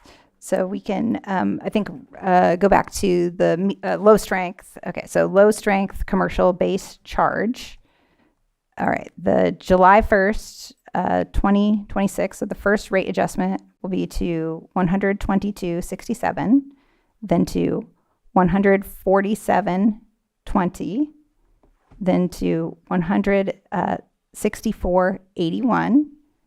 The next rate adjustment, $178. The adjustment after that, $192.24. Okay. We can move along to the medium strength commercial rate, increasing to $312.44, then to $374.93, then to $419.92, then to $453.51, then to $489.79. Okay. And the high strength commercial rate will go to $612.08, $734.50, $822.73, $888.45, and then $959.52. Okay. All right, then we can go down to the convalescent group home hospital detention rate per bed will be $39.06. Next year will be $46.87. The year after that, $52.49. Then $56.69. Then $61.22. The hotel motel without kitchen per room rate will be $20.45, $24.53, $27.47, $29.67. $32.04. The hotel motel with kitchen rate will be $39.06, $46.87, then $52.49, $56.69, $61.22. Let's see, hotel motel permanently occupied, $83.32. $99.98, $111.98, $120.94, $130.62. Laundromat is going to $61.33, then $73.60, $82.41, $89, $96.12. The theater drive-in rate per seat or car space, 82 cents, 98 cents, $1.10, $1.18, $1.28. The next one is bars, lounge, restaurants per seat over 33, $1.63, $1.96, $2.19, $2.37, and $2.56. The next one is, what is that? Let's see, RV and campgrounds without sewer hookup per space, $6.14, $7.36, $8.24, $8.90, $9.61. RV campgrounds with sewer hookup per space, $39.06, $46.87, $52.49, $56.96, $56.69, and $61.22. Let's see, what is that? Schools without cafeteria or showers per student, $3.27, $3.92, $4.39, $4.75, $5.13. And then It's the same. schools, yeah, the same. And then let's see, when a specific type of connection is not addressed or easily identified, fees will be calculated on the flow based on 210 gallons per day per single family equivalent. And the rate for that customer will be $109.36, followed by $131.23, $146.97, $158.73, $171.43. Get it all? Okay. I think we've covered it, County Council. Is that the whole motion then? Yes, that would be the whole motion, and it would be, as I stated, just to reiterate, approve the first reading of the ordinance as amended, with the amendments already stated to be read in title only. So moved. Second. I have a motion and a second. All in favor? Aye. Aye. Opposed? Nay. That motion carries 4-1.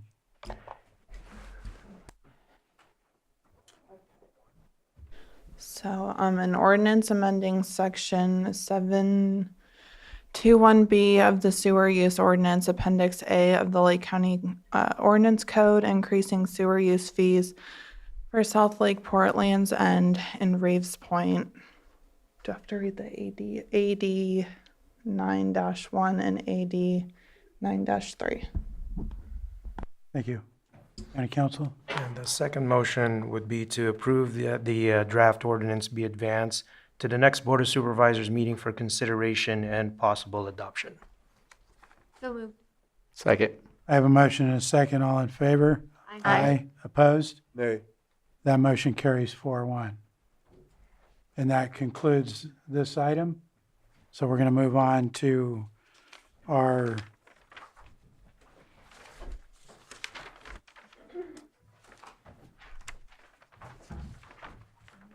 $130 item. This is a public hearing, consideration of appeal PL 26-12 of Planning Commission's approval of major use permit PL 2513 for UP 21-15 Rancho Lake LLC. Location is 19955, 19986, 20110, and 22222 Grange Road in Middletown, with the APN numbers being 014-290-08, 014-300-02, and then 03, and then 04, with the appellant being Peter Lucchetti. And we have our Community Development Department here. The first order of business is that we're going to need to swear in witnesses on all sides. So all of our staff, anybody from the appellant and any of their witnesses, anybody that's going to testify needs to stand and raise their right hand, including anybody online that may be a witness. You should have Eric Smith online. Do we have Eric Smith? And he's got his hand raised? Yep, Eric Okay. Smith's online with his hand raised. All right, everybody else with your right hand raised, do you solemnly swear that the testimony you're about to give will be the truth, the whole truth, and nothing but the truth? Thank you. Oh, and Thank we you. have Autumn Carsey online too. Is she a witness? Okay. All right, then in this case, we're going to start with the Community Development Department staff to present to us. Thank you. What's that? Maria Turner, Community Development Director. Our presentation will start shortly. I will turn this over to our Senior Planner, Mary Claiborne.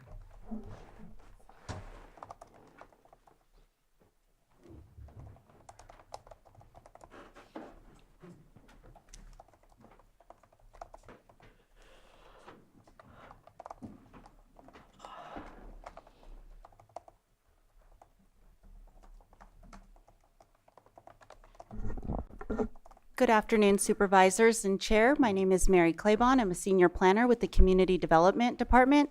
Today for consideration is PL-26-12, Appeal of Major Use Permit PL-25-13. This item was continued from April 21st, 2026. The appellant, applicant, and their counsel are present in chambers or in Zoom. On January 8th, 2026, the Planning Commission approved a major use permit, PL-25-13, for commercial cannabis cultivation of 19.6 acres of outdoor canopy and a Type 13 distribution self-transport only license. The appeal, PL-26-12, was filed by the appellant on January 12, 2026. The appellant raised concerns specific to substantive CEQA violations and inadequate environmental review, land use incompatibility, general welfare, and reservation of rights. The site is located approximately 4.5 miles east-northeast of Middletown. The closest community growth boundary is approximately 1,450 feet southeast of the project site. The parcel is split zoned agriculture and rural residential. However, cultivation activities are proposed on the land designated as agriculture. The surrounding land uses are rural land, agriculture, agriculture preserve, rural residential, and open space. The proposed features for the permit request include up to 19.6 acres of outdoor canopy within a 34-acre cultivation area, 5 6,000 square foot harvest storage and staging engineered membrane structures for seasonal use, 2 120 square foot sheds for chemical, pesticide, and hazardous material storage, 1 120 square foot shed for office and security use, 20 5,000-gallon water storage tanks for irrigation and dedicated fire suppression, an employee parking area with 14 standard spaces and 1 accessible space, an on-site portable accessible restroom and hand washing facility, 6-foot galvanized woven wire perimeter fencing with metal gates equipped with padlocks, security cameras, and internal roadway improvements. The proposed location for cannabis canopy is located in a flat valley. There is 1 perennial Class 1 water course, an intermittent Class 2 water course, and several Class 3 water courses on site. All setbacks from water courses have been identified. No surface water diversion is proposed. A wetland delineation was not required for this project due to avoidance by design. The site has been used for continual agricultural operations, and the total parcel size is approximately 1,627 acres combined. The project parcel has been improved with internal compacted dirt and gravel access roads, a residence, agricultural accessory structures, and 2 groundwater wells. AB 52 tribal notification of the project was sent to tribes with Aboriginal territory in and around County of Lake. Tribal comments were received from the Hebematal Pomo of Upper Lake Tribe, deferring to Middletown Rancheria. The Community Development Department did not receive a formal AB 52 tribal consultation request for this project. However, the applicant, Rancho Lake LLC, has voluntarily entered into a cultural resources monitoring and treatment program with the Middletown Rancheria. Regulations reviewed for compliance include the Lake County General Plan, Middletown Area Plan, CEQA guidelines, Department of Cannabis Control regulations, and the Lake County Zoning Ordinance. Project analysis, the California Environmental Quality Act. The CEQA environmental determination for the project is a mitigated negative declaration adopted by the Planning Commission on January 8, 2026.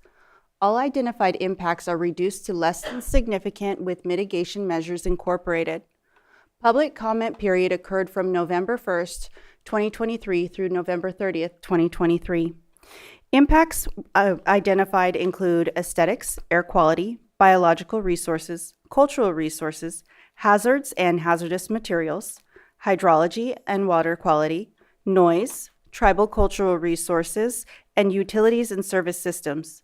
Based on the analysis provided in the ISMND, staff found the project to be consistent with all applicable codes and requirements. Points of interest, project scoping. The Rancho Lake project application was submitted to the Community Development Department on April 5th, 2021. To ensure compliance with setback requirements from waterways, the existing PG&E utility easement, and to address multiple operational considerations and concerns, the scope of the project was revised, resulting in reductions to both the cultivation area and the canopy size. The final proposal was revised from 73.4 acres to 19.6 acres of canopy. Additional points of interest, hydrology and water resources.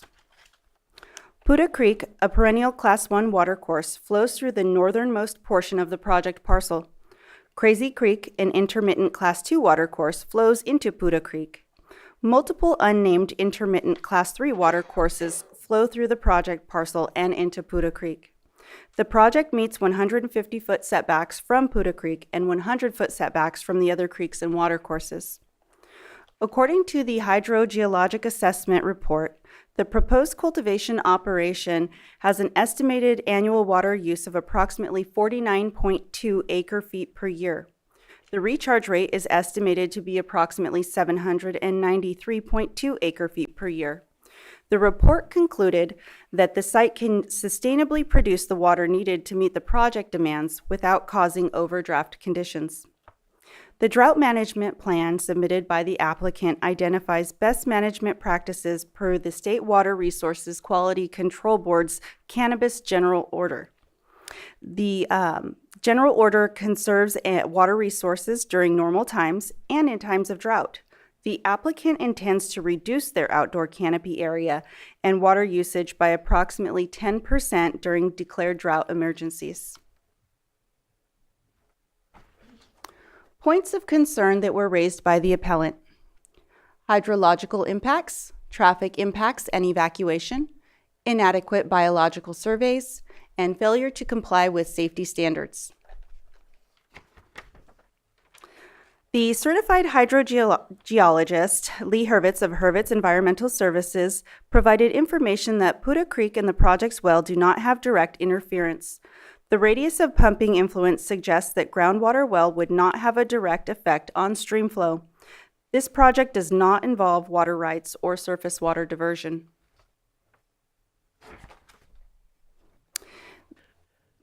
Traffic impacts and evacuation. The project's internal traffic analysis indicated an average of 24 daily trips with up to 40 trips during peak season, which does not meet the CEQA threshold of 110 or more trips to require a detailed traffic study.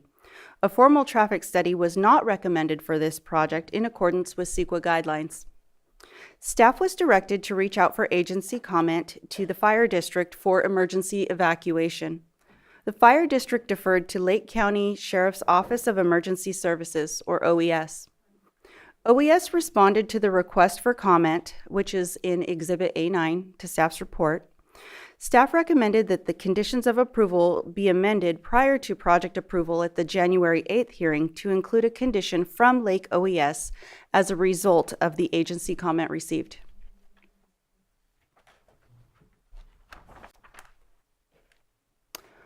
Inadequate biological surveys.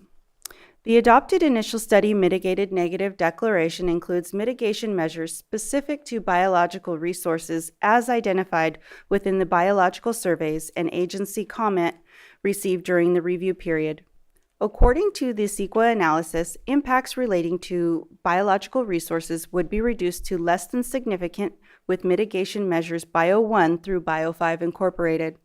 These mitigation measures are reiterated within the project's conditions of approval.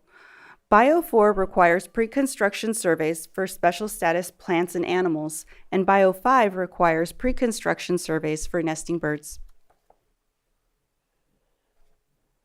Failure to comply with safety standards.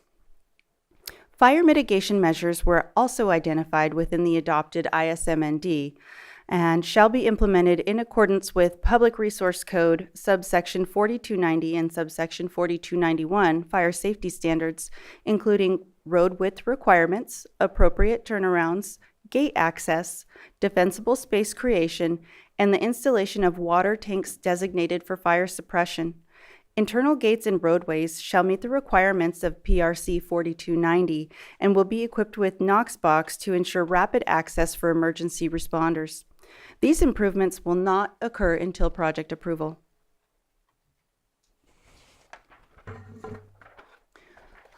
Additional points raised by the appellant: land use incompatibility and general welfare, threat to organic certification, pesticide drift, inadequate buffers, absence of engineered odor control, inadequate setbacks conflict with residential use, and prime farmland incompatibility. Pesticide use in Lake County falls under the regulatory jurisdiction of the Department of Pesticide Regulation, with oversight at the local level by the Agricultural Commissioner. The Agricultural Commissioner provided agency comments noting that the operator must obtain a pesticide operator identification number in order to purchase and apply pesticides. Additionally, the operator must acquire a private applicator certificate to train employees involved in pesticide application. It is not uncommon for conventional and organic farmed properties to exist side by side. However, pesticide applicators have a responsibility when making applications to not allow products to drift or to continue making an application when weather conditions would favor potential drift. The applicant plans to dry cannabis within engineered membrane structures for seasonal use. The structures do not include the use of air filtration equipment due to being temporary in nature. These structures will be constructed in July of each year and deconstructed in December. No permanent foundations for these structures are proposed. Odor control measures are mandated for permanent greenhouse structures located within the farmland protection zone. Since the project involves outdoor cultivation under full sun, the use of odor filtration equipment is not required. The closest off-site residences are approximately 900 and 1,000 feet from the project site respectively. The proposed location of the cannabis canopy exceeds the 200-foot setback requirement for off-site residences. Prime farmland incompatibility and inadequate buffers. The project will utilize approximately 40 acres, which is 2.5% of the total 1,627-acre property. The remaining land will continue to be used for grazing and agricultural purposes. The proposed outdoor commercial cannabis cultivation activities are agriculture in nature, such as planting crops and harvesting product, and align with existing land use patterns, surrounding uses, and applicable zoning regulations. The Lake County Board of Supervisors has not designated the project area as a farmland protection zone, or FPZ. The nearest FPZ land is situated in the Lower Lake area along State Highway 29, approximately 10 miles as the crow flies from the project site.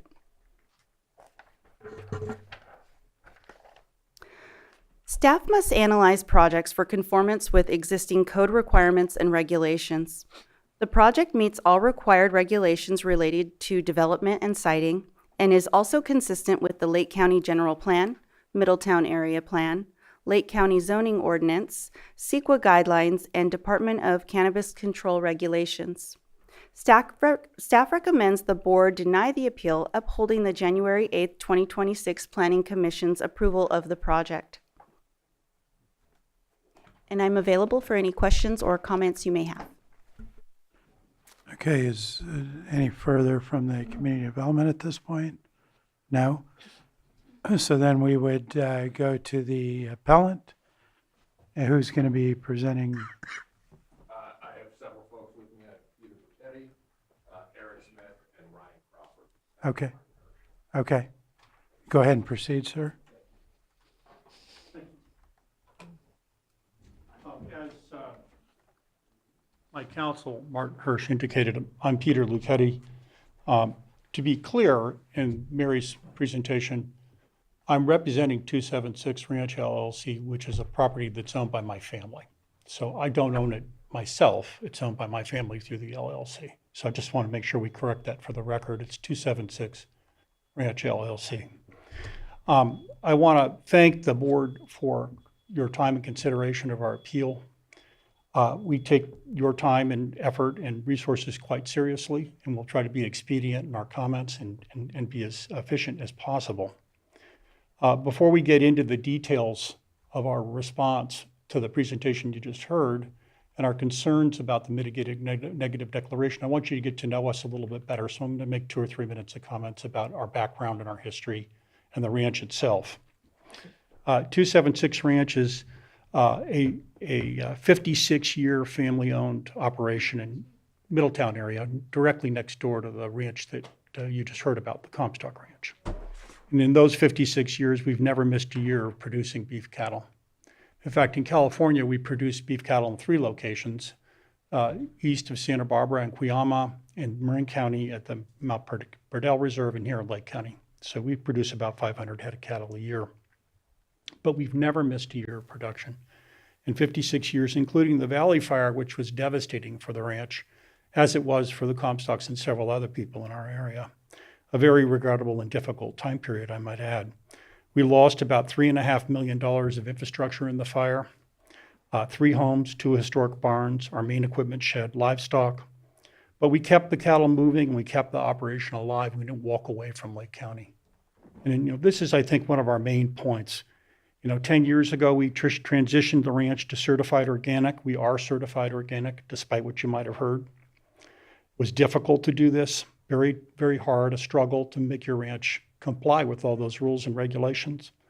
And, several years before the books turned a profit, but as many of you who've been to the grocery store recently might know, beef's up about 450% in price in the last 10 years. So we're now very profitable.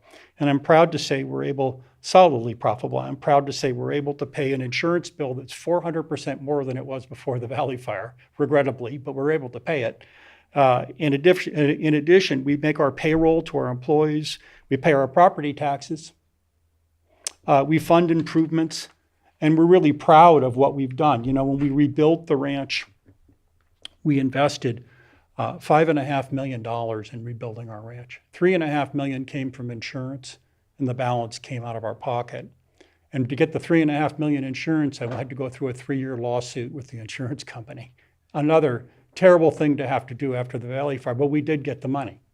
And we did invest it. We didn't walk away from Lake County. We invested it back in Lake County. And this is the context of the appeal. We are not in opposition to the cannabis industry, and we're not in opposition to the idea that the Comstocks might grow cannabis on their property, to be clear. There's a version of a permit we could accept. And we're very open to that conversation.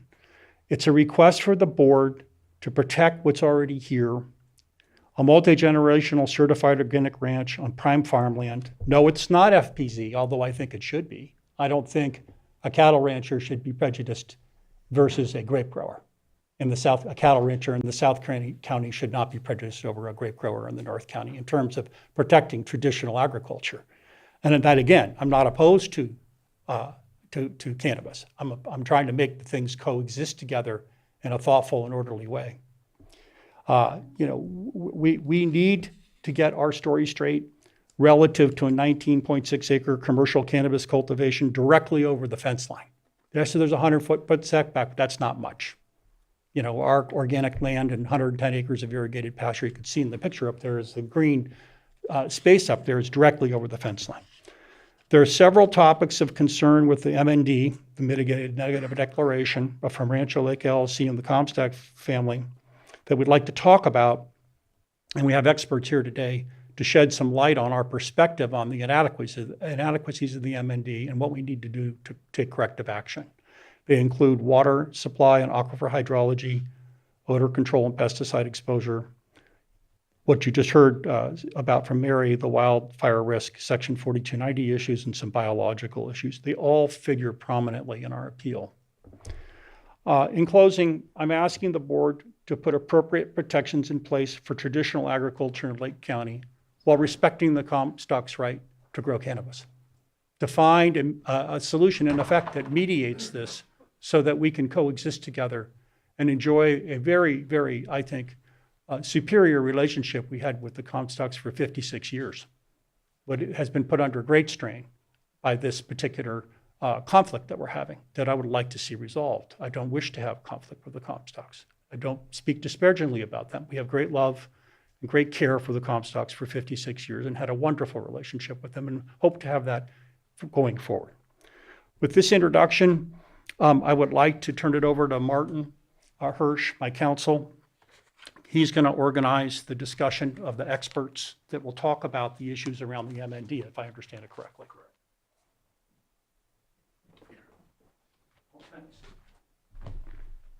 Thank you, Peter. Thank you, supervisors. I'm Martin Hirsch. I have the honor of representing Peter Lucchetti and 276 Ranch. We're here today simply because it's our position that the MND is insufficient and that this project should be processed on an EIR for the reasons that have been talked about by staff and that Peter touched on. Concerns about odor and pesticide drift, fire safety, our feeling that the biological and the hydrological studies were inadequate. As a reminder, I'm sure you all have heard this before, but I want to touch on some of the relevant CEQA guidelines that I think provide the principles in play for why you will hear that an EIR is required for this project. So the basic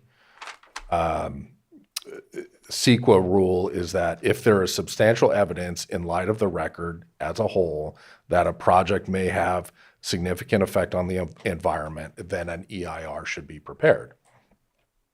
If a lead agency is presented with a fair argument that a project may have a significant effect on the environment, the lead agency shall prepare an EIR, even though it may also be presented with other substantial evidence that the project will not have a significant effect. And that leads into if there is a disagreement among expert opinion supported by facts over the significance of an effect on the environment, the lead agency shall treat the effect as significant and shall prepare an EIR. Basically meaning if there's a difference of opinion among the experts, that means that there is an issue of significance necessitating an EIR. So the first issue that I want to call up one of our experts to discuss is the hydrology. And that's one where I think there is a significant difference of opinion between the experts. So to speak on that, I'm going to ask Ryan Crawford, who's here from GHD, to address you all.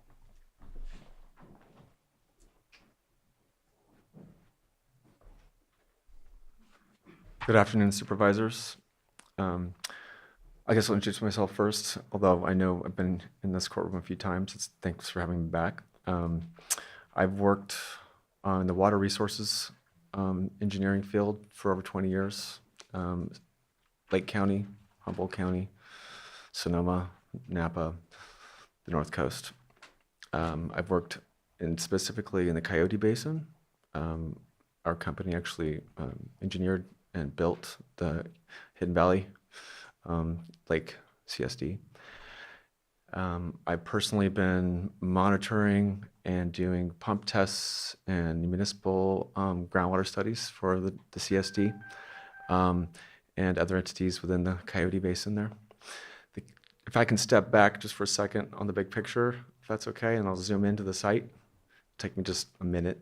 Coyote Valley Groundwater Basin, as most people here are aware of, is that little closed basin with a lot of water flowing through initially during the wet season from Puda Creek, and then it will dry out or get really dried out or run dry, Puda Creek at least, during droughts, including the last recent really bad one.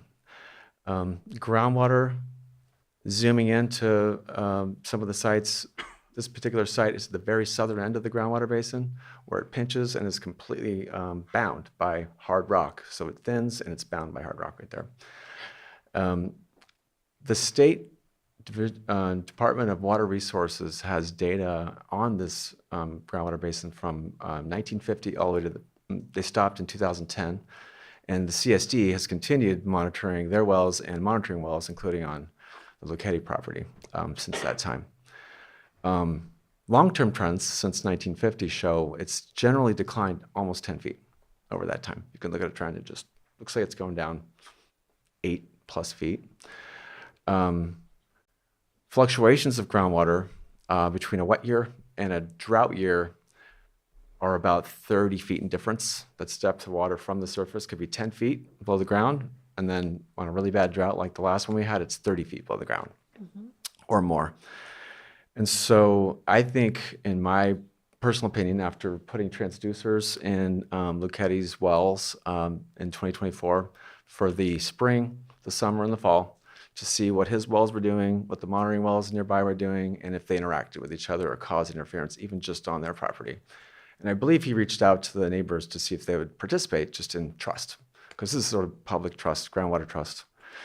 And they declined, so we unfortunately don't have the data to see even if their wells were interacting at all, which I think is a general thing one would do to prove that there is an impact going on between uses and groundwater uses. Groundwater use on this scale can be tricky without real data. The data provided, with all due respect to the other consultancy, it was based on a 6-hour pump test simulation on itself. So pumping from their well that they put in, but not using other observation wells to do physical distance drawdown testing. So in most of the hydrological cycle that we had transducers in the Lucchetti Ranch wells, even when they were pumping in use for their normal year, it was sort of a normal-ish rain year for 2024, they do even on-site interact with each other and drop water levels between each other. So I have a hard time imagining that just over the fence, they wouldn't have some sort of material impact to the groundwater levels within the Lucchetti Ranch wells.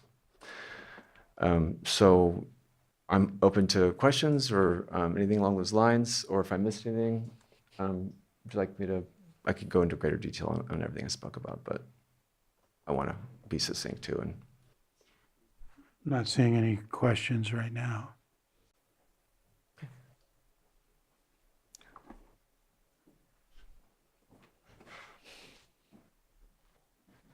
Okay, and the next topic that I would like to address is the, as we see it, the inadequacy of the biological study.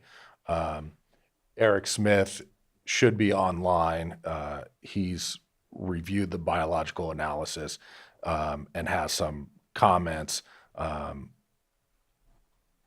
addressing the inadequacy. Basically, in that it fails to adequately address impacts to candidate and proposed threatened and endangered species. The botanical surveys that were performed were conducted during a period of exceptional drought. The survey performed did not cover the entire project area, and the survey results are out of date. So I believe Eric is prepared to address that in greater detail. Go ahead, Eric.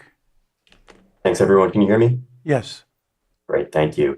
Thanks to the staff and the supervisors and the chair. So as Martin said, I want to talk about the biological documentation.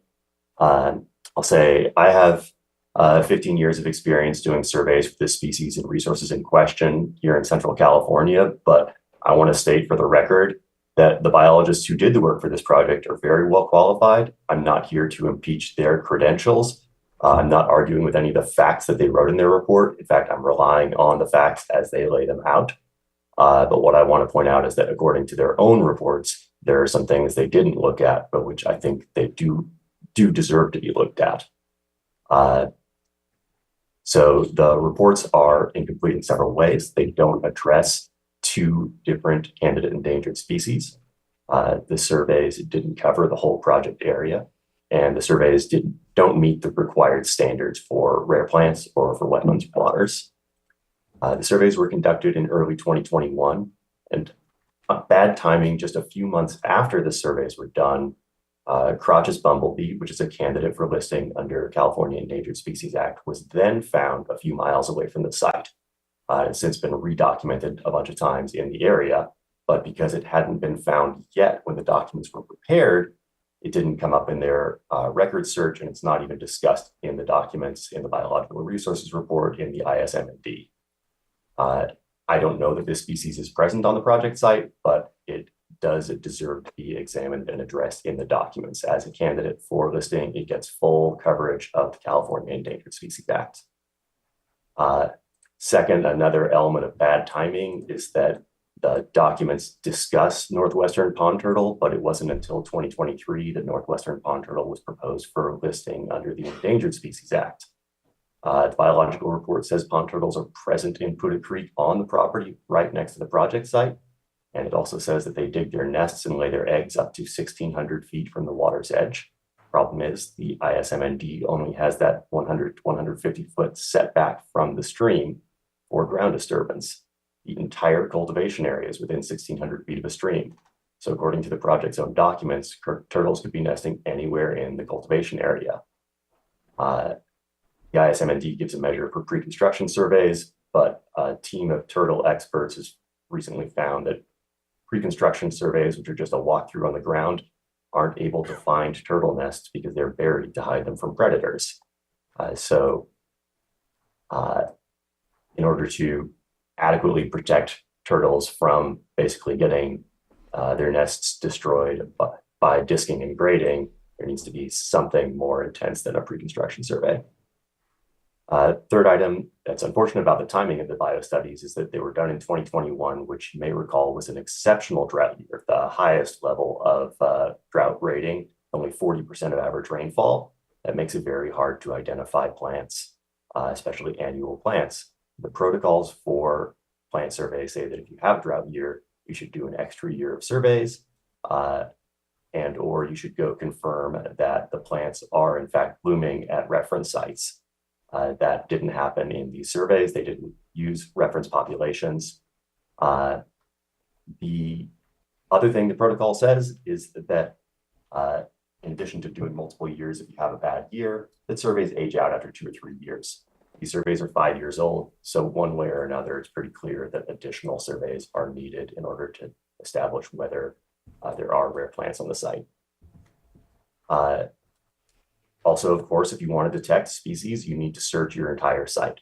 The project survey map presented in the reports show that the botanists surveyed the entire site in February, but then they didn't survey when they went back in April and June. Not a lot of plants are blooming in February, so you can't say that you've done a complete botanical survey of the site if you didn't do the entire site in the spring and summer surveys. I did want to say that staff mentioned that the ISMND has pre-construction surveys for protected species, and this is just a technical thing, but pre-construction surveys are not the same as protocol or planning surveys. Planning surveys follow established protocols, and they're timed when the species can be detected, and they take multiple visits over weeks or months. Pre-construction surveys are a walkthrough right before work starts. The whole reason that we have those protocols that the agencies wrote for us is that you can't just walk through on any arbitrary day and see everything. So pre-construction survey is not sufficient to replace the planning surveys that need to be redone. And then if I've still got time, I just want to say about wetlands and waters that, as staff mentioned, the project's biological documents are very clear that they did not do a wetland delineation. The reason that's a problem is that first, they have their required setback from streams, and you can't say how far you are from a stream if you don't do a delineation to say where the stream is. The second issue is that they say that a wetland delineation isn't needed because there are no wetlands on site, but the way you establish whether there are or not wetlands is to do a wetland delineation. That's the one process that's approved by the regulatory agencies, Army Corps and Water Board. So just looking at the aerial, there are places that you would look at and say, is this a wetland? I'd like to know, could you do a wetland delineation? Those are the major factors. Thanks for your time and attention. Do you have any questions for me? Doesn't appear that we do at this point. Thank you. You all. Thank you, Eric. The next topic I want to address is odor and pesticide drift. We retained an environmental scientist who holds a PhD in that field, Dr. Mark Cram, who unfortunately couldn't be here. He just returned from an overseas trip a few days ago. So I will try to summarize his opinions.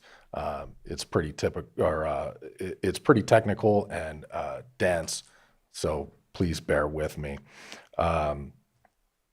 Dr. Cram, as I said, he holds a PhD in environmental science. He has studied approximately 40 cannabis grows throughout the state of California, specifically measuring odor and pesticide drift. And he's come up with essentially, as I understand it, odor is chemical compounds that are in the air that basically float, and we sense them and receive them as smells. So he's been able to measure these chemical compounds and come up with a level of exceedance where if the chemical compounds are between 20 to 50 parts per billion by volume, that's where humans will pick up that skunky aroma of cannabis. And through his studies, as well as other studies in the field, it's his opinion that a cannabis grow of this size could be detected by smell, the odors, between 1 to 2 miles away from the project area. And again, that's based on the 20 to 50 parts per billion by volume of the chemical compound, which is primarily micrine. It's also his opinion that the fertilizers, fungicides, pesticides, and herbicides used on the site will also be picked up and drift onto the neighboring Lucchetti property. And basically he says that this size, any cannabis grow, but especially a cannabis grow of this size, sort of is emanating chemicals into the atmosphere, the odor chemicals, as well as any pesticide and that sort of thing that is sprayed on the site. And those chemicals will carry a much greater distance than what the project applicant indicated based on, I think they used a study of a 1 acre grow, which is obviously not an apples to apples comparison to this project.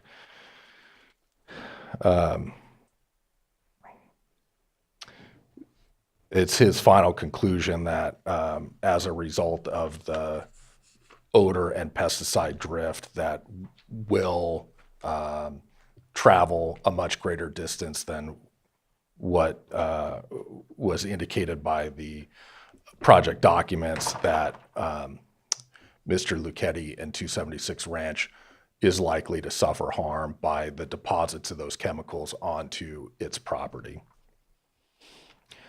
I also want to point out that the mitigation measure stated in the MND, which is that in the event of a drift occurrence, a complaint could be submitted and that there would be a follow-up investigation. That doesn't protect from harm. A follow-up investigation means that the harm has already occurred. So that's, in my opinion, not an adequate mitigation. Finally, touching on fire safety, Public Resources Code Section 4290 requires access roads in state responsibility areas to be at least 20 feet wide. Here, the road in question is 16 feet in width. So the basic math doesn't add up there. The road is not wide enough. And added to that, the road is not just used by this project and 276 Ranch. It's also used by the U.S. Coast Guard facility, the Gwinnett Valley and Noyce Ranch properties.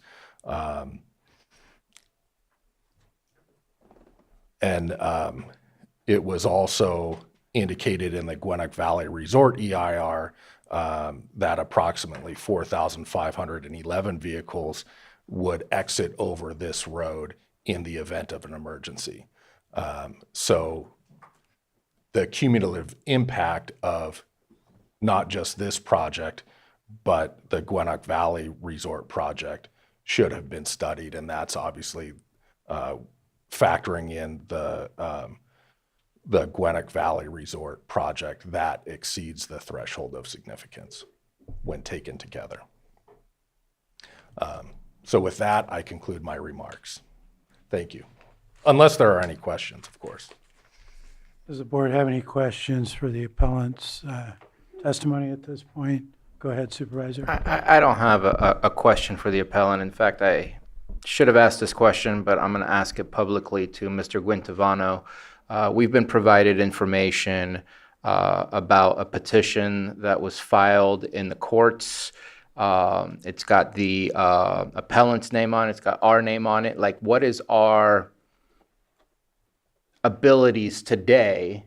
And do we ignore that and continue on with this? I feel the need for guidance to better understand how we don't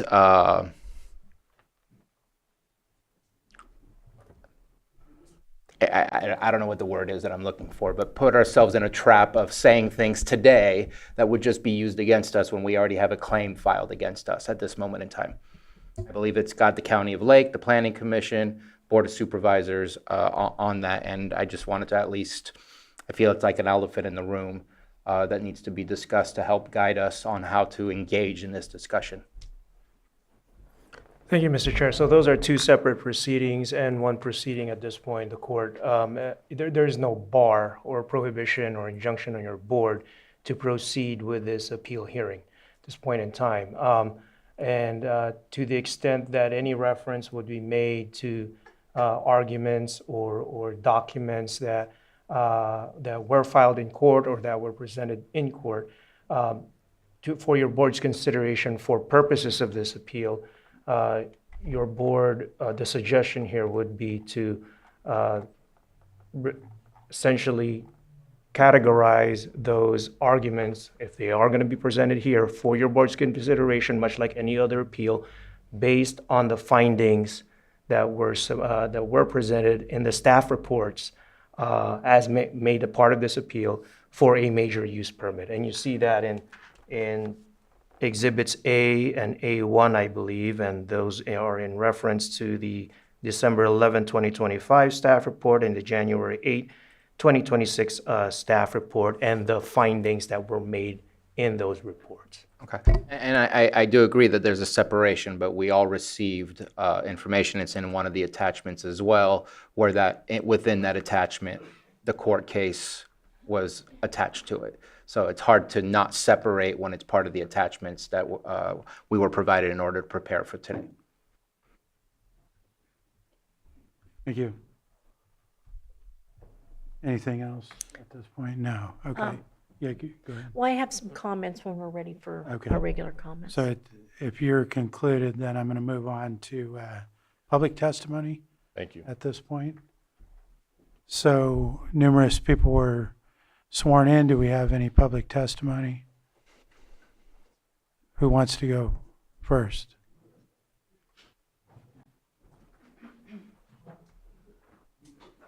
Hang on one second. I believe this be limited to 3 minutes on the public or not?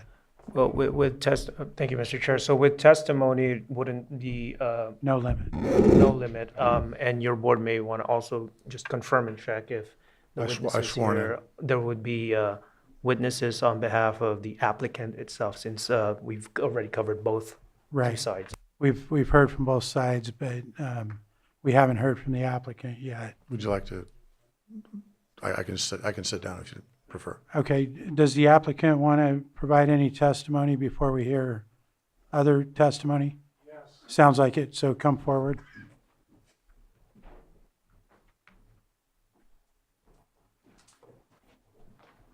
Good afternoon, Chair, members of the Board of Supervisors. My name's Timothy Kasuni, and I am counsel for the applicant, Rancho Lake Incorporated and Comstock Ranch LLC.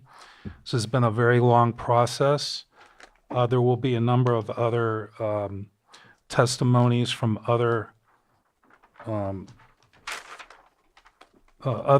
people with the applicant's project team. I want to just give you a generalized legal framework for how we address a mitigated negative declaration and whether or not an EIR is required, which is the appellant's contention. I've submitted a letter for the record dated May 14th, 2026. It is a 12-page letter that lays out the legal framework why there is more than substantial evidence to support the mitigated negative declaration. I'm not going to repeat that letter, but I think it is, if there are any questions in that regard, it could be referred to. I want to also address a couple of the points made by the appellant's counsel. The question before this board is not whether someone disagrees with the project or whether hypothetical impacts are conceivable. The question is whether substantial evidence in the record supports a fair argument of a significant environmental impact that was not mitigated to less than significance.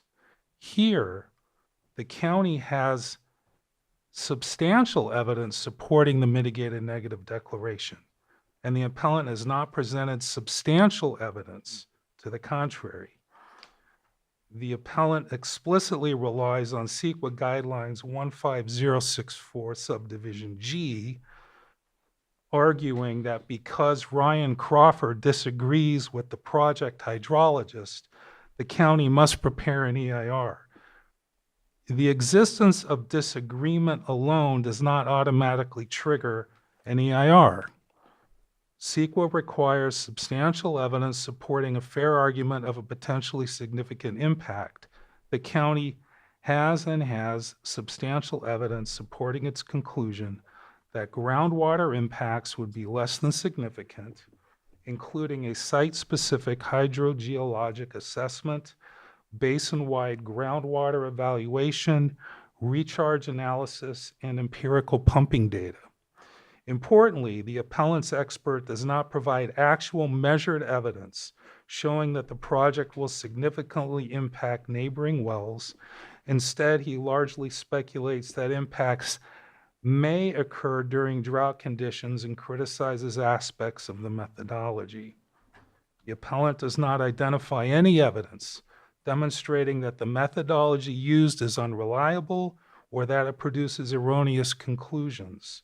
Nor does the appellant present an alternative analysis based on site-specific data showing that significant impacts would occur. Absent such evidence, the appellant's critique amounts to disagreements with the methodology, which does not constitute substantial evidence. And on that point, I'd refer specifically to page 5 of my May 14th, 2026 letter. There's just a couple sentences I'd like to read.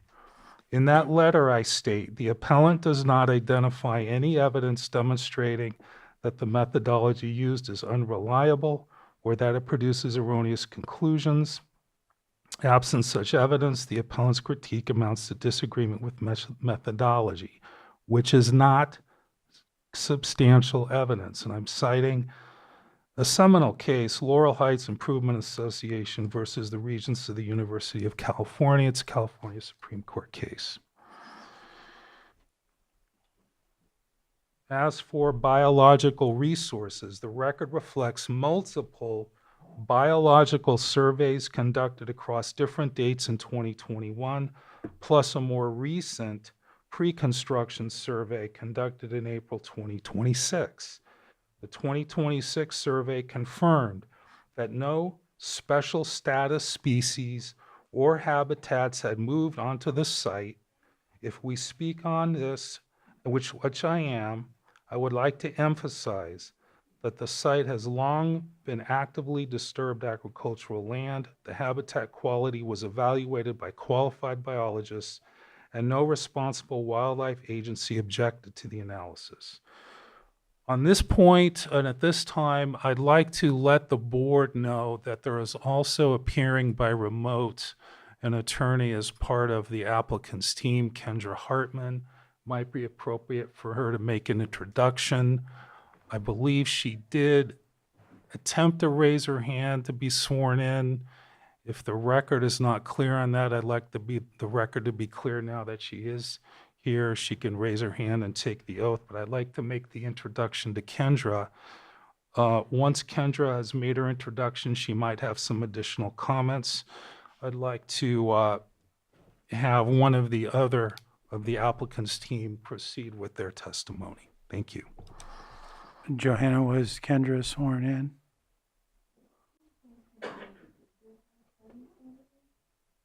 What was that? If her, if I may. Yeah, go ahead. Thank you, Mr. Chair. So if Ms. Hartman is submitting arguments as an attorney on behalf of the applicant, then her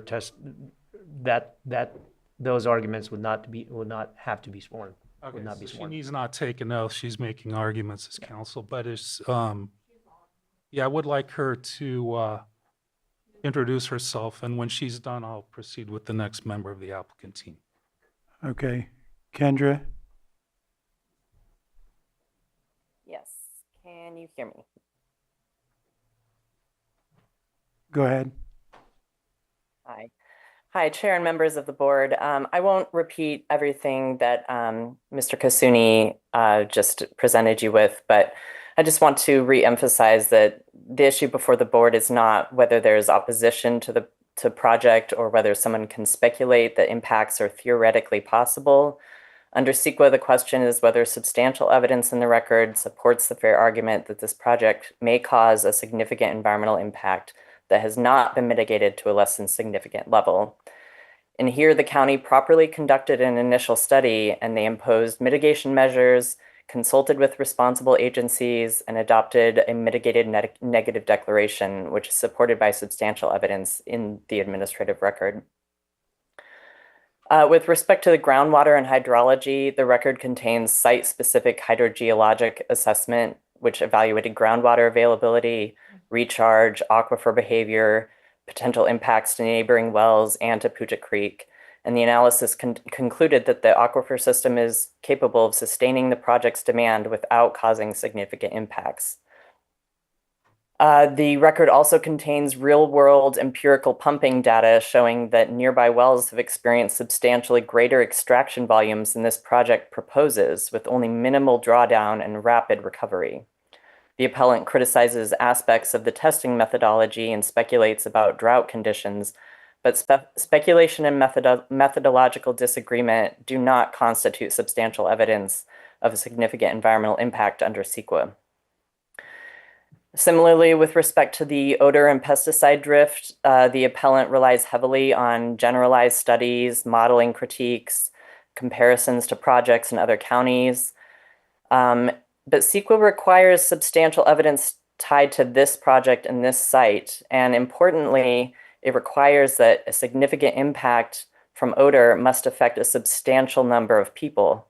The county evaluated the actual context here, a rural agricultural setting with limited nearby residential receptors, and the record does not contain substantial evidence demonstrating that the project would result in significant odor impacts that affect a substantial number of people. As far as the traffic and evacuation issues, the project generates relatively modest traffic volumes. The appellant's argument depends largely on speculative future scenarios involving unrelated projects and hypothetical evacuation conditions. CEQA simply does not require the county to analyze uncertain future infrastructure or worst-case assumptions untethered to substantial evidence. No responsible fire or emergency agency identified a significant impact associated with this project. Ultimately, CEQA does not require an EIR simply because additional study could theoretically be performed or because experts disagree in the abstract. If that were the standard, mitigated negative declarations would effectively cease to exist as a lawful CEQA tool. So the question here is whether the county had substantial evidence supporting its conclusions. It did, and the appellant has not presented substantial evidence demonstrating a reasonable possibility of a significant environmental impact. So for those reasons, we respectfully request that the board deny the appeal and uphold the Planning Commission's approval of the project. Thank you. I'll pass it over to somebody else on the applicant team.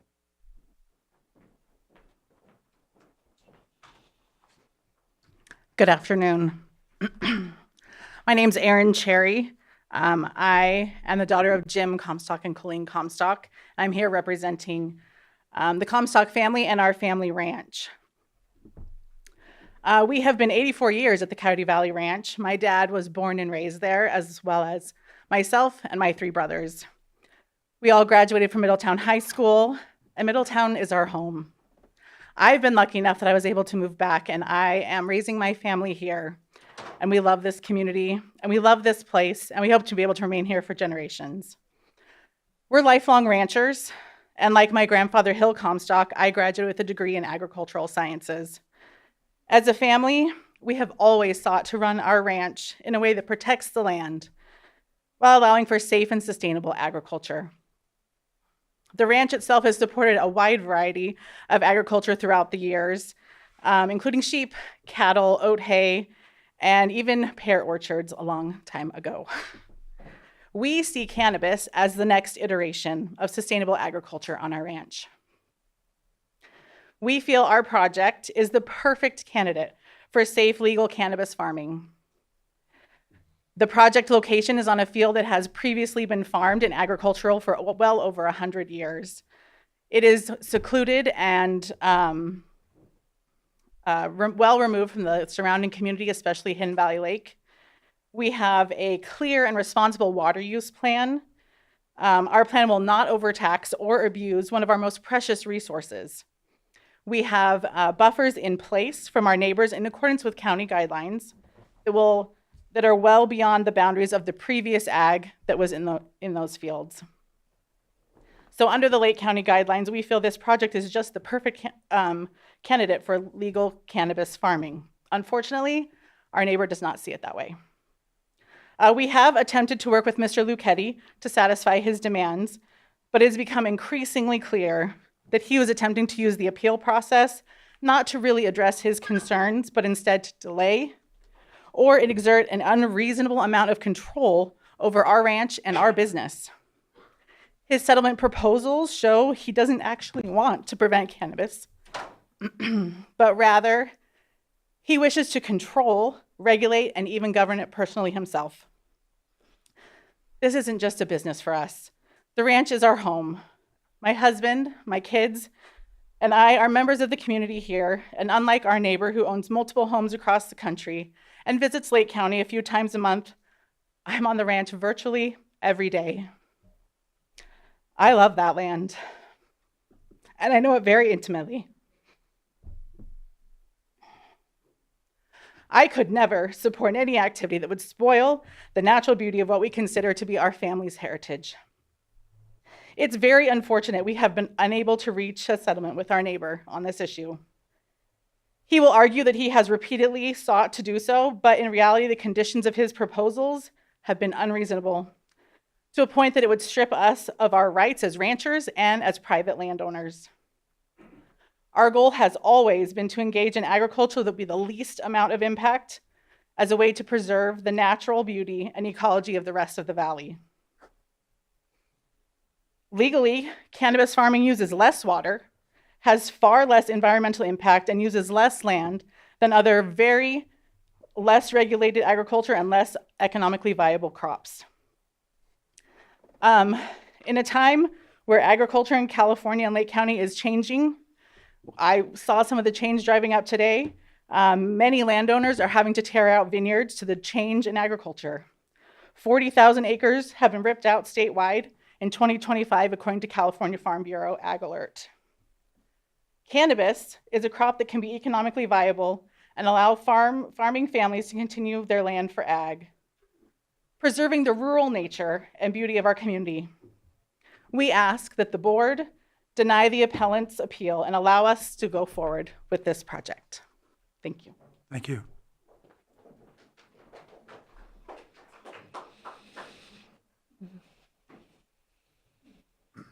Afternoon. My name is Trey Sherrill, and I am the consultant that worked with the applicant. I want to make myself available for any questions that you may have. I just want to touch on a couple of things that the appellant has stated against this project. To be clear, this use is agricultural in nature and will occur on an ag property in an ag field. The appellant has stated that today that the cultivation area will be 100 feet over the fence. That's the requirement that the county code has, is a 100-foot setback, but the reality is that the canopy areas will be over 250 feet from 276 Ranch. They've also stated that the road that is used to access the property is not 4290 compliant, and that is true.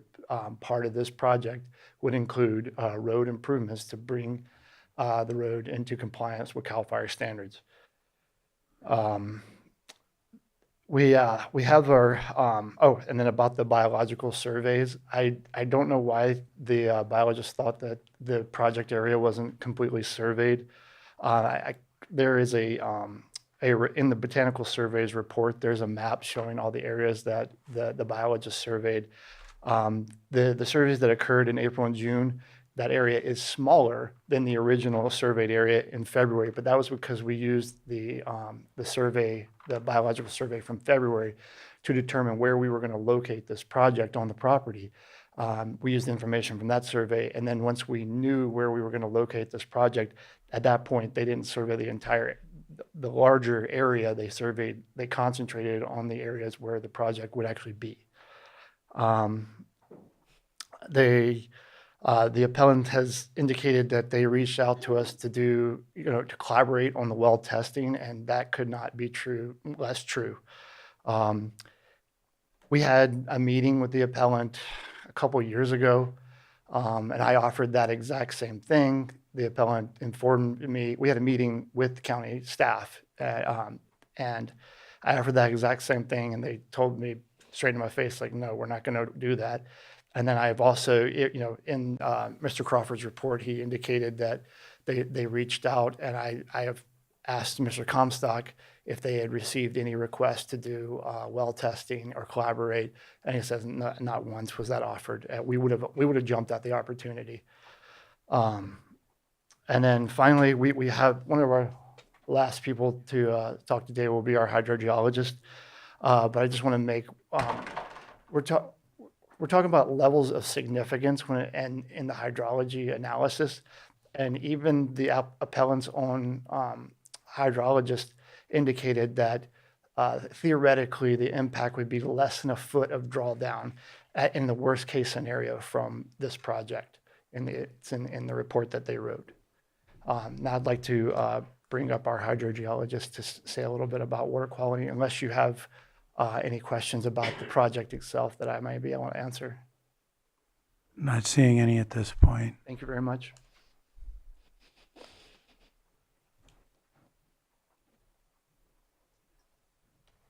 Good afternoon, board. My name's Lee Hurwitz. With Hurwitz Environmental. I'm a certified hydrogeologist. I did the hydrology report, the addendum, and the technical memorandum for this project. And I just wanted to just generally state that the project's groundwater use is considered reasonable. It's supported by field data, and it's not expected to cause significant adverse impacts. The well test that was performed on the project well was only 6 hours, but the appellant also did a transducer study where they pumped their well for 82 consecutive days at 650 gallons per minute, which created a drawdown of about 1.7 feet in a well located about 500 feet away. That's about the same distance as the project well to the Lucchetti well. Yes, do you have a question? Yeah, I'm sorry. I did see that data in there, but it was a little bit ambiguous. It stated that 87 days, was it 87 days? It was But it didn't say 82 days. 82 days, but it didn't state how long each day it was pumped. Was it an hour? Was it? I think it was pumped continuously for 82 days, 24 hours a day at 650 gallons a minute. Wow. Okay. And that created about one. Hang on, There was a you'll get a couple chance to, shutoffs. hang on. I believe there may have been a couple shutoffs where they malfunctioned, but my understanding was that's the way. It wasn't in the report. That's why I was asking. That was one of my questions. Well, coming their up. So I apologize transducer for. study presented that data to you guys, and that was what I responded to when I put this together. So what we found in their study was that they pumped a much higher rate than's being proposed. And the drawdown that they found was 1.7 feet after 82 days in a well 500 feet away. That's about the same distance between the project well and the nearest offsite well. So we could expect that those results would be similar if it was measured on the project well. That supports our conclusion, our initial conclusion. When we did the TICE model, which was the modeling that we did for this project, we showed less than a 3% drawdown in water levels, which was actually more conservative than it was actually found when they did their transducer study. So I think that proves that our modeling was appropriate and was conservative. Also, the project well, when pumped, as well as the transducer study that the Lucchettis performed, showed rapid recovery of the wells, which is also inconsistent with regional aquifer stress. That kind of shows that it's a resilient aquifer. And that was at 650 gallons per minute, you said? They pumped at 650 gallons a minute. The project well was pumped, I believe, at 350 gallons a minute. Oh, so yours was 350. Yeah, and I think that the average pumping rate for the project over the dry season is 60 gallons a minute if it was pumped continuously. That's the kind of data I needed. So if it's pumped continuously, the project well would be 60 gallons a minute in comparison to the 650 that was pumped from the Lucchetti well during their transducer test. So 10 times greater pumping rate created a 1.7 feet of drawdown, which in our opinion is insignificant. And that's because typically you would see a 10% threshold for significant adverse effects, meaning that the pumping and the project well would have to create a 10% drawdown of available water levels for it to be considered adverse. And in this case, we estimated 3%, and in their study, it showed less than 2%. So any groundwater pumping creates some localized drawdown. But the question is whether that drawdown is significant or adverse. And based on the modeling and the observed field data that was collected by the appellant, the predicted effects and the actual effects are small and below any adverse effect thresholds. And unless you have any questions, that's all I'm prepared to speak about. What was the recovery? I remember reading it, but just not all the data was in there altogether. The project well, when it was pumped, tested, I believe it had a 70+% recovery in 40 minutes. And then the appellant's well, when they did their transducer study, I believe had over a 90% recovery in 3 hours. Yeah, I wasn't worried about their well. I was worried about yours. It was a 6-hour test at 355 gallons a minute. For the project well, had a 73% recovery in 40 minutes. But that was only a 6 hours. That was only a 6 hour. And in the before harvest, when you're in the drought in the summer, when there's the least amount of water, how many hours a day will you be running that pump? Well, I believe I don't have the numbers in front of me, but I do know that their average daily project use is 75,000 gallons. So okay, 355 gallons a minute was their pumping rate. I don't have it in front of me, but I'm gonna guess. It's just doing the math. 4 to Okay. 6 hours, something like that, would give them the water they need per day. Thank you. 60 gallons a minute if it was pumped continuously. Thank you. Okay, any other public testimony from the applicant's side?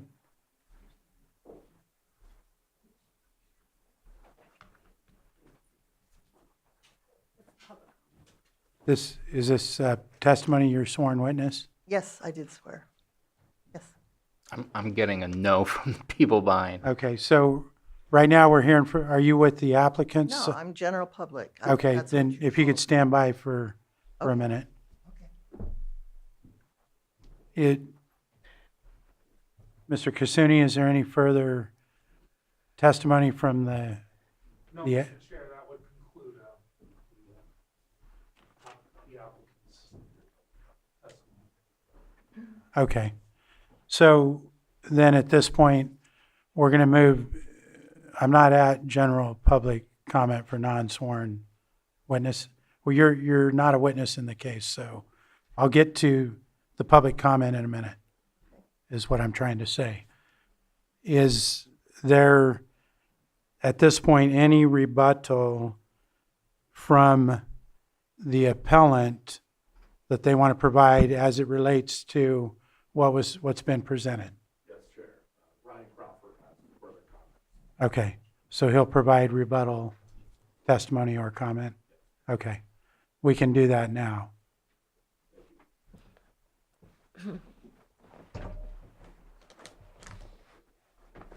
Ma'am, if you want to sit down for, I'll get, It's hard for me to walk, so. oh, okay, It's okay. okay. Okay, I think there's a couple things that are important to note. In general, this is like an argument over methodologies, but it's really proving something with your water and your effects of the water. 6 hours of pumping for a project under really no circumstances have I ever done in projects I've done many dozen municipal wells, dozens and dozens of irrigation wells, domestic, every kind you can imagine. Public supply wells, at least, have a standard where you really have to prove you're not going to affect your neighbors adversely. What is that number? I guess we're throwing the number up here is 10% is some theoretical impact, I guess, in this conversation. 24 hours is a basic standard usually for that, to see that at whatever rate you're doing, you're not having a cumulative impact. If Lucchettes are already pumping, they already have been pumping, and that's what they've been doing over time, that they've established that. What is the cumulative drawdown with another well going online? There's no actual evidence in a 6-hour pump test. It's a theoretical simulation. There was no measuring of adjacent wells to see what that actually did. It was just one point in one location with drawdown in it. There's a couple of other things to note here. The methodology assumes something called the unconfined condition. So unconfined meaning the groundwater just isn't under pressure at all. It's not confined by anything. It just basically equilibrates to the atmosphere as you pump. However, if you look at all the logs, except for this particular log, which is interesting, but all the other logs in Coyote Valley show 5, 10, 20 or more feet of clay and silt at the surface, semi-confining the groundwater.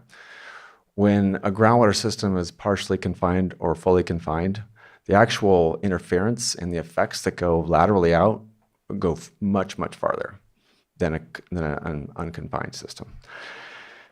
So those are the two main things, really. It was never proven. I didn't, for clarification, reach out to the Comstocks. It just purely was monitoring the wells for the Lucchettes, but was told that there was proof that they had. Because I requested that. I would love to have collaboration with any other wells nearby. That makes for a much greater study and is actual evidence of interference between two entities. So right now, we don't have that. We don't have that. There is no actual evidence that there isn't going to be material harm to water levels within the Lucchetti Ranch. So that's just my opinion, and I'm happy to talk about many of the concepts within that. Thank you. Is there any other rebuttal? Thank you. What was that? Okay, okay. Okay, Eric, go ahead with any rebuttal related to what was presented. Thanks. I just wanted to clarify a couple of points. One is that the applicant explained that there has been a pre-construction survey done. I just wanted to say that a pre-construction survey is a mitigation measure. It's not a study that you use for planning. So having that done doesn't replace planning surveys that weren't done. And then the other item was about the survey area. They said they didn't understand why I said that the survey area was not complete. And I glossed over that for time, but to clarify, the reason I said that is that the initial survey area did include all of the access roads, and there's been a lot of talk about access roads. The later surveys did not include any of those access roads. And those access roads are a part of the project, as we've all been talking about. They're an integral part of it, so you can't just gloss over that and say that you've covered the entire project area. Thanks. Thank you. Mr. Lucchetti? Couple points of clarification. Yeah, sorry. Move it up here. Okay, a couple of points of clarification, and perhaps the county staff from CDC can clarify and confirm what I'm about to tell you. The Guanac Valley Resort has entered into an agreement with the Comstock Ranch that's been formalized as part of the approval of the resort to use the Guanac Valley Grange Road connector from the Guanac Ranch through the Comstock Ranch to Grange Road, which will touch over part of, not all of, the road that we use to access the ranch, just the beginning of it. That's been formalized in the permit approval for the Guanac Valley Resort, and that is not a matter of speculation, and it isn't a matter of my going out of my mind and saying, oh, I'm imagining something that could happen in the future. It's part of their approval.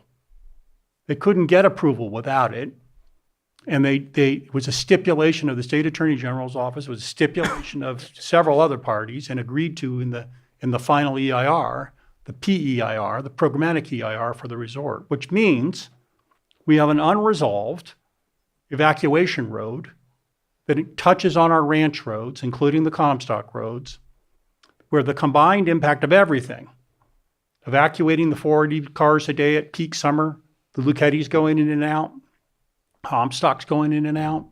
Coast Guard's not currently in use, but y'all just suggested it should go to the tribe and may soon be in use by the tribe. Going to the Noise Ranch, all go over these roads, and these matters have not been resolved in a cumulative impact study, which is required by CEQA. This isn't my imagination. This isn't speculation. It's factual, and it's based on what's been approved in that PEIR. Now, I'd like CDC to verify that. Sir, you need to address the board. I'd like the board to ask CDC to verify what I just said. It has been approved in the Guanac Valley PEIR. Okay, the board will, I'll direct. I'm asking. Okay. All right, that's your comment at this point? Well, I haven't made all my comments. I have some more comments. Okay, go ahead and finish your. To make. Okay. After the drought of 1976 and 1977, we used to pump, we have the senior-most water right in the basin. We have a 320 acre-feet water right to pump out of Pewter Creek. When we first came to the area in the 1960s, you could irrigate our pasture, 110 acres of irrigated pasture, from that water right. Over time, as in my opinion, Hidden Valley started to get built out. People poked more holes in the ground, more wells were put in place, and I also personally believe there has been some form of climate change. You can no longer get through an irrigation season pumping out of the creek. You have to pump out of wells.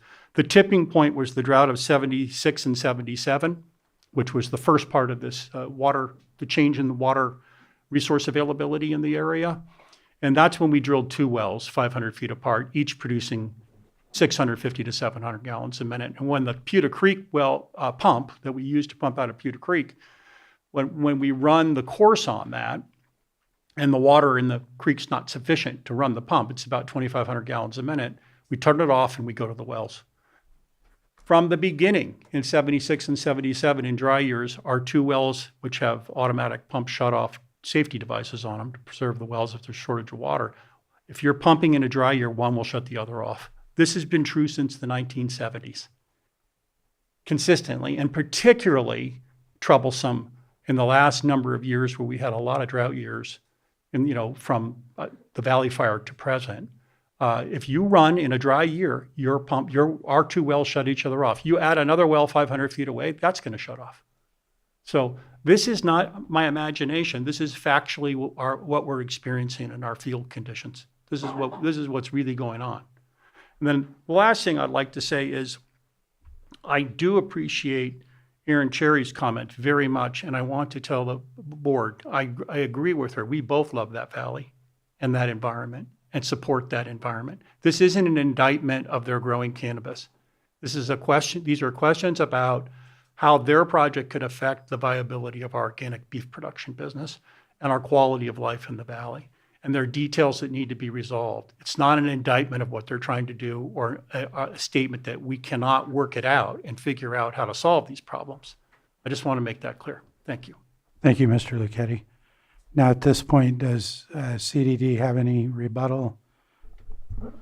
Thank you.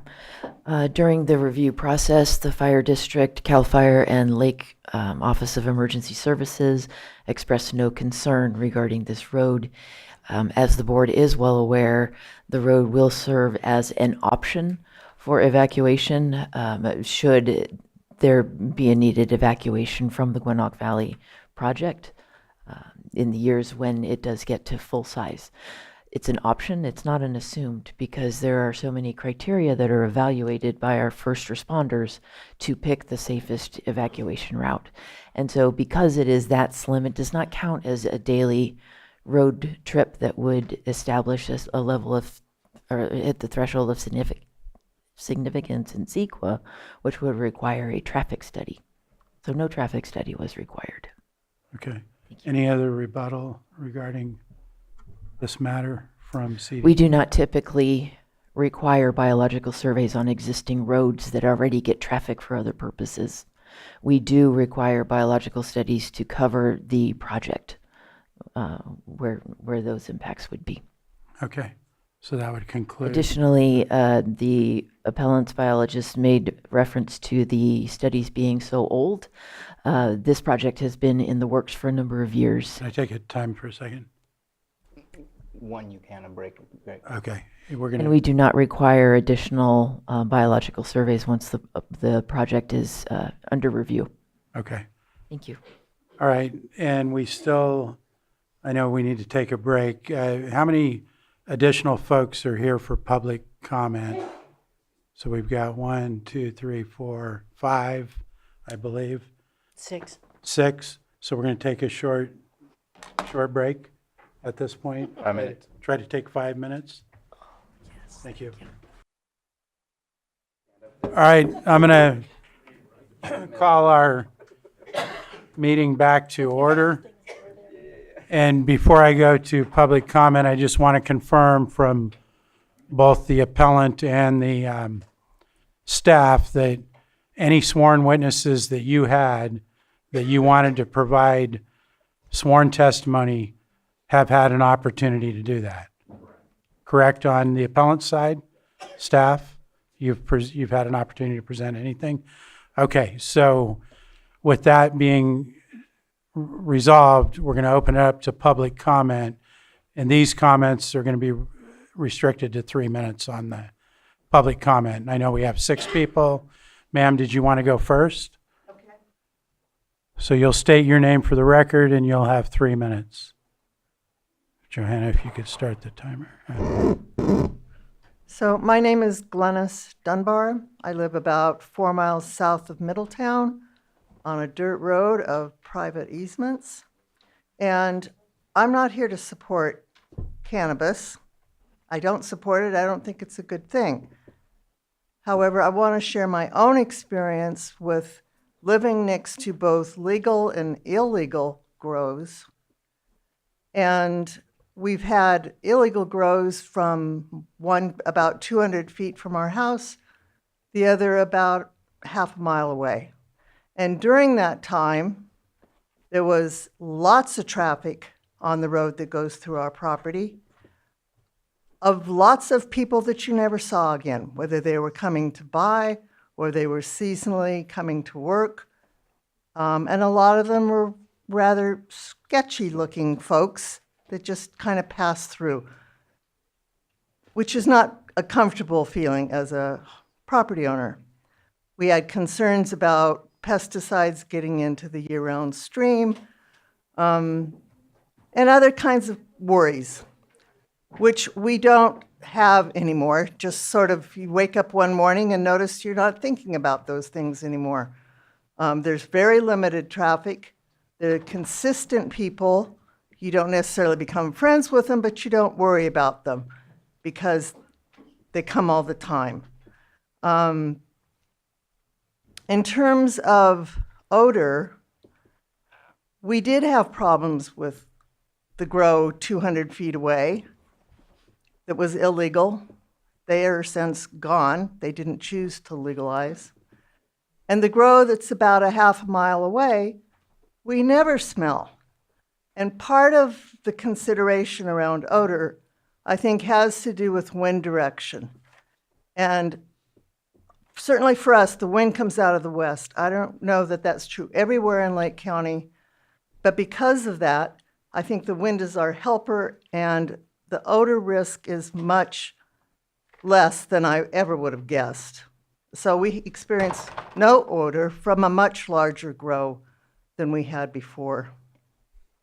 And I guess the other thing I would say is that ranches, both like the Lucchettes and the Comstocks, are endangered species these days. This is very challenging for a family to work together to sustain a property over time. And what is often happening is those same ranches, the offspring aren't interested, they can't, or the financials aren't there, and they end up selling them, and that whole way of life goes away. Okay, thank you, ma'am. Next person in the room. State your name for the record. You'll have 3 minutes. Good afternoon, Board. Tom Lasik. I just want to touch on one aspect of this, and that is the road safety and safety in general. The staff presented the internal roads. There was one of the concerns is that there is a bridge there that has to be crossed, and it needs to be rated for, I think, 75,000 pounds. I'm not sure if that has been discussed. I'm also concerned with what I would call not really a clear answer. I'm sure the fire district did not respond with an inspection, but to assume that that was somehow a sufficient review of the safety, I think is not quite accurate. The main thing I do want to point out, though, and spend most of my time on, is the lack of a safety study. This happens repeatedly. CDD refers to, and the document they refer to when they talk about meeting the 110 VMT threshold is called the Technical Advisory on Evaluating Transportation Impacts in CEQA, which comes from the California Department of OPR. And that document does have advisories for evaluating transportation impacts of CEQA, but it's for air pollution. It's for greenhouse gas emissions. It's for where to put bus stops and bike lanes to reduce our carbon footprint. It's not meant to evaluate safety. And in fact, within that document, I think it's section G, it very specifically says don't use this document as an evaluation for safety, and that you should use other documents. Now, that document came out in 2018, and since then, Caltrans has put out other documents that basically say you need to consider safety. And unfortunately, this has been a categorical boilerplate document. If you look at any M&D for the last 5-6 years, you'll see almost the exact same language over and over and over again, referring to this document as a reason not to do a safety study. And so they're using the wrong document the wrong way for the wrong reasons. And we are talking about evacuation for simultaneous ingress and egress of responders at the same time. People do need to evacuate. It wasn't studied. It is a dead-end road, which is a 4290 concern. They do not evaluate roads outside the property, which is not supposed to be the way that's interpreted. And as has been mentioned already, it's not wide enough. So I'm just concerned that there hasn't been the study. And thank you for your time. Thank you. Next person for public comment.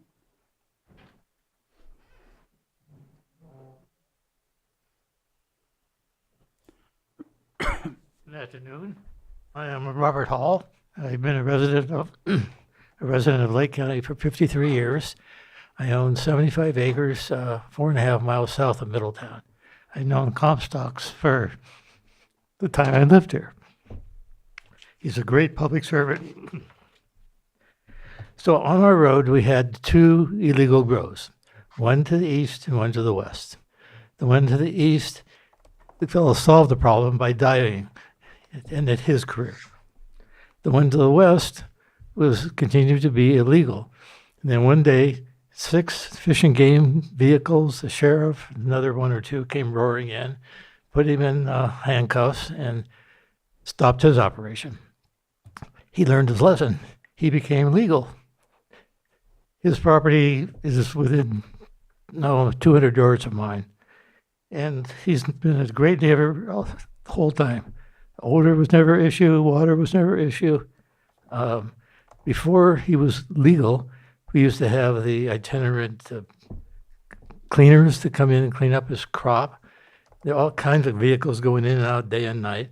All that ended when he became legal. So I encourage the board to deny the appeal and let the process go forward so Comstocks can put their crop in and generate some revenue for their property. So what's worse? Another thing that's happening out in, I don't even know the name of it, where this development is pending. You want to see Comstock take its 1,600 acres and add a golf course or 2 and condominiums and hotels and all that stuff? I'd say no. That would really ruin the character of our country or our county.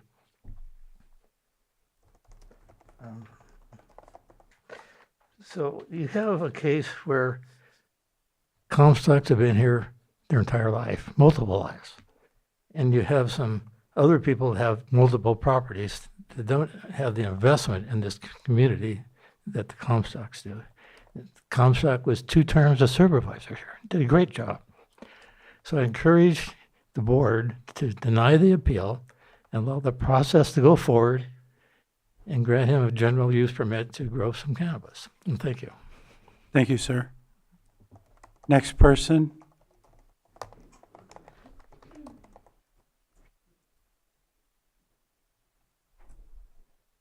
How you doing? My name's Robert Loudermilk. I've known the Comstocks since the early 60s. Went to school with Jim and his wife Colleen.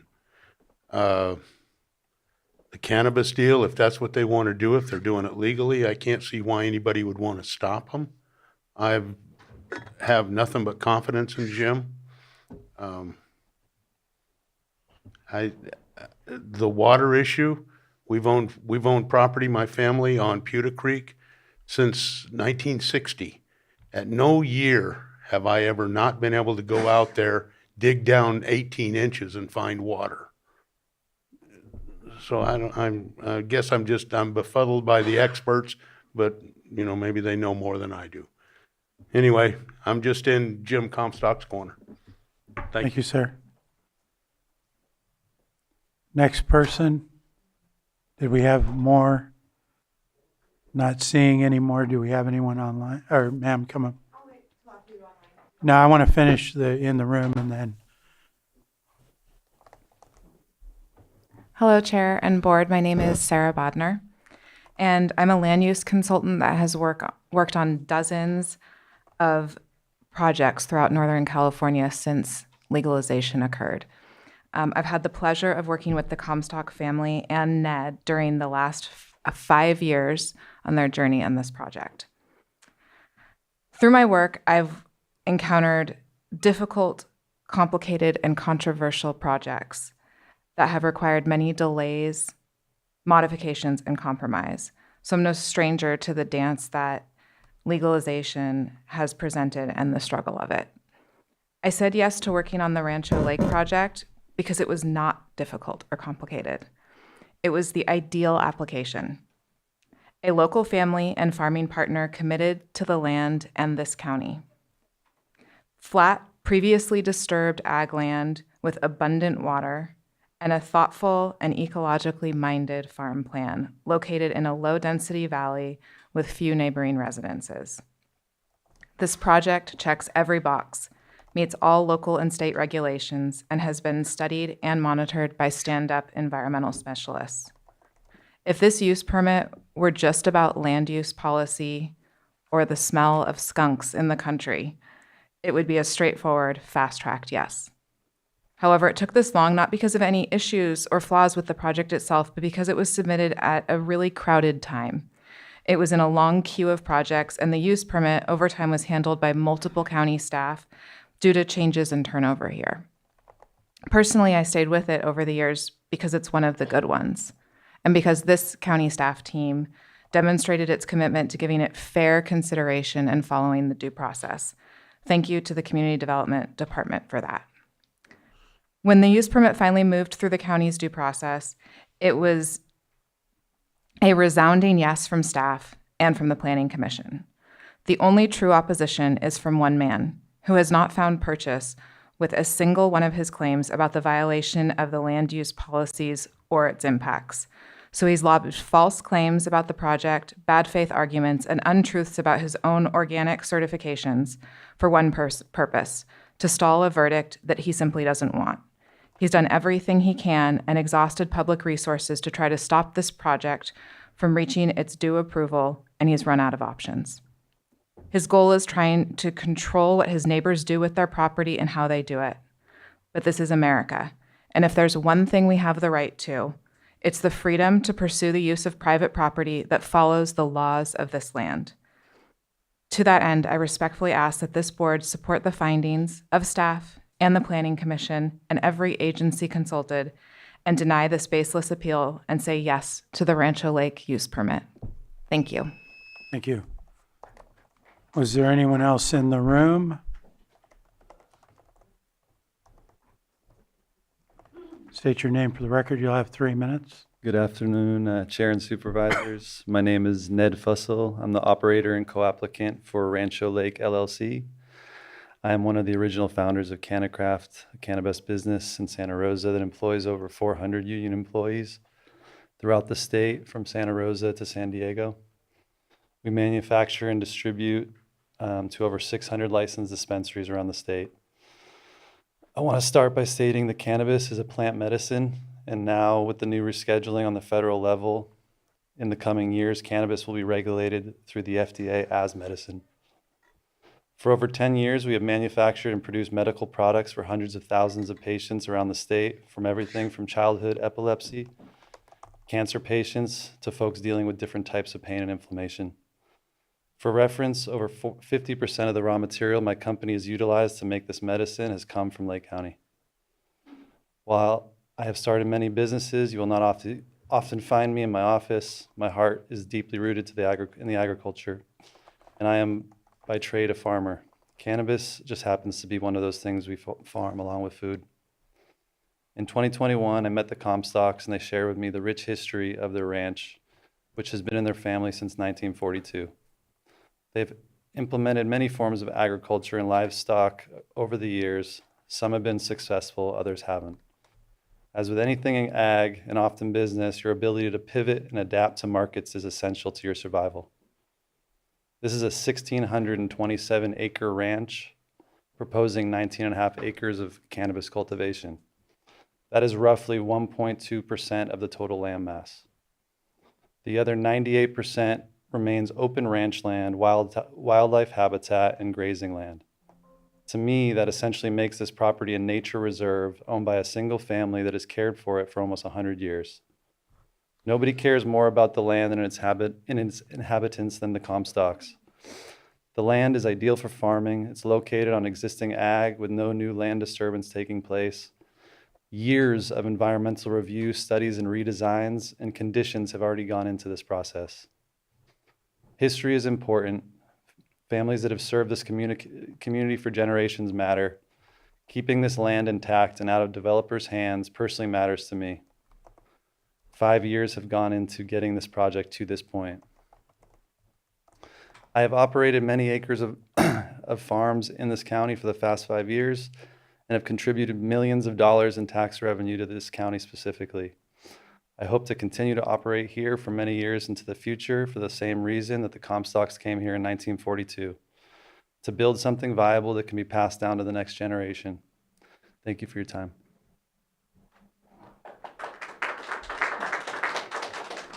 Thank you. Was there anyone else in the room? Not seeing any, we're going to, okay, one more.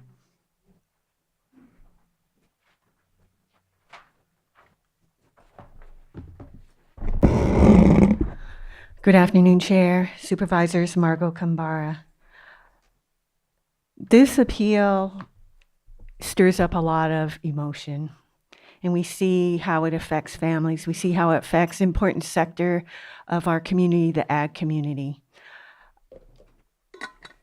But what's before your board is an appeal, and that appeal is on grounds of CEQA. So that means your board, with respect, needs to look at it in terms of CEQA, violations of, or shall we say, insufficiencies in the studies, insufficiencies in the reports. And this is not to say that they can't be remedied, but right now it would be premature to approve the project when the data is old. For example, it has been brought to your attention that these studies, the biological studies, are at least 5 years old. That poses a problem, especially when Director Turner has told the General Plan Advisory Committee in one of our meetings that reports, when it comes to evaluating environmental impacts, should be no older than 5 years old. I'd also like to bring to your attention CEQA section 15384 on substantial evidence. And I will try to spare you the dryness of it and just highlight what's important to this appeal. And that is, CEQA tells us substantial evidence, quote, is enough relevant information and reasonable inferences from this information that a fair argument can be made to support a conclusion, even though other conclusions might be reached. Whether a fair argument can be made that the project may have a significant effect on the environment, it is to be determined by examining the whole record before the lead agency, and that's CDD. So let's continue on. What about this substantial evidence? Quote, substantial evidence shall include facts, reasonable assumptions, predicated upon facts, and expert opinion supported by the facts, end quote. And that's precisely what the appellant team has done. Thank you. Thank you. Was there anyone else in the room? I don't believe so. Okay, online, Johanna? Autumn, if you could go ahead, you'll have 3 minutes. Hello, can you hear me? Yes, we can. Go ahead. Great, thank you. Good afternoon, board and chair. My name is Autumn Carsey. I'm a local resident and business owner. Over the last few years, I've gotten to know the Comstock family, and I can confidently say they operate with integrity, They care deeply about this county, and they have a genuine stewardship for the land spanning almost 100 years. Ned Bucell is a well-respected entrepreneur who has helped build some of California's most recognizable cannabis brands. But more importantly than any brand or business accomplishment, Ned is a farmer who believes deeply in agriculture, community, and preserving working lands. I have reviewed the application materials and I have personally visited the Comstock Ranch. To see this property in person is to understand how ideal it is for cultivation. This is a working ranch with a long agricultural history. This matters because once families can no longer keep large agricultural properties economically viable, eventually those lands get divided, sold off, or developed. Families like the Comstocks are a part of the fabric of Lake County, and keeping ranches like this intact matters for the future of this community. This project has now gone through 5 years of studies, redesigns, environmental review, hearings, and substantial investment to comply with the county's process and CEQA requirements. The county's own staff report confirms the project exceeds setback requirements, requires no new tree removal, and includes extensive environmental protections and mitigation measures. I also want to address the concerns regarding neighboring cattle operations. This is a licensed and highly regulated agricultural operation, governed by California's pesticide, environmental, and water quality laws. There is no specific regulatory basis establishing that a properly operated cannabis farm can inherently harm neighboring livestock simply by existing nearby. Lake County has always evolved through agriculture, from pears to walnuts to wine grapes. Each generation has adapted in order to survive. Right now, we are watching vineyards across California being pulled out at historic rates, with experts projecting more than 100,000 acres could ultimately be removed statewide. Agriculture changes. The families and communities that survive are the ones that are willing to adapt. Cannabis is simply the next chapter of that agricultural story. At the end of the day, I believe this decision is about whether Lake County stands behind families, agriculture, and the integrity of its own process after 5 years of work. I thank you for your time and consideration, and I hope that you move to approve this project. Thank you. Thank you. Do we have anyone else? Okay, I'm going to close the public comment and bring it back to the board for any staff questions or comments, consideration, action, etc. We'll start with Supervisor Owen. Well, first I'd like to, I guess I better turn on my mic, sorry. First, I'd like to say that this is really unfortunate that this project has divided and strained the long-term relationship between these two families. I've known both of them pretty much all of my life. I used to babysit Mr. Comstock's sister at his house, at his current house. So I've known them forever. My mother and his father were great friends. I've known Peter for many, many years. So I'm really sad that this has came to that. I'm hoping that we can find some kind of way that this can work and move forward, where both parties can give a little and both parties can still achieve what they need to achieve. I was actually raised on Grange Road. I do have some concerns about the what I feel is probably a little bit of an inadequate well study, not that it can't be redone, and to calm those fears, but 6 hours. I do know that when I lived on Grange Road, we had a hand-dug well of 28 feet. When Hidden Valley Lake started drilling on the south side of Pewter Creek, it dropped the water table and we had to drill another well. So that's a fact, and it was quite a ways from our well, like probably a quarter of a mile, and they drilled 3 wells. So it would be nice to kind of, I don't think it'd be that expensive to really do another well test and make sure that it's sufficient to calm the worries in that issue on water. The 4290 road requirements, I believe that it was mentioned that you were bringing those up to code when it was coming in, which I think was an issue once you start doing the drying, the processing, and the packing at the facilities. I think that needs that's, as I understand it, should come up to the 4290. The only question is the bridge going across, and that might need some improvements, maybe some widening. I'm not sure, but if it comes to 4290, I think that could work. I'm unclear on that if that's what was said earlier. I think that was one of my questions. The cost of the pesticide drift. This is something that actually Mr. Lucchetti is going to have to address for me. I am wondering, there's a difference in cost of your meat and the value of your product if you have organic or if you don't raise organic.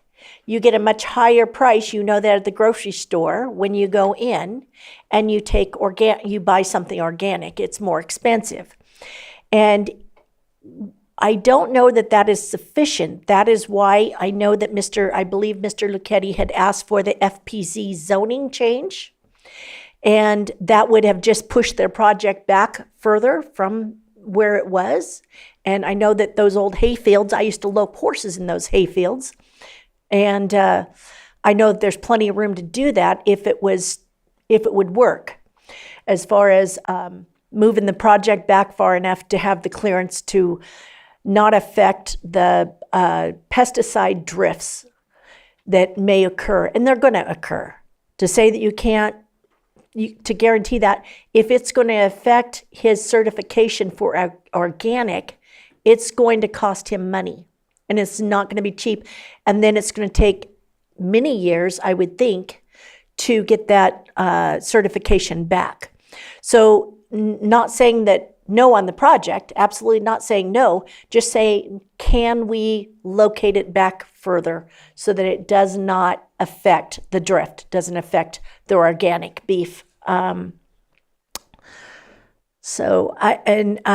I said, I'm not sure how much more per pound you get on your beef that you raise at the market for organic versus non-organic. So those are my comments that I've noticed in this. Okay, any other board members at this point? I've got one question about, just for a clarification. So as I understand, the emergency evacuation onto this road from Gwinnett would be a third option that they would have once that's built out for an emergency, because they're still going to have two of their own. No, they only have access roads. That's Canyon. And this one.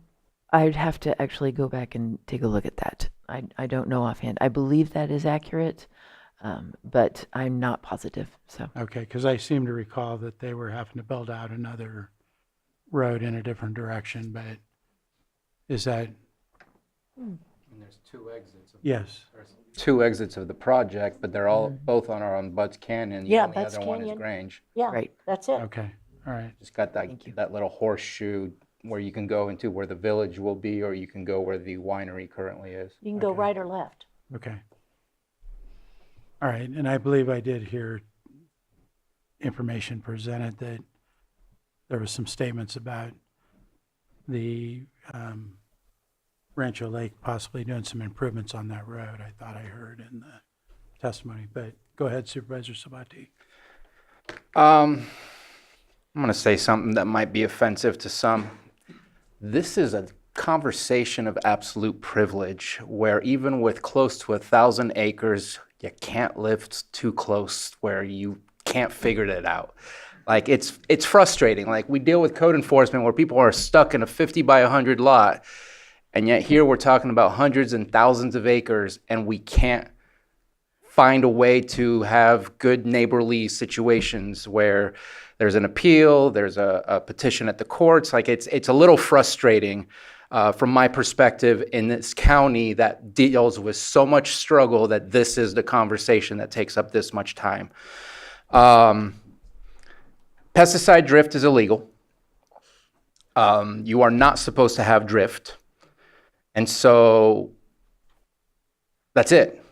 And if there is, there's ramifications for that, both from us as a pesticide control, I believe through the Ag Commissioner, And as anybody who is impacted by a neighbor or another person, what they do to them, there's remedies for that as well. So I don't think we should be making decisions on something that is already illegal.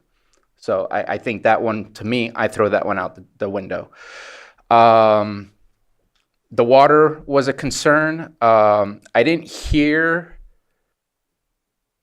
substantive evidence to say that here's proof that it will have negative impact.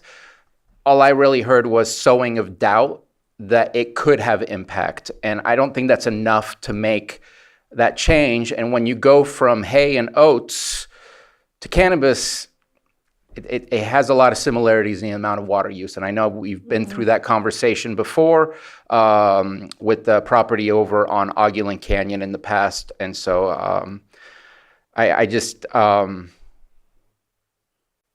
roads, it's already in the conditions of approval that it needs to meet 4290. I'm also looking forward to the road in general. I doubt that the Attorney General was anticipating a dirt trail as an evacuation pathway, so I'm sure it will be built out as well, which will help as a whole. I don't see any health and safety issues. What I do not like, and this is my only problem that I really have with the project, is outdoor cultivation in an appropriate area, but to me, the harshest, most, and I guess this is a way that I'm looking to see if we can find a compromise. The harshest situation in any point of a harvest is when you're drying. And what I'm seeing is a drying shed, which is a temporary building that has no air filtration, no nothing. And I guess I would prefer looking for something a bit more permanent that can help out in the area, that can filter out the smell so that it doesn't have an impact on the neighbors. Because when it's growing, it's really kind of faint. It's really kind of not as bad as when it's drying. That's when it really gets intense. So is that a possibility? Because right now you have 6 buildings, I believe, that you are planning to put on the northern edge of the cultivation for drying. And I mean, it's got some large distances from it. It's over 1,000 feet away. But I guess that's the only part to me that maybe that could be helpful. Is that something that can be phased in so that it gets better and better as the years go on? But overall, I mean, it's ag. We've been talking, we haven't finalized, but we've been talking about setbacks. We said ag, that's what it's for. It's for dirty work, it's for smelly work. I think the project is in a good location. I think the conditions of approval meet it. If there was anywhere to compromise, it would be how the drying is being planned to see if it's possible to minimize the potential smells, which again, more than 1,000 feet away. I had to find something to see if there was anywhere to be able to meet halfway, but I'm not seeing it. Now, I know there's been a couple of things being lobbed, and I guess if you didn't know, maybe you didn't know, but you are also under oath. I did check, and I did find a certification for organic, and so I've heard a lot of statements. I've read a lot of statements that say otherwise. Sometimes you got to go to the source, and I was able to find something. And so I would love for you to continue to do what you've been doing. You have a large amount of land to be able to make that happen. And I also don't want anyone telling their neighbor how to utilize their own land.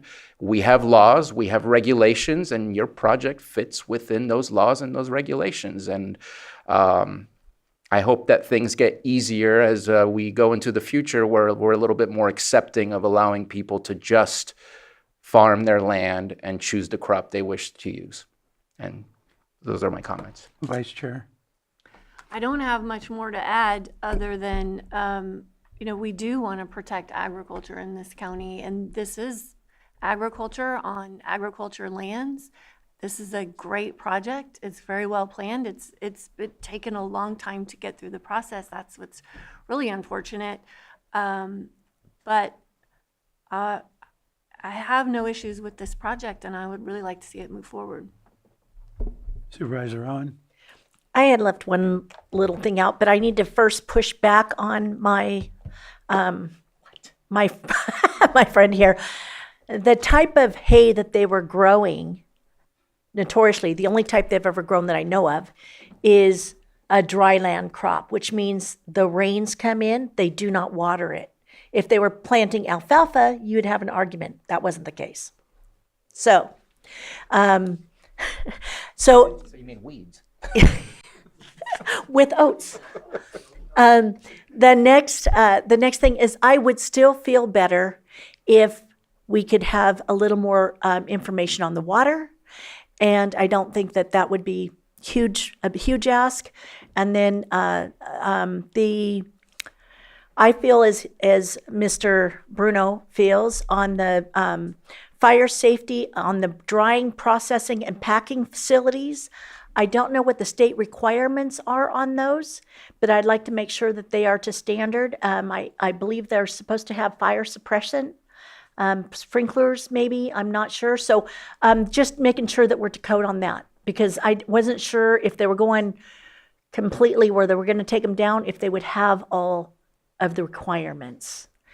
And then the only other ask I would have that would really put the cherry on top would be, I know that drift is illegal, but that doesn't mean it doesn't happen. So I would still I'd wonder if there was any reparations or anything if it did end up affecting the organic certification. That was, I know, a huge issue for Mr. Lucchetti was the organic certification and not wanting to risk that. So then I would be absolutely behind it. We just need to make sure that our I's are dotted and our T's are crossed. Thank you. Anything else from the board at this point? And I think we're potentially ready for action. Would you be able to respond on the building and the fire safety stuff? Yes, I can. The building would require a building permit for a temporary structure, and that would meet all of the California Building Code requirements. The purpose of these structures is to not permanently damage ag lands by having permanent structures on them, and to be able to deconstruct those after the season and not create any impermeable surfaces. But the buildings themselves, the temporary structures, would be put up to standard for California Building Code and would meet those requirements and have a building inspector final the inspection prior to occupancy. Okay, so that means you wouldn't have a floor in it, so you don't have to put the concrete down, which is awesome. And then what about the fire safety aspects of it and ventilation? Sure. So sprinklers are required for an F1 occupancy, and that is for 12,000 square feet or greater of a new surface, and that does not meet these requirements. It would have to be one building meeting 12,000 square feet or greater for sprinklers. However, the project does include water dedicated to fire suppression and will be equipped with the standpipes for the fire district's connection and water on reserve specifically for defensible space and things like that. And these are only 6,000 square feet, correct? Yes, there are 5 structures that are 6,000 square feet each. Supervisor Crandall? Yeah, I just figured I'd say this. I read the report or the actual planning commission. I watched the video, and I want to support the planning commission. I want to support this project. I figured I'd just say that because you all were looking at me like, where do you stand? So I figured I'd just say it. How'd you know? All right, that answer your question? Yeah, no, I appreciate it. So I think we're ready for some possible action.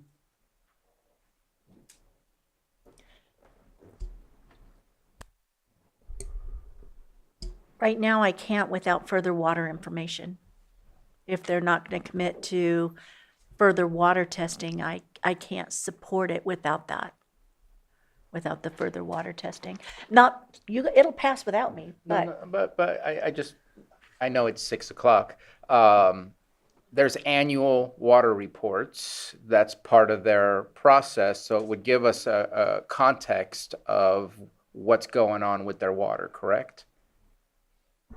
Yes, that is correct. We do receive annual progress reports during our annual compliance monitoring, and those are due to the department by June 1st of each year. And does that give you the static level? And is it possible to, I mean, I guess what difference would it make if we run a test? Do we cancel the permit if it doesn't go through? Like, I just trying to figure out how that information can continue to come to us, because I know that we get the annual report.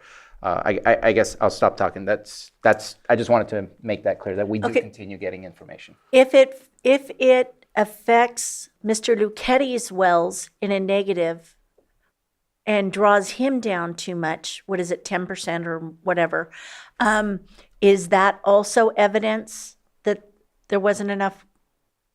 How is that handled if it negatively? Because like I said, on Grange Road, we lost our well. We do not have requirements for annual impacts on offsite wells. We do hold them accountable to using the amount of water that they stated they were going to use, but offsite impacts, the reason why we hold them to the amount that they say they're going to use is because we have the hydrology reports that say that this will not cause the negative impact to the offsite neighbors. And so that's what we do is. Right, and I felt that that it was insufficient, the hydrology report. A 6-hour hydrology report I felt was insufficient. And like I said, personal experience on that road, we lost our well. So that's why I'm going to stand harder on the water. Understood. We do not have it in our code to monitor water use for offsite impacts. Mm-hmm. Okay. Do we have any proposed motions? Yeah. If I could just add one more thing, we also ahead. do not have monitoring of what offsite water uses are over there too, No, they in order have- to connect the sort of impacts. Well, I think that there's a lot of monitoring going on in the valley so that they can find out if their wells are affected. That's what I'm saying. If you could use their data. Right. We did have that report from Vector Control regarding the flooding of the pasture next door as well. And so that's the type of water use that I'm talking about. You know, we don't control, there is no authority to oversee water use per property by the property owner. County Council? Yeah, so Chair, if it's if it's your will of the board, it's here on the sample motion on the board memo that was made a part of the agenda packet. Just want to add to that a bit, just to provide justifications as is standard practice for purposes of that motion. So when your board is ready, I could just state that for We're ready. your board's proposal. So, okay, so the motion would be moved that the Board of Supervisors deny appeal PL-26-12, upholding the Planning Commission's approval of major use permit PL-25-13 for UP 21-15, and adoption of initial study IS 21-13, and that would be based on the findings made on page 17 through 21 of the December 11, 2025 staff report, which is exhibit, I believe, A1, and page 3 to 4 of the January 8, 2026 staff report, which is exhibit A, and direct staff to prepare draft findings of fact. I just want to correct that with initial study 2313, and so moved. Second. So I have a motion and a second. All in favor? Aye. Aye. Opposed? Nay. That motion carries 4-1.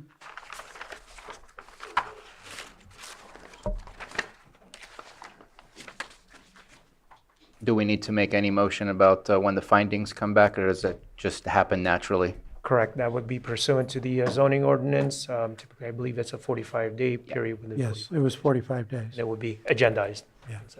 Okay. Okay, that concludes this item. Thank you, everyone. Are we done yet?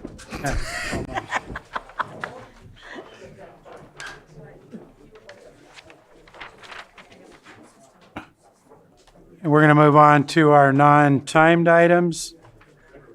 Starting, To the restroom really quick. okay, we're going to take just a quick minute break. I have three. I'm going to start the meeting back or continue. We're going to, 7.1, I'm going to forego calendars today, so we're not going to do those. Then I'm going to go to 7.2, and I'm requesting, that is consideration of an annual PEG presentation to the Board of Supervisors. I'm asking that we continue the PEG presentation to June 2nd. Hearing no opposition from the board, I'm going to open that up to the public. Is there anyone who wants to comment on the continuance?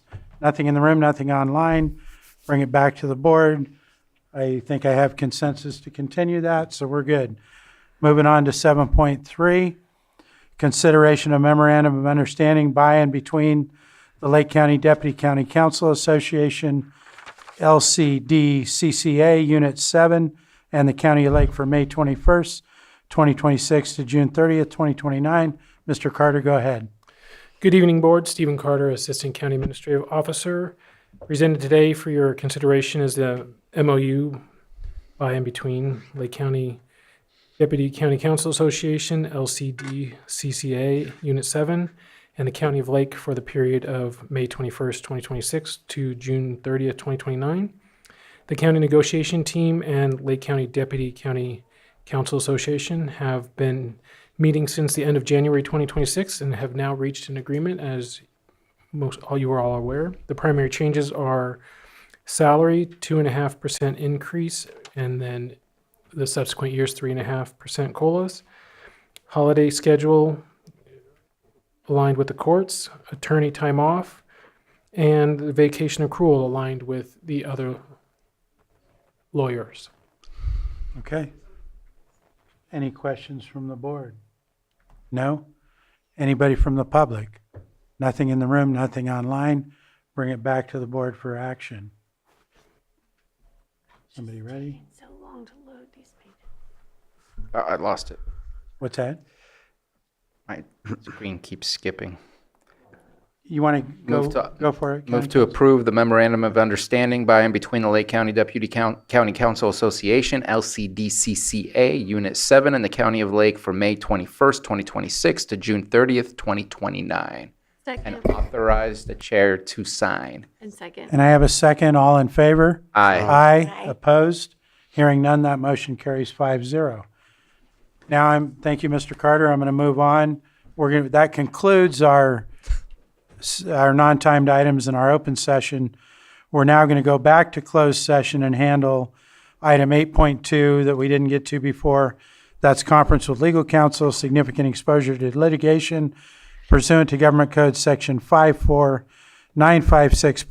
D2 and E1 5 potential cases. Is there anybody in the public who wishes to comment on this item? Nothing in the room, nothing online. We're going to close the open meeting and go to closed session.